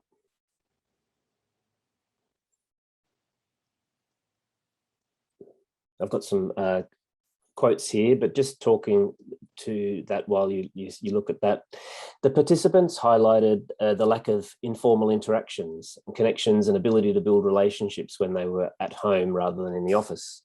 And while this is fairly common sense, it's interesting to note, it's interesting that they noted these specifically in the context of a reduction in their efficiency and productivity as managers. While there was a focus on relationship building, this wasn't in the context of power plays or interactions in that way, but rather in being able to get the job done, be productive. The participants missed the opportunity in relationship building, which again underpinned their sense of self as ideal workers. As classic one there about if you don't have the relationships, then you're going to struggle. These findings were consistent with the hegemonic masculinity framework of traditional masculine subject positions, as I mentioned before, regarding put up by Connell, and Brannan's masculine performance idea of the big wheel also seems to support these findings. Under that same main theme, there was the sort of sub-theme of longer hours as well. As part of managerial culture while working from home, results also identified a shift to outcomes-based work from the standard office output-based work, sort of 9-to-5 work style. And while outcomes-based work isn't new, it requires better time management skills from the participants, it seems, from their descriptions, and reduced managerial oversight also seemed to increase the participants' self-surveillance. And this seemed to increase their stress and worry with regards to the longer hours and could decrease the manager's well-being. All the participants perceived a reduction in well-being, increased stress and challenges to their relationships from efforts to maintain the ideal worker-subject position. The second main theme was the perception of the dissolution of boundaries between home and work that prevented some participants from privileging their breadwinner subject position. 5 out of the 7 perceived that conflicting work and domestic roles greatly impacted their sense of self, anxiety and stress. So how did these emerge from the data? Participants noted that the boundaries dissolved between the physical gendered spaces of home and office. Participants experienced this keenly as their primary role of breadwinner was crowded out for the time required for domestic roles of carer and domestic worker. And this created stress and a reduction in well-being as the participants negotiated their traditional masculine role and the domestic roles now present in the same space. This seems to support the predictions of Pleck, who talked about gender role strain theory, that men could not, when men couldn't assert their role as men, here we're talking about breadwinner, they experienced poor psychological outcomes. Now, this was further strengthened by the finding that participants who did not engage in the gendered roles connected with the home didn't perceive work from home as having boundary-related issues. In fact, the greater flexibility and more positive experiences engaging with their family was the overall theme there. So we had 2 people in that category, and the qualifier was they were already working 15 to 16 hour days out of the home. And I think, and the finding is that they had already rigidly established their gendered bounded roles between home and office. So having dinner with their kids, with their wives and kids was a bonus. So the home office is a liminal space which challenges existing positions connected to the office with the potential to cause work-related stress, anxiety, and impact male managers' well-being. And look, while women have been negotiating this space for a much longer time, this is coming out as a new experience for these participants. And there was some new research from Craig and Churchill in 2021 of a quantitative nature that showed this as well. So understanding these mental health impacts can provide insights for men's health and therapeutic interventions during international crises. For example, consideration of mental health practitioners when treating men presenting with anxiety and distress who have been working from home under COVID, the management of their expectations and the expectations of work need to be considered, as well as how their relationships are coping with the dissolved boundaries of paid work and domestic work. Just 5 minutes, Ian. What constitutes productive work and how men re-establish or negotiate the boundaries of this new liminal space is key to managing the stresses that can be increasingly found in the home office. From an organisational psych point of view, companies need to be thinking about what work is done in the office post COVID-19 and how to make sure that the informal interactions and relationship building, which is what the participants were called missed, are actually facilitated and taken care of in this workspace. I tend to say, like, there's no point for us all to go back to the office and just sit next to each other and give everyone a small nod and just put your head down and work as if you've been doing it from home. So the nature of what one does in the workplace is going to need to change and need to complement the shortcomings of the home office. In conclusion, findings from this study indicate the need for further investigation regarding how the gendered roles of home and office can be negotiated to facilitate more sustainable well-being and a sense of self for male managers working from home. In the meantime, complementing work from home with time in the office where possible can help restore that line in the day. Thank you, Charlie. Thanks very much, Ian. Anyone got any questions for Ian?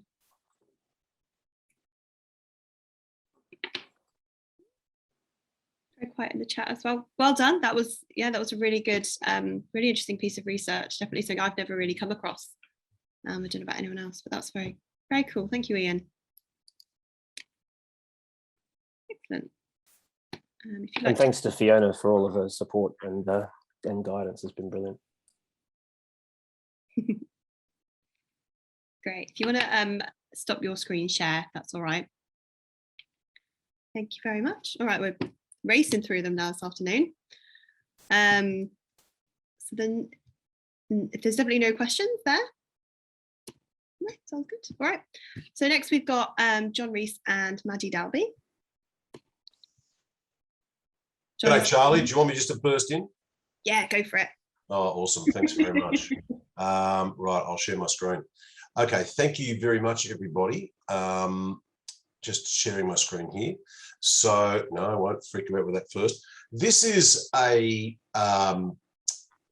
presentation from one of my honours students. So, unfortunately, Maddie, I thought Maddie was going to be giving this presentation.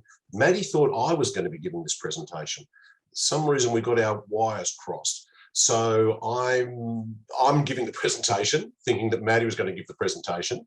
So this is actually Maddie's presentation because I thought she was going to be doing it. But I'll do my best. I'll do my best. So Maddie was an honours student of mine last year, in the middle of last year, and there was a number of honours students who did research projects on COVID. And Maddie's particular interest was in COVID-related health anxiety. Now, I want to put this in a bit of context, that this research took place in the absolute darkest depths of the lockdown. So this was middle of July, August, round about there. And it really was when things were at their very sort of lockdown-y peak, particularly in Victoria. So just put that in context. Also, this was before the vaccination program really started to roll out. So there's a couple of things here just to put a bit of context in there for you. So basic background on COVID, that I'm sure you're all very familiar with.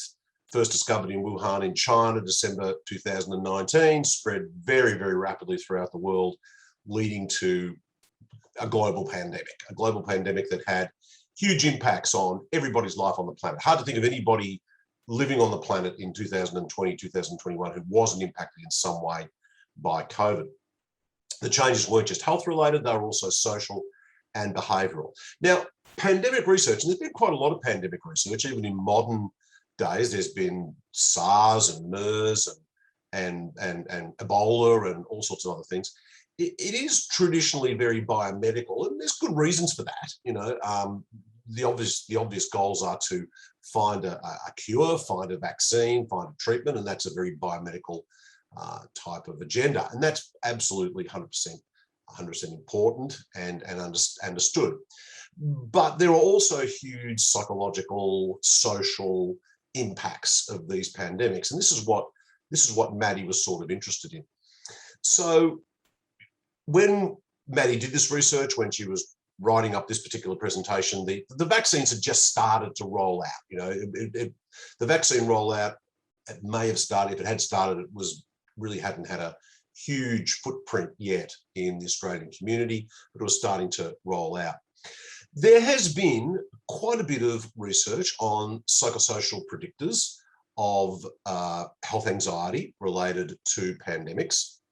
The sort of driver behind this research is the idea that these things are anxiety-producing events. You know, they really do cause individual and group-based anxiety amongst people. I mean, of course they do. I mean, it has huge impacts on our lives, but apart from the direct impacts on our health, the health of our friends, the health of our loved ones, the health of society in general.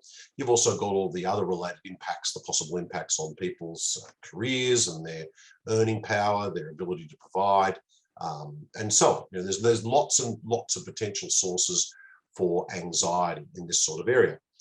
And there has been previous research looking at similar things, looking at health-related anxiety associated with SARS, with MERS, with Zika virus, with Ebola, with all sorts of other pandemic situations. So there are a few models that we can draw on in investigating COVID-related health anxiety, even though research in this area was very, very, very, very new.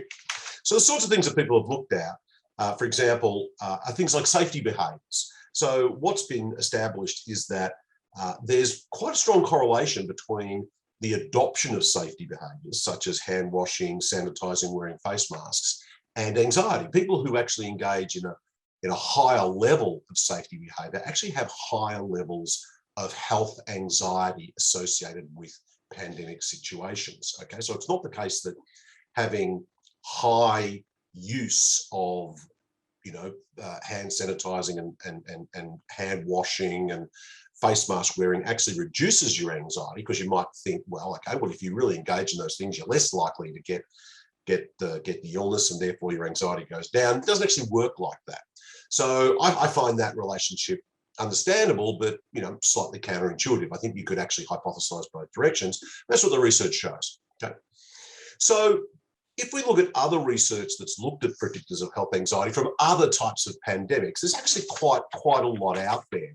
And there's been a few variables that have been very consistently identified as being associated with health-related anxiety. I'll just read out a few here.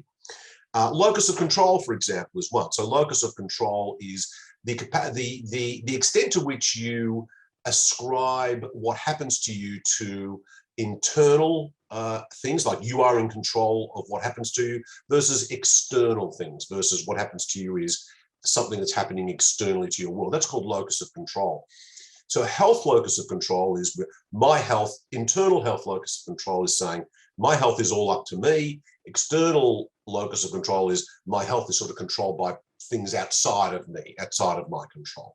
That's been found to be a strong predictor. Internal social support has been found to be a strong predictor of health-related anxiety. Knowledge of the pandemic situation, so knowledge of the illness has been found to be a predictor of health-related anxiety. Optimistic thinking and denial have found to be predictors of health-related anxiety, and coping strategies. Okay, in the psychology areas of research in psychology of coping, we make a very, very broad distinction between productive coping and negative coping. So productive coping is problem solving and good cognitive thinking about it, taking positive steps towards coping with a problem. Negative problem solving is things like just getting really angry and yelling at the situation and that sort of stuff.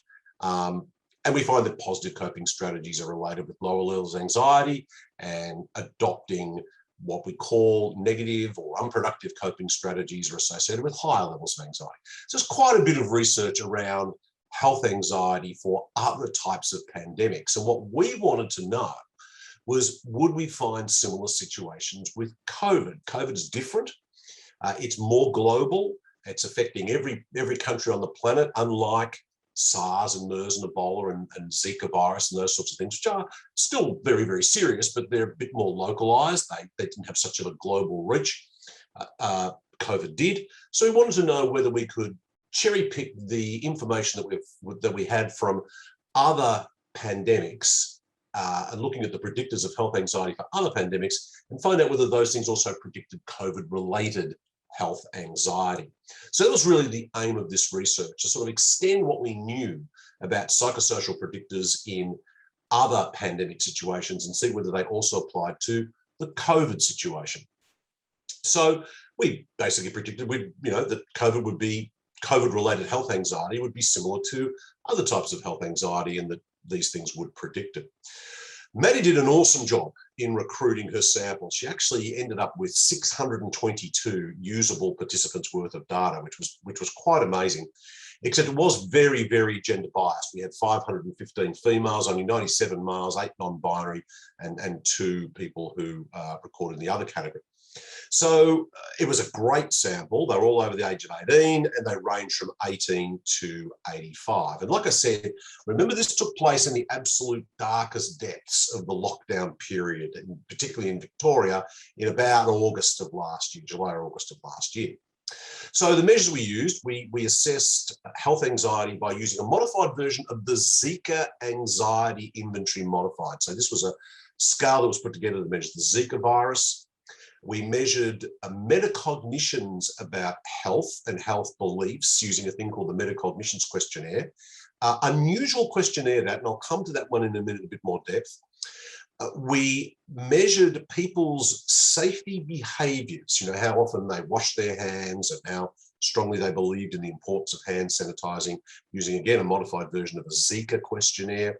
We used the Australian Health Locus of Control scale to measure internal and external health locus of control, coping behaviour inventory to measure coping styles, social support scale, a denial scale that measures both denial and optimism, and we found, believe it or not, even though it was quite new, a COVID-19 knowledge questionnaire, because we wanted to know whether people's knowledge of COVID-19 was a predictor of their anxiety. So this was a scale that actually asked people questions about COVID-19 that were, you know, there was a strong scientific consensus about their correctness or not. And so we just assessed people's knowledge of COVID-19. So we got approval through the HREC, we recruited through Facebook and Sona. Maddie did a really nice job of putting together a dedicated web page for that. Participants needed to be over 18, they needed to reside in Australia, and we crunched all the numbers through SPSS. We got 883 883 responses, which was amazing. One of the best response rates I've seen in an honours project. We had to get rid of 257 of those. They were less than 80% complete, or they didn't meet the inclusion criteria. So they didn't tell us whether they were over 18 or not, or they failed to give consent. So when we did that, we were left with 622. We got rid of 4 responses who were clearly outliers by the nature of the questionnaire. They just sort of got on and just ticked yes, yes, yes to everything. And we imputed some missing data using expectation maximization. So we had a great sample. All of the data was really pretty. I mean, if you know anything about exploratory data analysis and you look at the distributions and you hold your breath and you wonder what it's going to look like, I held my breath when I ran through stuff and I just went, whew, just a huge sense of relief, because the figures, the distributions were just beautiful, almost textbook normal distributions, which was fantastic. Very, very encouraging. Absolutely nothing out of the ordinary. Thank you. What do we find? So I'm just going to show you some of the initial correlation stuff that we found here, just by taking a look at Maddie's thesis here. And I've kept the stats really, really simple. This is just Pearson correlations. No correlation whatsoever with age. Let's look at the things that didn't correlate. Number one, we found absolutely nothing with coping or social support. That surprised us.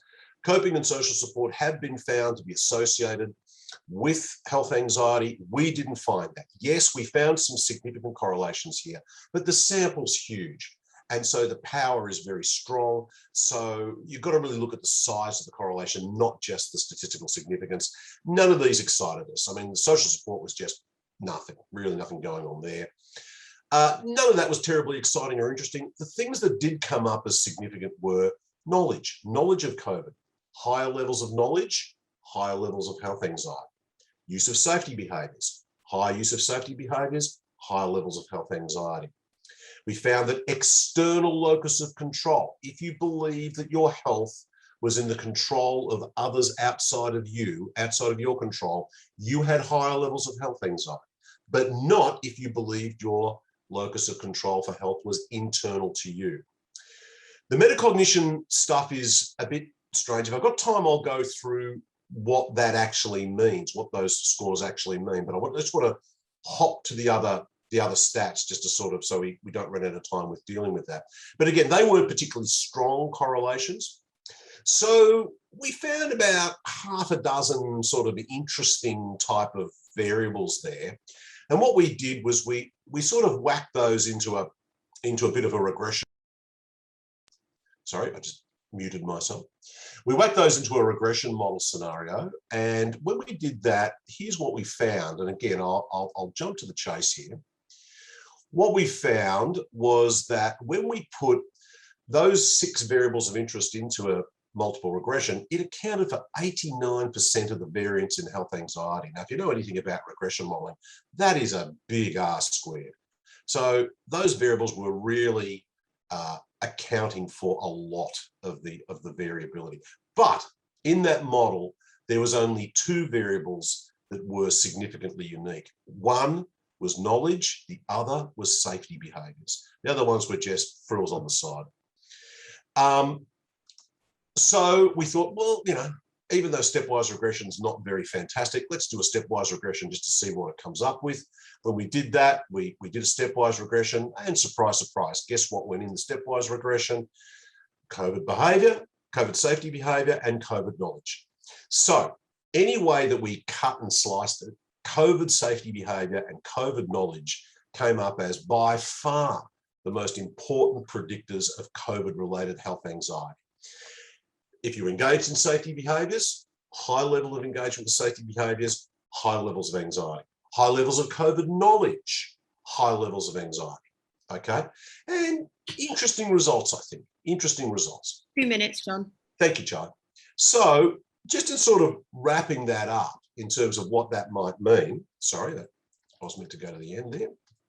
Just in terms of wrapping that up in terms of what that might mean, we really only found 2 variables that got us excited. One was the COVID-related behaviours, and the other one was the knowledge. Okay. Now, being a little bit anxious about COVID is not necessarily a bad thing, because this is potentially a lethal disease. So being too relaxed is not that great, and being overly stressed to the point that it debilitates you is also not that great. But being somewhat anxious and therefore taking care of what you do is probably not a bad thing. So we sort of, thought about this in terms of the good old Yerkes-Dodson curve, getting that optimal level of anxiety. And also what was interesting was that we actually didn't find the same things that other people had found. We didn't find social support to be a predictor. We didn't find coping to be a predictor. But we really, really found that COVID knowledge and safety behaviours were incredibly important predictors of COVID-related health anxiety. So I might stop it there, Charlie. I think I've covered everything I want to cover. So yeah, so thanks very much. Great, thank you very much, John, and Maddie in absence. Well done for covering that. Any questions? There's nothing in the chat yet. There's something. As a good statistician, can I ask, I know in some of the research, we have an imbalance in the demographic representations versus the population. How do we adjust research findings when this is apparent, especially in the case where the findings were surprising? Yeah, it's a good question. It's a good question, George. There's a couple of things that you can do. One is, the normal thing is you just acknowledge it as a limitation. That when you are recruiting from higher education sectors, which is very, very common in psychological research, you often get lots of biases. That population's obviously better educated. There's often a gender imbalance. There can be a socioeconomic status imbalance. It's a standard thing. You just acknowledge the limitations, and you just acknowledge what impact that limitation might have had. There are other sort of more fancy statistical things that you can do to try and assist it, but one thing that you never do in group-based research is remove data. So it's one of those ongoing things. The old saying is that psychological research is the study of rats and first-year psychology students, and that's just one of the things that we sort of just accept as a bit of an ongoing limitation in it. Very true. And Rachel's asked, she said those are very interesting results, in that they almost suggest health officials shouldn't give any information in order to reduce anxiety. But as you're saying, being a little anxious isn't a bad thing. Do you have any insight into individual difference variables that may strengthen or weaken the relationships? Are some people really stressed out by only a little information? Yeah, no, not as yet. No, we didn't take much in the way of demographics. So, and we didn't look, we didn't want to overanalyze the data. So we didn't look at more complex, even though we got the sample size, we didn't look at more complex models such as moderating and mediating types of scenarios or things like that. I'm sure there are huge individual differences, as there are in just about anything that you measure in psychology. I think the take-home message is an interesting one, that making people aware that this is one of the problems that we had with early days of the coronavirus pandemic was people saying it's not serious, it's just the flu. 80% of people don't have symptoms. It only kills old people, and old people get sick. That sort of stuff. And what does that do? Well, that's going to make you less anxious. So I think the knowledge that we have that's not true, a lot of those things aren't true. So I think having some, like I said, anxiety is not always a bad thing. It's not unnatural to feel anxious. You sit your driving test, you get anxious. You do your VCE English exam, you get anxious. It's natural, okay? Being a bit anxious in the face of a global pandemic is natural. It's not pathological. It's a normal responsive reaction, and it might actually help your behaviours. Being a bit anxious might mean that you do take a bit of care with your getting a vaccination, with your hand washing, with your hand sanitation, all that sort of stuff. But of course, it's a balancing act, as the old Yerkes-Dodson law tells us. Not enough anxiety, we get complacent. Too much anxiety, that impacts us in a very negative way. Having that optimal level of anxiety is maybe the way to go. So it's a balancing act. Great answer. Thank you, John. And Chris has said he's going to just stop watching the news. So that's fair. Very wise. Very wise. Thank you. Thanks very much. So in the last of our health and wellbeing theme, in the last free paper for today, we have a large group this time. It's George, Abe, Owen, Baird, Peddy, Julie Duong, Aaron Fitzpatrick, Carrie Hayter, Julie McGill, Shaylee Pryor, Sarah Simmons, Meredith Taverner, Kathryn Walsh, and David Yang.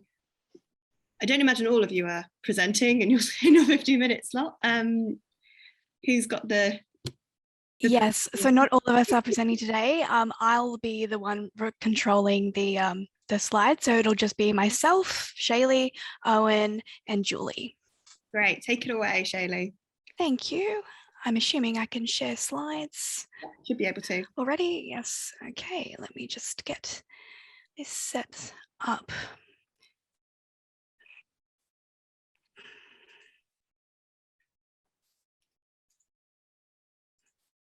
There we go. Okay, Owen, take it away. Thank you. I'd like to acknowledge the traditional custodians of the various lands on which you all meet today. I pay my respects to elders past, present, and emerging, and I recognize and celebrate the diversity of Aboriginal peoples and their ongoing cultures and connections to the lands and waters of Australia. Like I said before, I'm Shaylee, and today our presentation is going to be on Nothing About Us Without Us, exploring the power of lived experience researchers with a disability in a peer support research project. This project is a joint presentation between Community Disability Alliance Hunter, or CEDA, and Diversity Disability Alliance, or DDA. The project is also supported by Carrie Hayter from Carrie Hayter Consulting and Dr. Meredith Trabner from the University of Newcastle. So we will introduce ourselves, the three of us. Our team will also introduce themselves via video, and then we will briefly touch on our organisations, our methodology, and then we will touch on the research and support structures to make lived experience research in the best it can be during times of COVID. So I'll go first, again for a third time. I'm Shaylee. I'm a lived experience researcher with CEDA. I'm also a peer coordinator, and I'm an autistic peer. Hi, my name is Julie McGill. I'm also a lived researcher, experienced researcher, and I'm from DDA, and I enjoy paintings. It's very nice to meet you all. My name is Baird Petty. I'm a lived experience researcher from CEDA with autism, and I quite enjoy history reading and video games. Hi, I'm Aaron. I'm from CEDA. I'm a lived experience researcher, and I'm a sports tragic and a keen video gamer. Hi, I'm Sarah. I'm a lived experience researcher, and I'm a Zumba instructor. Hi, I'm David. I'm a lived experience researcher, interested for playing golf. Hi, I'm Julie. I'm a lived experience researcher from DD Alliance, and I like finding accessible nature walks in my wheelchair. Hi, my name's Kathryn Walsh. I'm a lived experience researcher and DDA peer coordinator, and I really enjoy rock climbing. Hi, I'm George AU. I'm a team member who really enjoyed the opportunity of sharing knowledge. Hi, my name's Carrie. I'm one of the researchers on the team. I love cooking, all things Italian, and bushwalking. So, who is CEDA? CEDA is a disability peer support organization located within the Hunter region. It's an organization that's run by peers with disabilities for peers with disabilities. We value inclusion, advocacy, and enabling peers to share experiences together. Who is DDA Alliance? Diversity and Disability Alliance is a user-led organisation that is run by people with disability for people with disability from diverse backgrounds, with support from families and allies. We value inclusion and a collective voice, choice, and control. What is peer support? Peer support is all about coming together, sharing experiences, information and knowledge with each other. We also identify as peers with disability and researchers. So that means our part of our disability identity is what goes into the research. Because within traditional research, we have often been largely left out of the responses to issues because of mistaken belief that at best we would be disinterested, but also at worst that we would actually be incapable of participating in the meaningful discussions on issues that we have that affect us. So in combination with the lived experience that we have and insider knowledge and academic outsider knowledge, research finding validity can actually be enhanced and relevant because it's actually meaningful for the use of the practicality of the research. Within research, it has always been about us, our data, our thoughts, and our stories, and we should be able to retain ownership of that. We should be the ones deciding on the information, how it should be used, and how it should be also told at the end of the day. We have this unspoken understanding of the findings, and we need to be able to discuss it with our peers. Also, there isn't a lot of literature on peers and researchers, as well as peer organizations and support structures. So we know that there is a gap in the research to do with the culturally and linguistically diverse community, and we want to recognize this as important for our community. So for our research, we have 3 research questions, but we're going to be focusing on the 3rd and the 4th today, particularly for this presentation. So the 3rd one, in what way can support structures facilitate the development and engagement of people with disability in peer support? This one's important because first and foremost, like we've been saying, we are peers, and our experiences are paramount in the shaping of these support structures that will develop and engage us as peers in the community. This translates really well within our research because it's an important dynamic of being a peer that will also inform the support structures that we need as lived experience researchers. The 4th question, what are the experiences of involving lived experience researchers in the evaluation of peer support in peer support organisations? This is important because we want to know what works and what doesn't, so that peers with lived experience can continue to inform the research and also create the opportunity to do so. So us as researchers are continually using our lens to reflect on the processes of the research, because we are going to get a better understanding about the challenges and enablers of lived experience in research. This is an inclusive research project. We have 9 lived experience researchers within CEDA and DDA, 2 support staff with disability, and 2 advisors. We design interview questions for semi-structured interviews, recruit of participants, and analysing data. Eventually, we will write up the findings. Because we are doing inclusive research, all of our approaches are designed by us from the beginning, and we are constantly reflect on how we improve our structures and procedures. As you can see on the slide, this is how many we want to recruit until 2023. So far, we have recruited 20 for the interviews, 4 for the surveys. This has been a challenge. This has been challenging because all of these processes have been online. So we are transforming and improving our methods, and us as researchers are learning along the way. Some of the issues we have encountered have been a lack of access to technology with our community, or Zoom not being totally accessible for every member in the community. It has been difficulty recruiting our participants because of a lack of enthusiasm. There may be more hesitancy because of Zoom fatigue as well. Many of these people are sharing detailed stories about their lives, and that can make people feel a bit more worried over an online format. Accessibility technology has been difficult because not every member of the community is going to have access either through a phone or a laptop, especially for hard of hearing peers.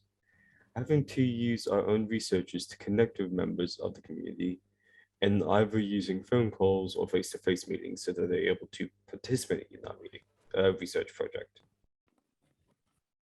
With our events, we go to peer training and events via Zoom. We post on social media and our newsletter. We need to make sure our information is accessible, such as easy read, Auslan, language interpreting services, and drop-in hubs for peers. When we interview peers from culturally diverse communities, there needs to be a lot of trust involved because they're sharing their information, and with supports needs, we provide a connected and safer space. As an example of this, a Muslim peer consented to be a part of the study and wanted to talk to another female peer and researcher so she can feel comfortable communicating. At the start of the project, we had difficulties connecting with autistic peers due to issues with communication. As a part of the recruitment process, we also found autistic peers were able to better relate and feel more safe and comfortable during recruitment if the researcher was also autistic. So as part of being a lived experience researcher as well, our support structures need to be recognised as fluid. So if it was super structured, it would actually impede on our progress and it wouldn't be as effective. So what we have done as a research team, we have rewritten documents in easier to read format. We have come up with communication tools via Zoom to support each other, particularly for the autistic people within the team. And we have also a buddy system where we are paired together so we can have support from each other by using our different skill sets. We've also been provided training, which has been adaptable in different areas like accidental counselling training, Leximancer, interview skills, transcripts and data analysis, and also conference presentation skills, which clearly you're viewing today. All of our systems are online. We have Zoom and we have Slack. Using both of these platforms has brought the team together during the lockdown in connecting with peers. Even though we're at a distance, we get to know each other as a team and build connections. Having those platforms, we can share experiences, information, and build rapport. As an example, we have working groups like our literature working group, recruitment working group, research group, so our engagement is organised and meaningful. Got As 5 peers, minutes, guys. Sorry. that's right. As peers, we hold each other accountable to attend and do what we say we will do. So that concludes our really brief presentation on what we do. But if you would like to know more, we have our contact details there. And yeah, if you want us to talk at presentations for social work or psych students, feel free to get in contact. We'll also be staying around very quickly for any brief questions that you might have. So I'm just going to stop sharing this in case anyone does have any questions. Feel free to pop it in the chat as well. I may have missed a whole bunch because who can keep track of a million things at the same time? So I think Sharon, was it you had your hand up? Yes, it was me. Thank you so much, Shaylee. That was, I feel like I just want to use this now as a training video every single time I do a research methods class. So that'll be the next question I'll be asking. Probably officially, can I have this as a training video? I'm really interested in how it's best for researchers to go about forming partnerships with lived experience researchers. Like, how do we go about building the trust and that relationship? That is such a great question, and it's one of my favorite questions because I like to touch on co-design. So true co-design is about having lived experience researchers or people with lived experience within the forefront of whatever you're doing. So they're actually meant to be placed within the leadership role, and the people who want to engage with lived experience should be taking that on board. Some things that you can do is reach out to inclusive and advocacy organizations such as CEDA or DDA, because they do have lived experience researchers that can go about helping you to engage with researchers in a meaningful way that have lived experience as well. First step after doing that is just sit down, have a conversation with the team and talk about the support structures that everyone needs in place, but also to recognize and make sure that true co-design is having that lived experience at the very forefront of the leadership. That's fantastic. Thank you. No problem. Does anyone else have a question? Please, you can put your hand up or you can put it in the chat. We have a question from Tara. Oh, yes. It's probably not really a question as such, but I really appreciate what you and your team have done, Shaylee. I feel as though CEDA and DDA could potentially partner with ACAP. Obviously, I'm not a worker at ACAP. I'm a student, but a lot of the ideas that you've incorporated within your research to support neurodiverse people, I feel could be very useful for students at ACAP, particularly when you mentioned the buddy system. That could be extremely useful as a way to sort of enter each unit or trimester. It can get quite overwhelming, even without being a neurodiverse person, or if you are, to navigate your way through the cohort of people. And yeah, so I think a lot of those strategies that you've incorporated there could be really useful to be considered.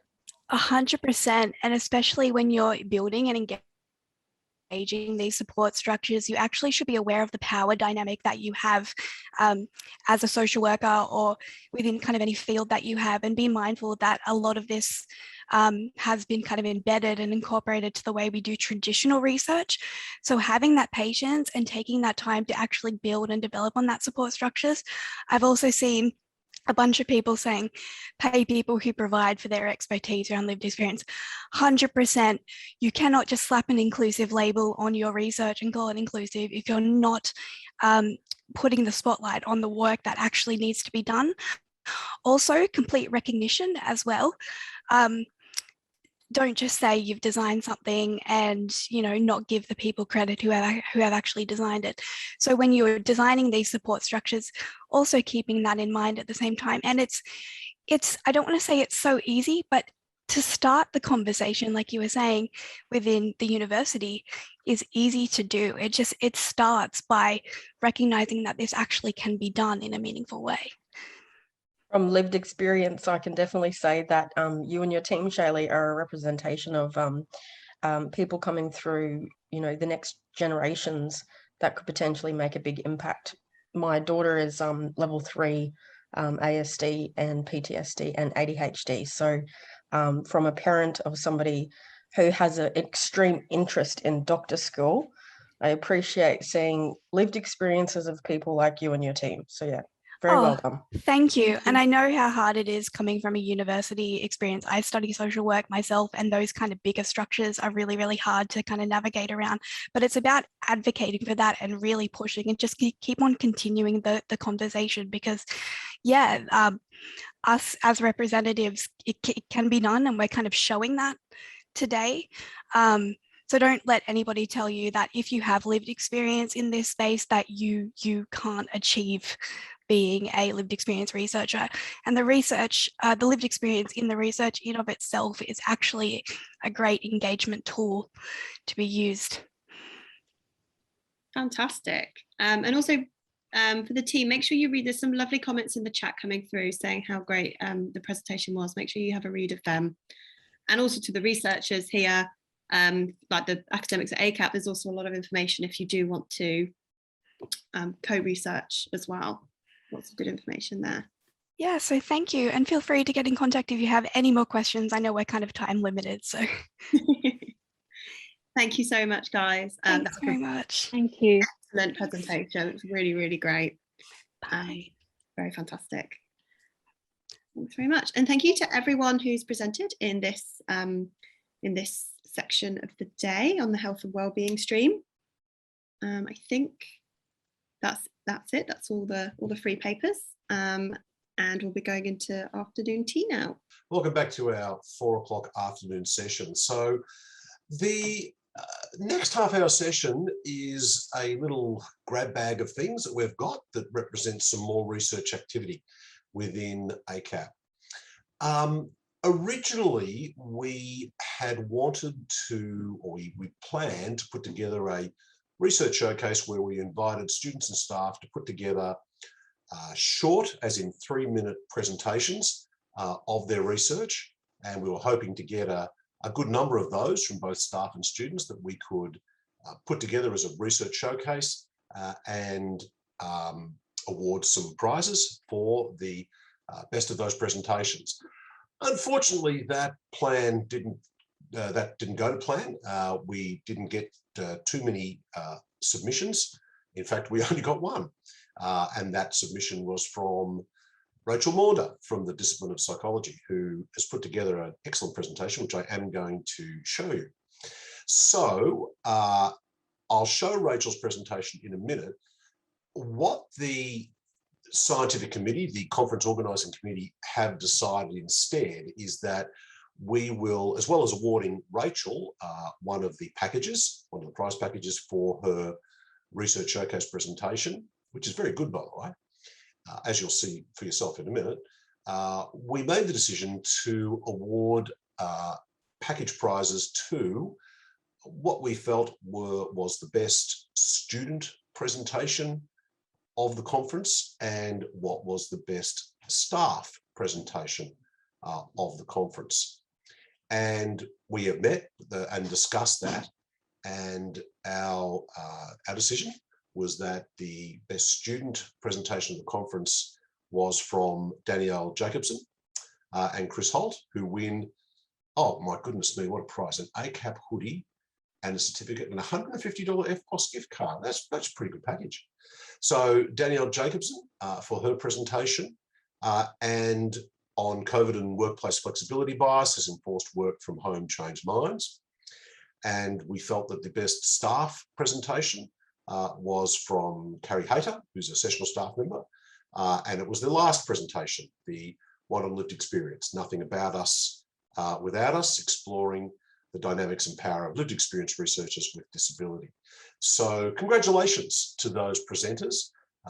It wasn't an easy task. We had a good discussion about the prize winners. There was lots of discussion about it because there was a lot of very, very good presentations. Made our task difficult, but that was where we landed. So congratulations to Danielle and to Carrie and Chris and the other presenters from Carrie's team. Fantastic, really great job. Very stimulating presentations, very high quality presentations, and very well delivered. And they're what we look for with a presentation. So nice job. So what we'll do now is we're just going to have a look at Rachel's presentation. And after we've done that, we're going to ask the two recipients of the 2021 Small Research Grants. The Small Research Grant Scheme is a scheme run by ACAP that allows academics to apply for small research grants to help them kickstart a research project, or if it's a nicely encapsulated research project, actually complete a research project within the funds that we're able to offer. We've got two recipients of small research grants this year who are going to give us a short 10-minute presentation each on what they're planning to do with their small research grant money. They are Rachel Maunder again. So this little section is the Rachel Maunder show. So Rachel Maunder again, and oh my God, sorry, Nathan, I forgot your name. I had an absolute seniors moment there. And Nathan Ryan from Discipline of Criminology, who's going to tell us about his planned research. My apologies, Nathan, I just blanco, late in the afternoon. So let's take a quick look at Rachel's presentation, which is on YouTube. I will quickly share my screen and show you that. It's a 3-minute presentation. No, that's Teams, John. We don't want to see that. We want to make sure, and that's the program. That's better. Let's make sure I'm sharing the screen sound. If you're doing that just to make me feel morning, John, I appreciate it, but it's not necessary. Very funny. Okay. And I've shared sound. Here is Rachel's presentation. He's dangerous. He's unpredictable. He's dangerous. He's unpredictable. He's incompetent. He only has himself to blame. He needs to pull himself together. These are just some of the stereotypes that many people in our society hold towards individuals with mental illness. And these beliefs don't just remain in the minds of the people who think them, but they also manifest in behavior towards people with mental illness. And they've been blamed for the many disparities in life outcomes and well-being which exist between people with and without mental illness. In order to change these attitudes, researchers have used intergroup contact. They've arranged for people without mental illness to actually meet someone with mental illness who provides them with a living example of what people with mental illness are really like. Hundreds of studies have found this to improve the attitudes of people without mental illness towards people with mental illness. But what about the other side? Even if we can reduce prejudice in the minds of the public, people with mental illness may have already internalized these negative attitudes. They may have already come to think of themselves as dangerous, unpredictable, and incompetent because they have a mental illness. So how can we improve how people with mental illness feel towards themselves? What if we use the exact same intergroup contact strategy that researchers have been using for years, but we flipped it? What if interaction between two people who both have a mental illness could show those involved that no, other people with mental illness don't have these characteristics, and as a person with mental illness, you don't either. My PhD research tested this idea, which I called peer contact, and the results were really promising. Participants with mental illness who reported more frequent contact with others with mental illness reported less belief that people with mental illness have these characteristics and lower belief that they themselves have these characteristics, as well as more self-respect, higher self-esteem, and higher self-efficacy. Now it's up to researchers to examine this in an experimental design and to flip the multitude of intergroup contact strategies that exist within the literature into peer contact strategies to address the other side of the problem and improve the lives of people with mental illness who shouldn't have to experience stigma as well as the symptoms of their illness. Oh, nicely done. Nicely done. Oh, hang on. No, I'm not muted yet. Nicely done, Rachel. So we actually have a couple of minutes that we could, if anybody had any questions for Rachel about that. And I'll put you on the spot here, Rachel, because we're not going to ask any questions, but we'll do it anyway. But... Can I ask a question, Rachel? Do you think, because I'm thinking a lot at the moment about our first years, and what are some of the strategies we could put in place to help support their transition, particularly students from groups like the ones I was talking about earlier on, you know, people with lived experience of disability or First Nations students, etc. And I've been thinking about the possibility of using some kind of peer-based approach. Do you have any thoughts about how we might integrate that idea into an educational context? As I was saying, that's a very big question. And I think my next presentation, which is unfortunately pretty much on the same topic, is going to maybe show that we need a little bit more research in this area before we should start doing much with it. as you're saying, this is a really vulnerable group, and I don't think we want to jump into doing anything with them that potentially may not be helpful and could even backfire. Yeah. Good one. Thank you, Rachel. Well, that's a nice segue, Rachel. We might segue straight into your next presentation. So, as I said earlier, Rachel and Nathan are both recipients of small research grants for this year, and we thought it would be really worthwhile to have both of those people come along and give us a short presentation about what their plans are for their small research grants. So, Rachel, over to you. Thank you, John, and I apologise to everyone again that this is going to be a little bit repetitive. So you may have just seen the short presentation that I gave on the PhD research I conducted last year. Now I'm here again live to tell you about the next steps in this research area, which are thankfully to be funded by the small research grant from ACAP's Research and Scholarship Committee. So in case you missed the presentation I gave just before, allow me to recap.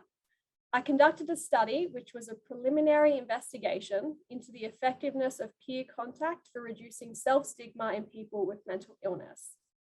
Peer contact occurs when individuals belonging to one particular social group in our society, like a social group defined by being Black or being Jewish or being overweight, interact in some way with another individual from their same social group. The individual may go into that interaction with negative views of themselves because they're a member of a group society deems to have undesirable characteristics, but they might come out the other side of this interaction with more positive views of themselves and of their group as a whole. I recruited over 1,000 people with mental illness for this study and asked them how often they interacted with other people with mental illness, and I assessed their level of self-stigma, self-esteem, and self-efficacy.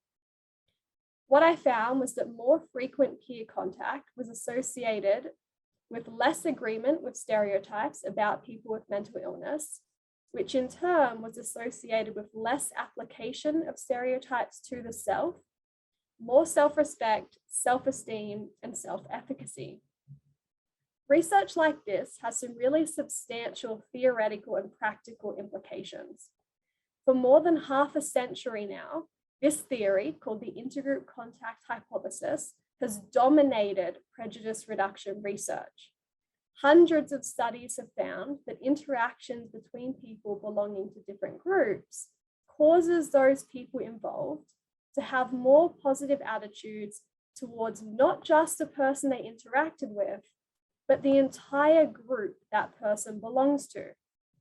Interacting with one Indigenous person, for example, causes participants to feel more positively towards the Indigenous person they interacted with, but also all Indigenous people. This procedure is effective at reducing prejudice against many, many social groups in our society, including people with mental illness. Moreover, research in this area has shown that this interaction doesn't have to occur face to face. Just knowing that one of our friends is also friends with a person from another group can improve our attitudes towards that group. So can watching someone else interact with a person from another group. So can imagining a person from another group. So can interacting with the avatar of another group in virtual reality, and so can chatting with a person from another group online. What my research suggests is that this procedure, with a slight deviation, can have broader effects than many researchers have previously imagined.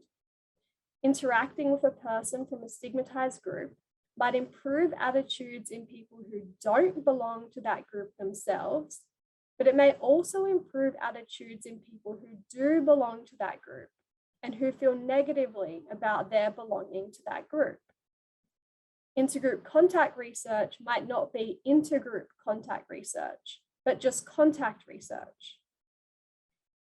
Getting back to people with mental illness specifically, this has substantial practical implications.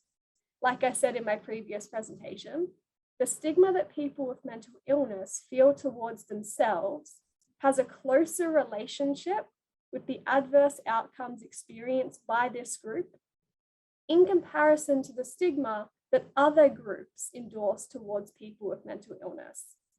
That means by targeting self-stigma rather than public stigma, we have more direct effects on the outcomes experienced by the members of the group.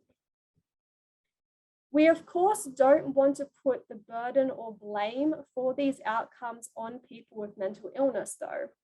These people have to grapple with the symptoms of their illness as well as societal views of them and their group. Society is the problem. Public stigma against people with mental illness is the cause of self-stigma in this group. But at the same time that we're improving societal attitudes, using interventions like intergroup contact, we can change the attitudes that individuals have about themselves using interventions like peer contact. At least that's what I hope, because my research wasn't perfect. No research is.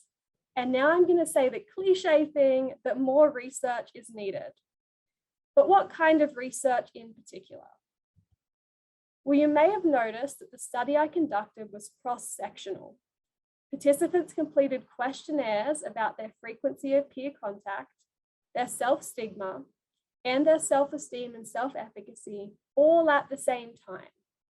So while I can present this mediation model in which it looks like peer contact comes first, I can't say that for sure. These pathways are all correlational, and to use another cliche on you, correlation is not causation.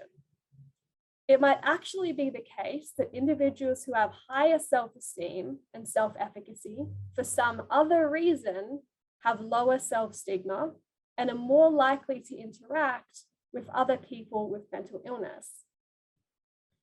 What we need to address this issue and be more confident that any intervention we might develop will actually cause a reduction in self-stigma, we need experimental or longitudinal research. Another issue with this study is that I used a really crude measure of peer contact frequency. All I asked was, how frequently do you have contact with other people with mental illness? This question missed a lot of pertinent information about these contact experiences, which may actually explain why peer contact was related to lower self-stigma. For example, these peer interactions may be happening in the context of clinical group programs aimed at treating the person's symptoms.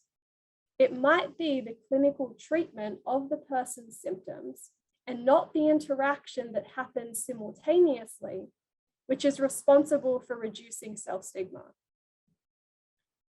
There are other questions that we might ask as well, some of which are inspired by findings within the intergroup contact literature.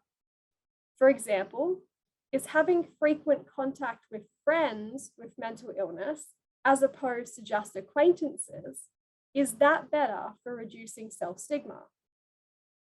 Are interactions where the people involved actually discuss mental illness better for reducing self-stigma? Are interactions with people who have the same mental illness as the individual more impactful on self-stigma?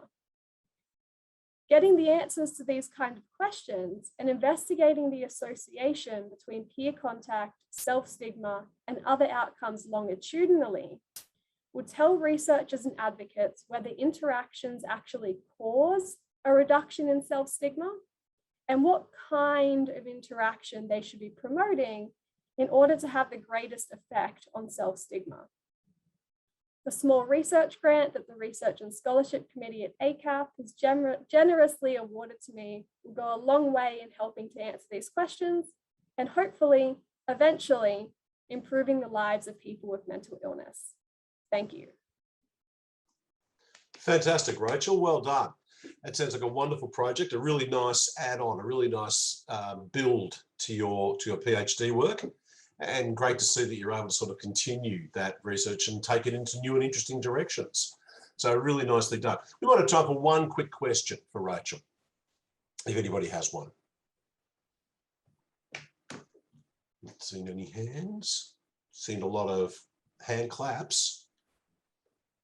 All right then, look, there's no question. We will move on to the next presentation, which is Nathan Ryan from Discipline of Criminology. Nathan's the second recipient of the Small Research Grant Scheme. So Nathan, anytime you feel like it, you can share your screen and we'll listen to your presentation. Okay, thank you.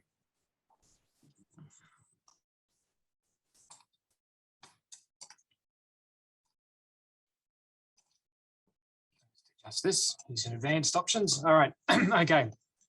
Thanks for that, John. A little background information on myself. I'm from the Criminology and Criminal Justice Department in the Melbourne campus here at ACAP, lecturing in that. So my research history is in police investigative interviewing techniques. Okay, so what's happened obviously over the past year, all of us, COVID-19, we're all getting on that bandwagon.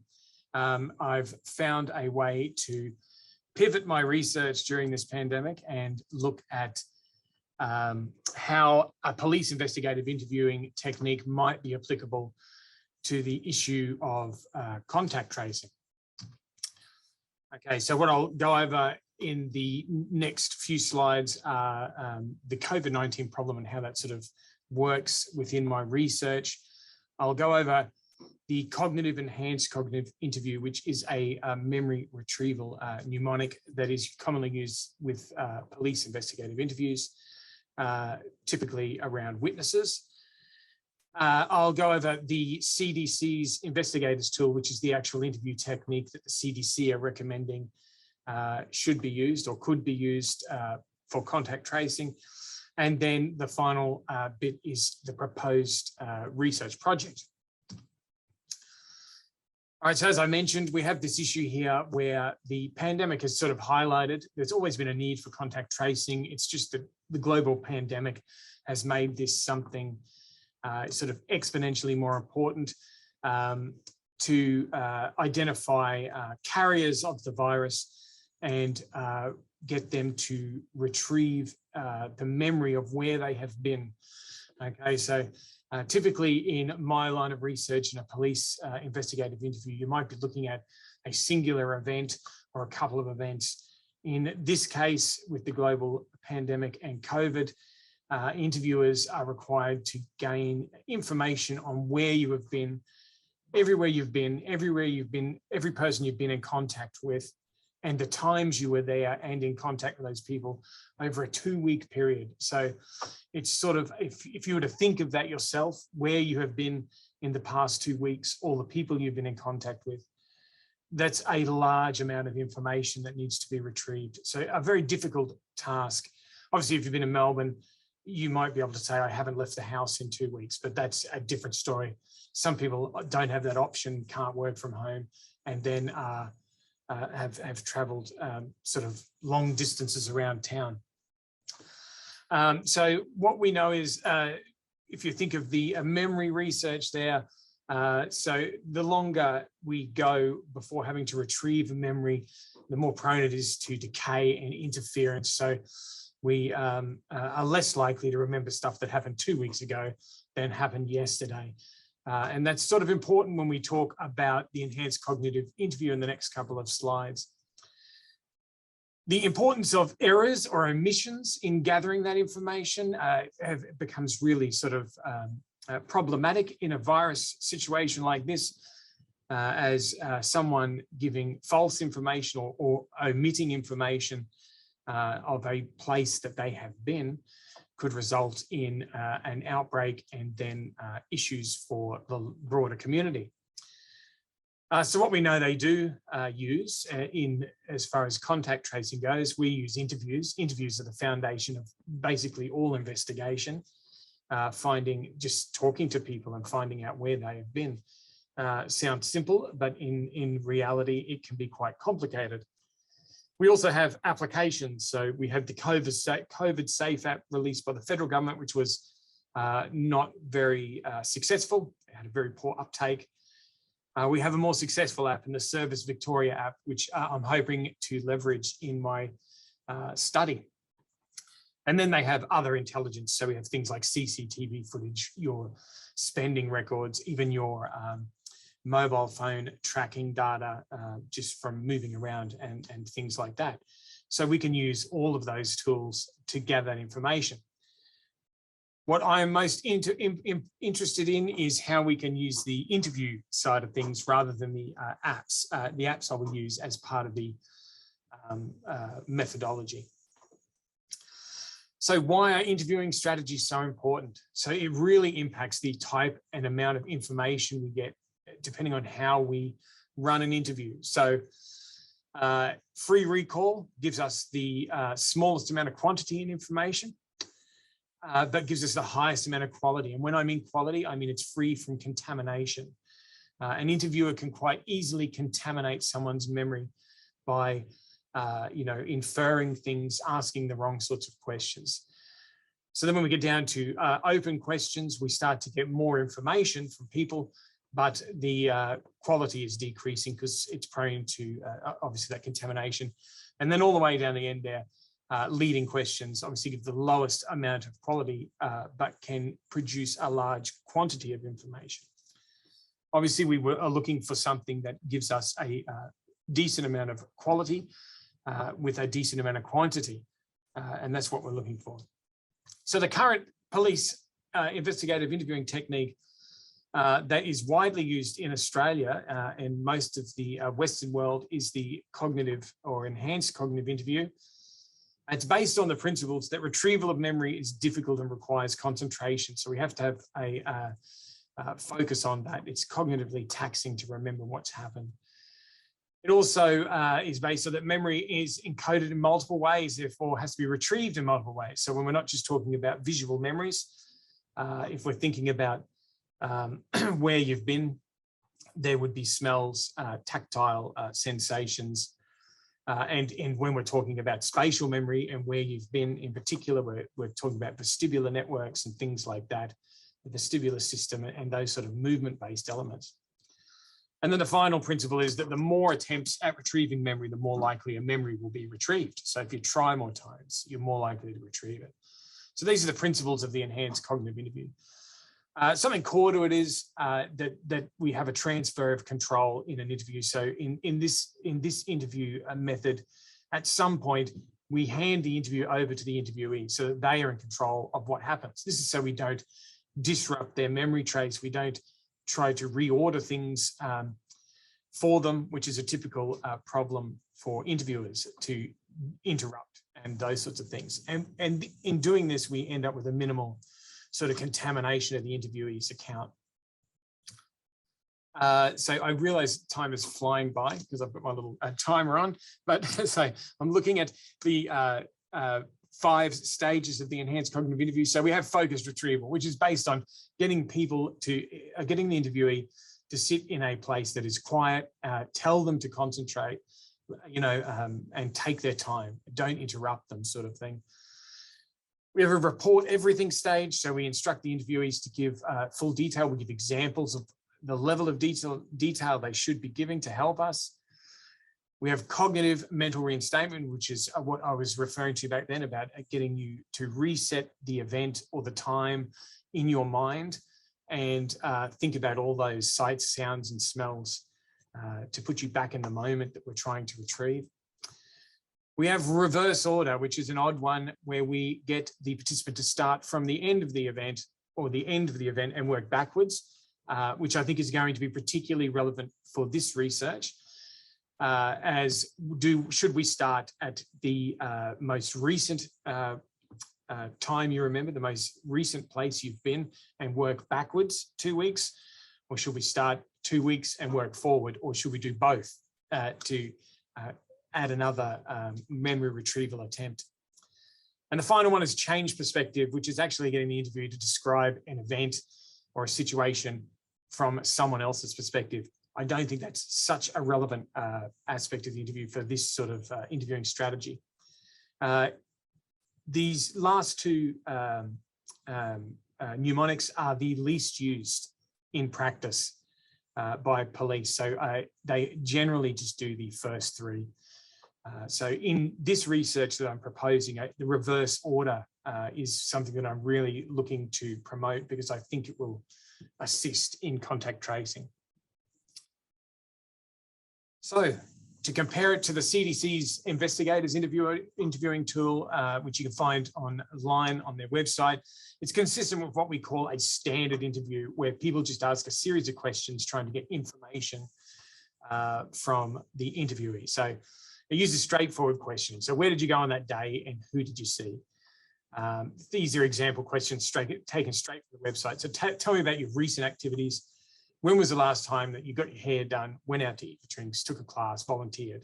So they're not leading questions, but they're straightforward, sort of open-ended, but prone to being sort of closed and not eliciting that maximum amount of information. If you think back to that table I showed you, or that figure I showed you about the quality of information versus the quantity. So you can break their interview into stages. So the main stage of interest for my research is the contact elicitation. They basically go through a bunch of demographic collecting stuff, which is, you know, a standard to all sorts of research and interviewing, confidentiality and things like that. These are also components of the enhanced cognitive interview. So they emphasize the importance of retrieving accurate information, which is similar to a focused retrieval type thing, or telling people how much they should, you know, take the time and give that extra information. They also provide a list of topic areas and locations to discuss that are typical in people's lifestyles. So they separate information into activity categories like living arrangements, location, workplace, again, around location and workplace schedules, and people, places, activities and events, and where have you been? And if you check out this website, they just have masses of questions that you can ask people. So based on the memory retrieval research and the investigative interviewing research, that's not a good starting point to retrieve good information from people that's free of contamination. So the research I'm proposing, install a tracking app on participants' phones. So I want to recruit a bunch of participants. I'm still grappling with the idea of the tracking app, but either get a tracking app installed on their phone. They're quite cheap, easily accessible. Randomly assign people to either a CDC interview condition or an enhanced cognitive interview condition. And then interview participants about their weekends and weekdays. The reasons I want a distribution of weekends and weekdays is to do with routine versus non-routine days. So if you think you go to work every day, you follow the same sort of patterns of behavior, it might be more easy. It would be perhaps more easy to retrieve that information versus weekends where you might be doing something novel, where it might be more difficult or it might be more easy. It depends, I suppose, on the context. Then the idea is I'll compare their accuracy of what they've said in the interviews against the GPS data, the COVID safe app data, the service app data. So I have a truthful, objective, you know, information base to compare it to, and I'll measure them on correct information, incorrect information, and confabulations. So that's basically the research I'm proposing. It's not obviously with the small research grant, I'm looking more to get a pilot study done and something that might attract some external research funding. That would be the goal. But yeah, that's basically the premise of the research that I'm conducting. That's great. Thanks very much, Nathan. Much appreciated. Unfortunately, we don't have time for questions. We're running just a little bit over time, so we might just move straight into the next session. So virtual hand claps to you, Nathan. Thank you very much. And our next session is going to be chaired by our Dean, by Raf. And I'm going to now pass over to Raf to introduce our Dean's Award winner presentation. So over to you, Raf. Thanks, John. And I must say I've been sitting here quietly observing the presentations today, and I've got to say it's really, really impressive. Just fantastic work that's being presented, and it keeps reminding me that ACAP is punching well above its weight. It's outside of its class in this area. So I am delighted as acting Dean while I find my replacement.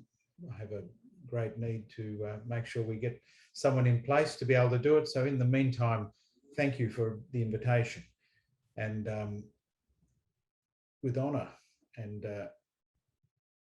humility, I'll be able to announce that the winner of the Dean's Prize for Outstanding Student Research goes to Monica Erickson, who I understand we have a presentation now, and then we'll be taking questions. Correct, Raf. So Monica, unfortunately, is working and wasn't able to give her presentation live, but she has got a recording, which I'm about to show you. But Monica is also on the phone, so that when her presentation is finished, that there will be the opportunity to ask Monica some questions. So I shall start her presentation right now.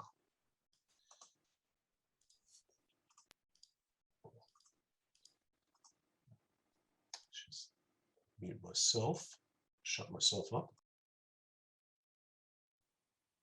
I'm very excited to be presenting my honours research here today. So the title of my project was Exploring the Associations Between Aspects of the Self, Instagram Behaviours and Loneliness. And my project was supervised by Dr. Nicholas Harris. So first, I want to talk a little bit about loneliness and social networking site use. I'll then talk to the research gaps before moving on to my project aims. I'll then discuss the research findings, some practical applications, limitations, and future research directions. So despite increased opportunities for connection afforded by technologies, loneliness is a common experience for many. 1 in 4 adults report feeling lonely, and 1 in 5 Australians experience loneliness as the most common personal stressor during COVID. SNS facilitate connection, and its use has increased during lockdown. So this sparked my curiosity around loneliness and SNS use. So social networking site use has been found to mitigate loneliness. However, it's also been associated with greater perceived isolation and more loneliness. So these contradictory findings may be partly explained by individual differences in user gratifications. So that's in the way that people interact with SNS platforms to satisfy biopsychosocial needs.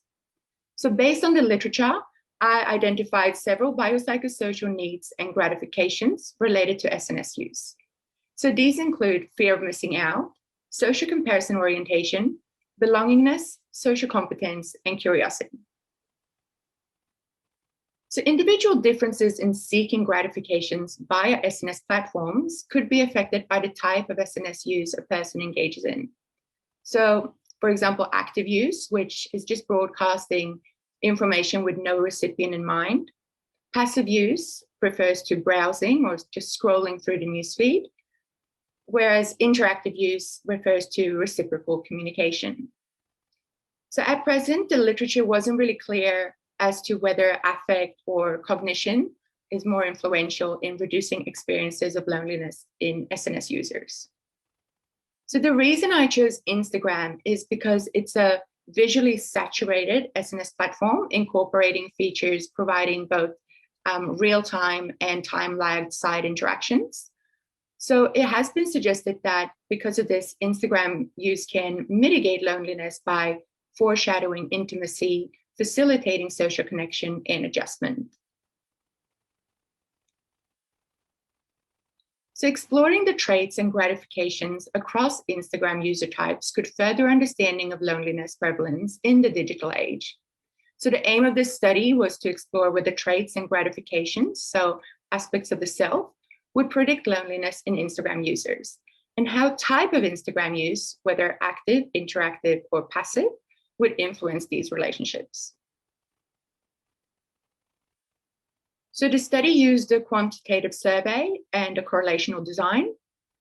So a convenience sample was recruited from the general public and students enrolled in first-year psychology units here at ACAP. And the final sample consisted of 193 participants that needed to identify as Instagram users, be over the age of 18, and live in Australia. So all the scales that were used demonstrated adequate internal reliability, with alphas ranging from 0.70 to 0.94. So 3 hypotheses were generated. The first one, social comparison orientation and FOMO will positively predict loneliness, and this would be reflecting exacerbating factors. The second hypothesis, social competence, belongingness, and curiosity will negatively predict loneliness, and this would reflect protective factors. And the last hypothesis, in accordance with previous research that emphasized the importance of specific user behaviors when using SNS, it was hypothesized that Instagram use would moderate these 2 relationships. So the first hypothesis was partially supported. FOMO, but not social comparison, was a significant positive predictor of loneliness. However, because there was no significant relationship between type of Instagram use and loneliness, I couldn't investigate the moderating effects of Instagram use.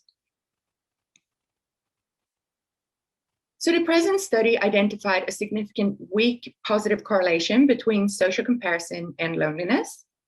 So it might be that participants who are high in social comparison internalize the comparison-based information on Instagram, but ultimately it was fear of missing out that actually carried the greatest weight in predicting loneliness in Instagram users.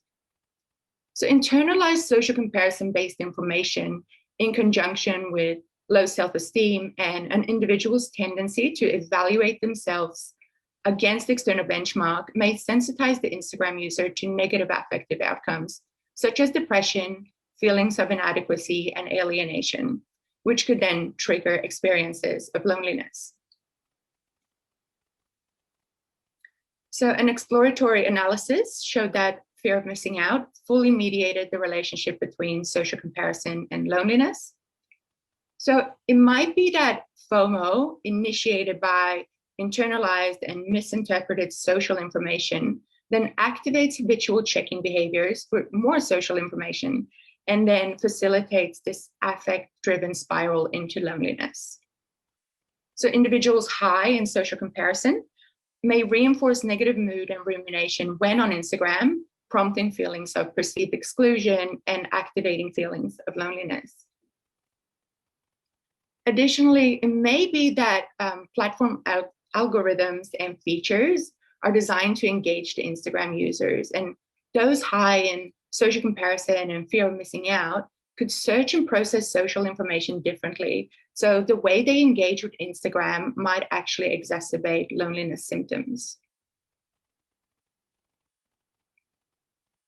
So the second hypothesis was also partially supported. Belongingness and social competence, but not curiosity, were significant negative predictors of loneliness. So the findings suggest that affective factors are dominant predictors of loneliness in Instagram users. Belongingness, which is predominantly affective, demonstrated the strongest negative association with loneliness. 2 exploratory mediational analyses demonstrated significant indirect effects of curiosity on loneliness. So first through belongingness, and the second model through social competence. So a general sense of belonging may protect the Instagram user from experiencing loneliness. By navigating the platform in a satiated state, the user could strengthen their psychosocial need for connectedness. So a satiated need for belonging may lessen the activation of negative consequences, such as negative social comparison and fear of missing out. Users that have satiated belongingness needs and high social competence could, in theory, more easily meet psychosocial needs for relatedness and inclusion online. So this would then attenuate feelings of loneliness. So their offline aptitudes could be translated to SNS engagement, enabling online enhancement of a sense of belonging through shared interests and fostering a sense of connectedness. So users' social competence is also highlighted when engaging in self-disclosure by posting personal content and sharing personal information on Instagram. So these skills can strengthen social bonds and thereby mitigate loneliness. trait curiosity, which is primarily an affective, positive, emotional, motivational drive, could consolidate and broaden cognitive resources, motivating a user's social competence, so self-disclosure, provision of emotional support and initiation, and their sense of belonging, and that way protect against loneliness as per the mediational models.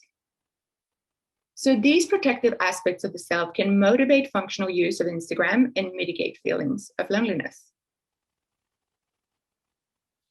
So the final hypothesis that Instagram use would moderate the previous relationships could not be tested, as there was no significant relationship between the Instagram activity scale and loneliness.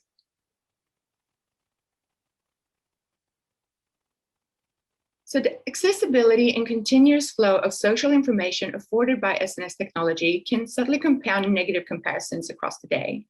So for people that tend to engage in social comparison and experience fear of missing out, limiting their SNS use might alleviate loneliness symptoms by preventing the activation of exacerbating aspects of the self.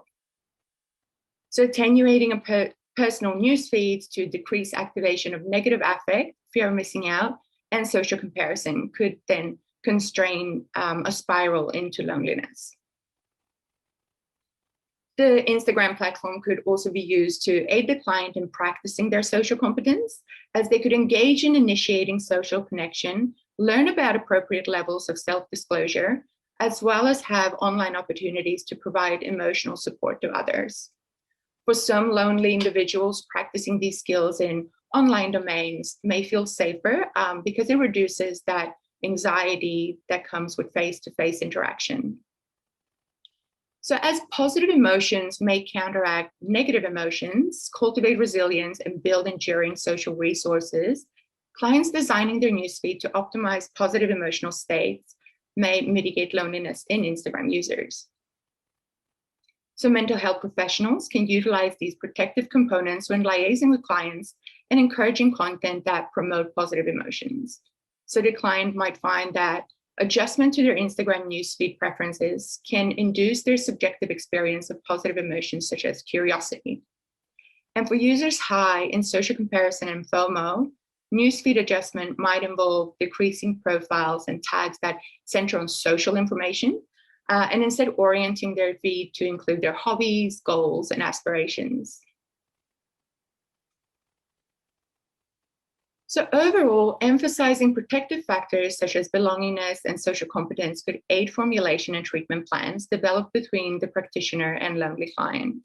So working together to identify and limit exposure to social information and to orient the newsfeed to profiles and hashtags which are more supportive of their gratification needs may mitigate experiences of loneliness, as well as develop their online and offline social skills. So in this way, a client who is experiencing loneliness may have opportunities to induce positive emotions, build confidence, and strengthen resilience. So some limitations of the present study include potential measurement issues. So using a better loneliness measure that accounts for different dimensions of loneliness could better adapt interventions for lonely clients, and also using a more comprehensive Instagram activity scale, as this one only had 6 items and it might not sufficiently capture the different types of user behaviors. So the findings of this study demonstrated that loneliness is best predicted by affective factors, with cognitive processes as peripheral perpetuating factors, and that different aspects of the self can predict loneliness outcomes in Instagram users. So as such, it would be the case that it's not Instagram or type of use, which is the driving force of loneliness, rather the precipitating subjective traits and gratifications, so aspects of the self. Awareness of these factors are important for mental health practitioners when working with lonely clients. So the use of Instagram can facilitate connection and intimacy. However, the Instagram user must consider the platform features which best support their mental health. So the solution appears to be one in which the lonely Instagram user adapts their Instagram interactions to build durable biopsychosocial resources, such as resilience during social comparison and when experiencing negative affect, to support their best way to flourish.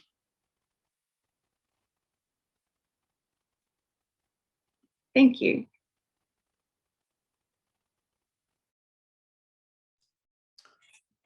Okay, so now we have questions to Monica. We've got lots of praise coming in the chat. Any questions? Is Monica with us, Raf? Yes, she is. She is. Oh, great. Hi, Monica. Oh, there you are. There you are, Monica. Ah, right. Yeah, well, I do have a question in that sense. Monica, I'm really interested in the idea of your thoughts around the idea of social networking sites as a therapeutic platform. You know, the idea that there are strong opinions about social networking. You know, both positive and negative, and so on and so forth. You know, can this be used for good rather than evil type of thing? So, what do you think about the potential for social networking sites as actual therapeutic platforms, given the fact that so many young people in particular know them really well, use them really well, are very familiar with them? Can we leverage that? Wow, that's a really tough question. Your research seems to say yes. It says that there is that possibility. I'm just interested in your thoughts about it. I think there is a possibility, but there are just so many privacy and ethical considerations that I don't know if APRA would approve that kind of project aim. But I think you could use it in therapy to support your clients, and maybe if we started that way, then to later on come up with a proper intervention and formulation using SNS sites. I think there's a way to do it in the future, but for now, I think it's just best to focus on it in individual therapy sessions. Yeah. I think there's a lot of problem-saturated research with social networking. There's a lot of research about how I don't think there's enough research in the positive psychology frame that sort of looks at the potential benefits of, so you know, how it's been good for a lot of people and provided a lot of good for a lot of people, and whether it could be used in a more proactive way than that. I think it's a real area. I think it's a very difficult area to measure as well, and when it comes to standardization, there needs a lot of work. Yep, thank you.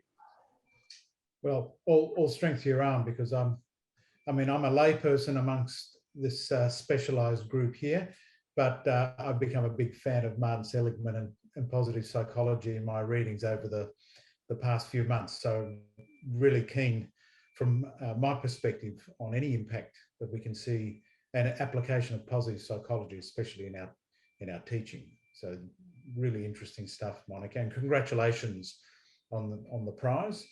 Any other? We're sort of got at the end of the day, and everyone's probably starting to get a little bit image fatigued, looking at their still image over and over. Maybe that's a subject for research, John. We'll see if we get some funding for that. Okay, a question coming in, observation. So it's such an interesting topic. It really highlights how important it is to carefully curate what you consume on platforms, because some of it can be incredibly helpful to others and sometimes less so. Candace Jones, thank you. All right, I think we may have come to a natural end there, John. So again, very delighted to be able to announce and the winner, Monica. Congratulations again. Thank you so much. Thank you, Monica, and thanks very much for hosting that, Ralph.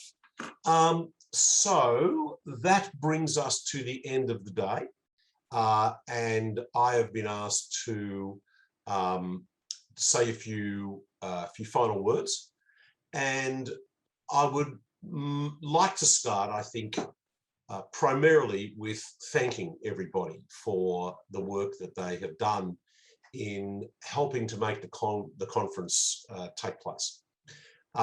If any of you have been involved with conferences in any way at all, you realise that they are very demanding and they're very time consuming and they require a lot of organisation. They don't just happen. So there are a number of people here who I think really deserve some very sincere thanks.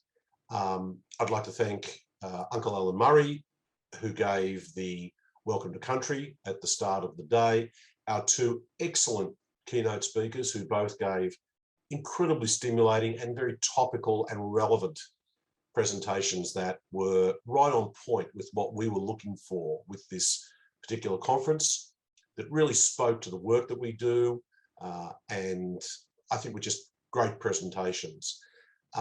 Adrian, Jarvis and Patrick Sharon. Patrick, I think, first time I've ever seen Butcher's paper on Zoom, or you know what I'm talking about Butcher's paper, and it worked really, really well. So great stuff.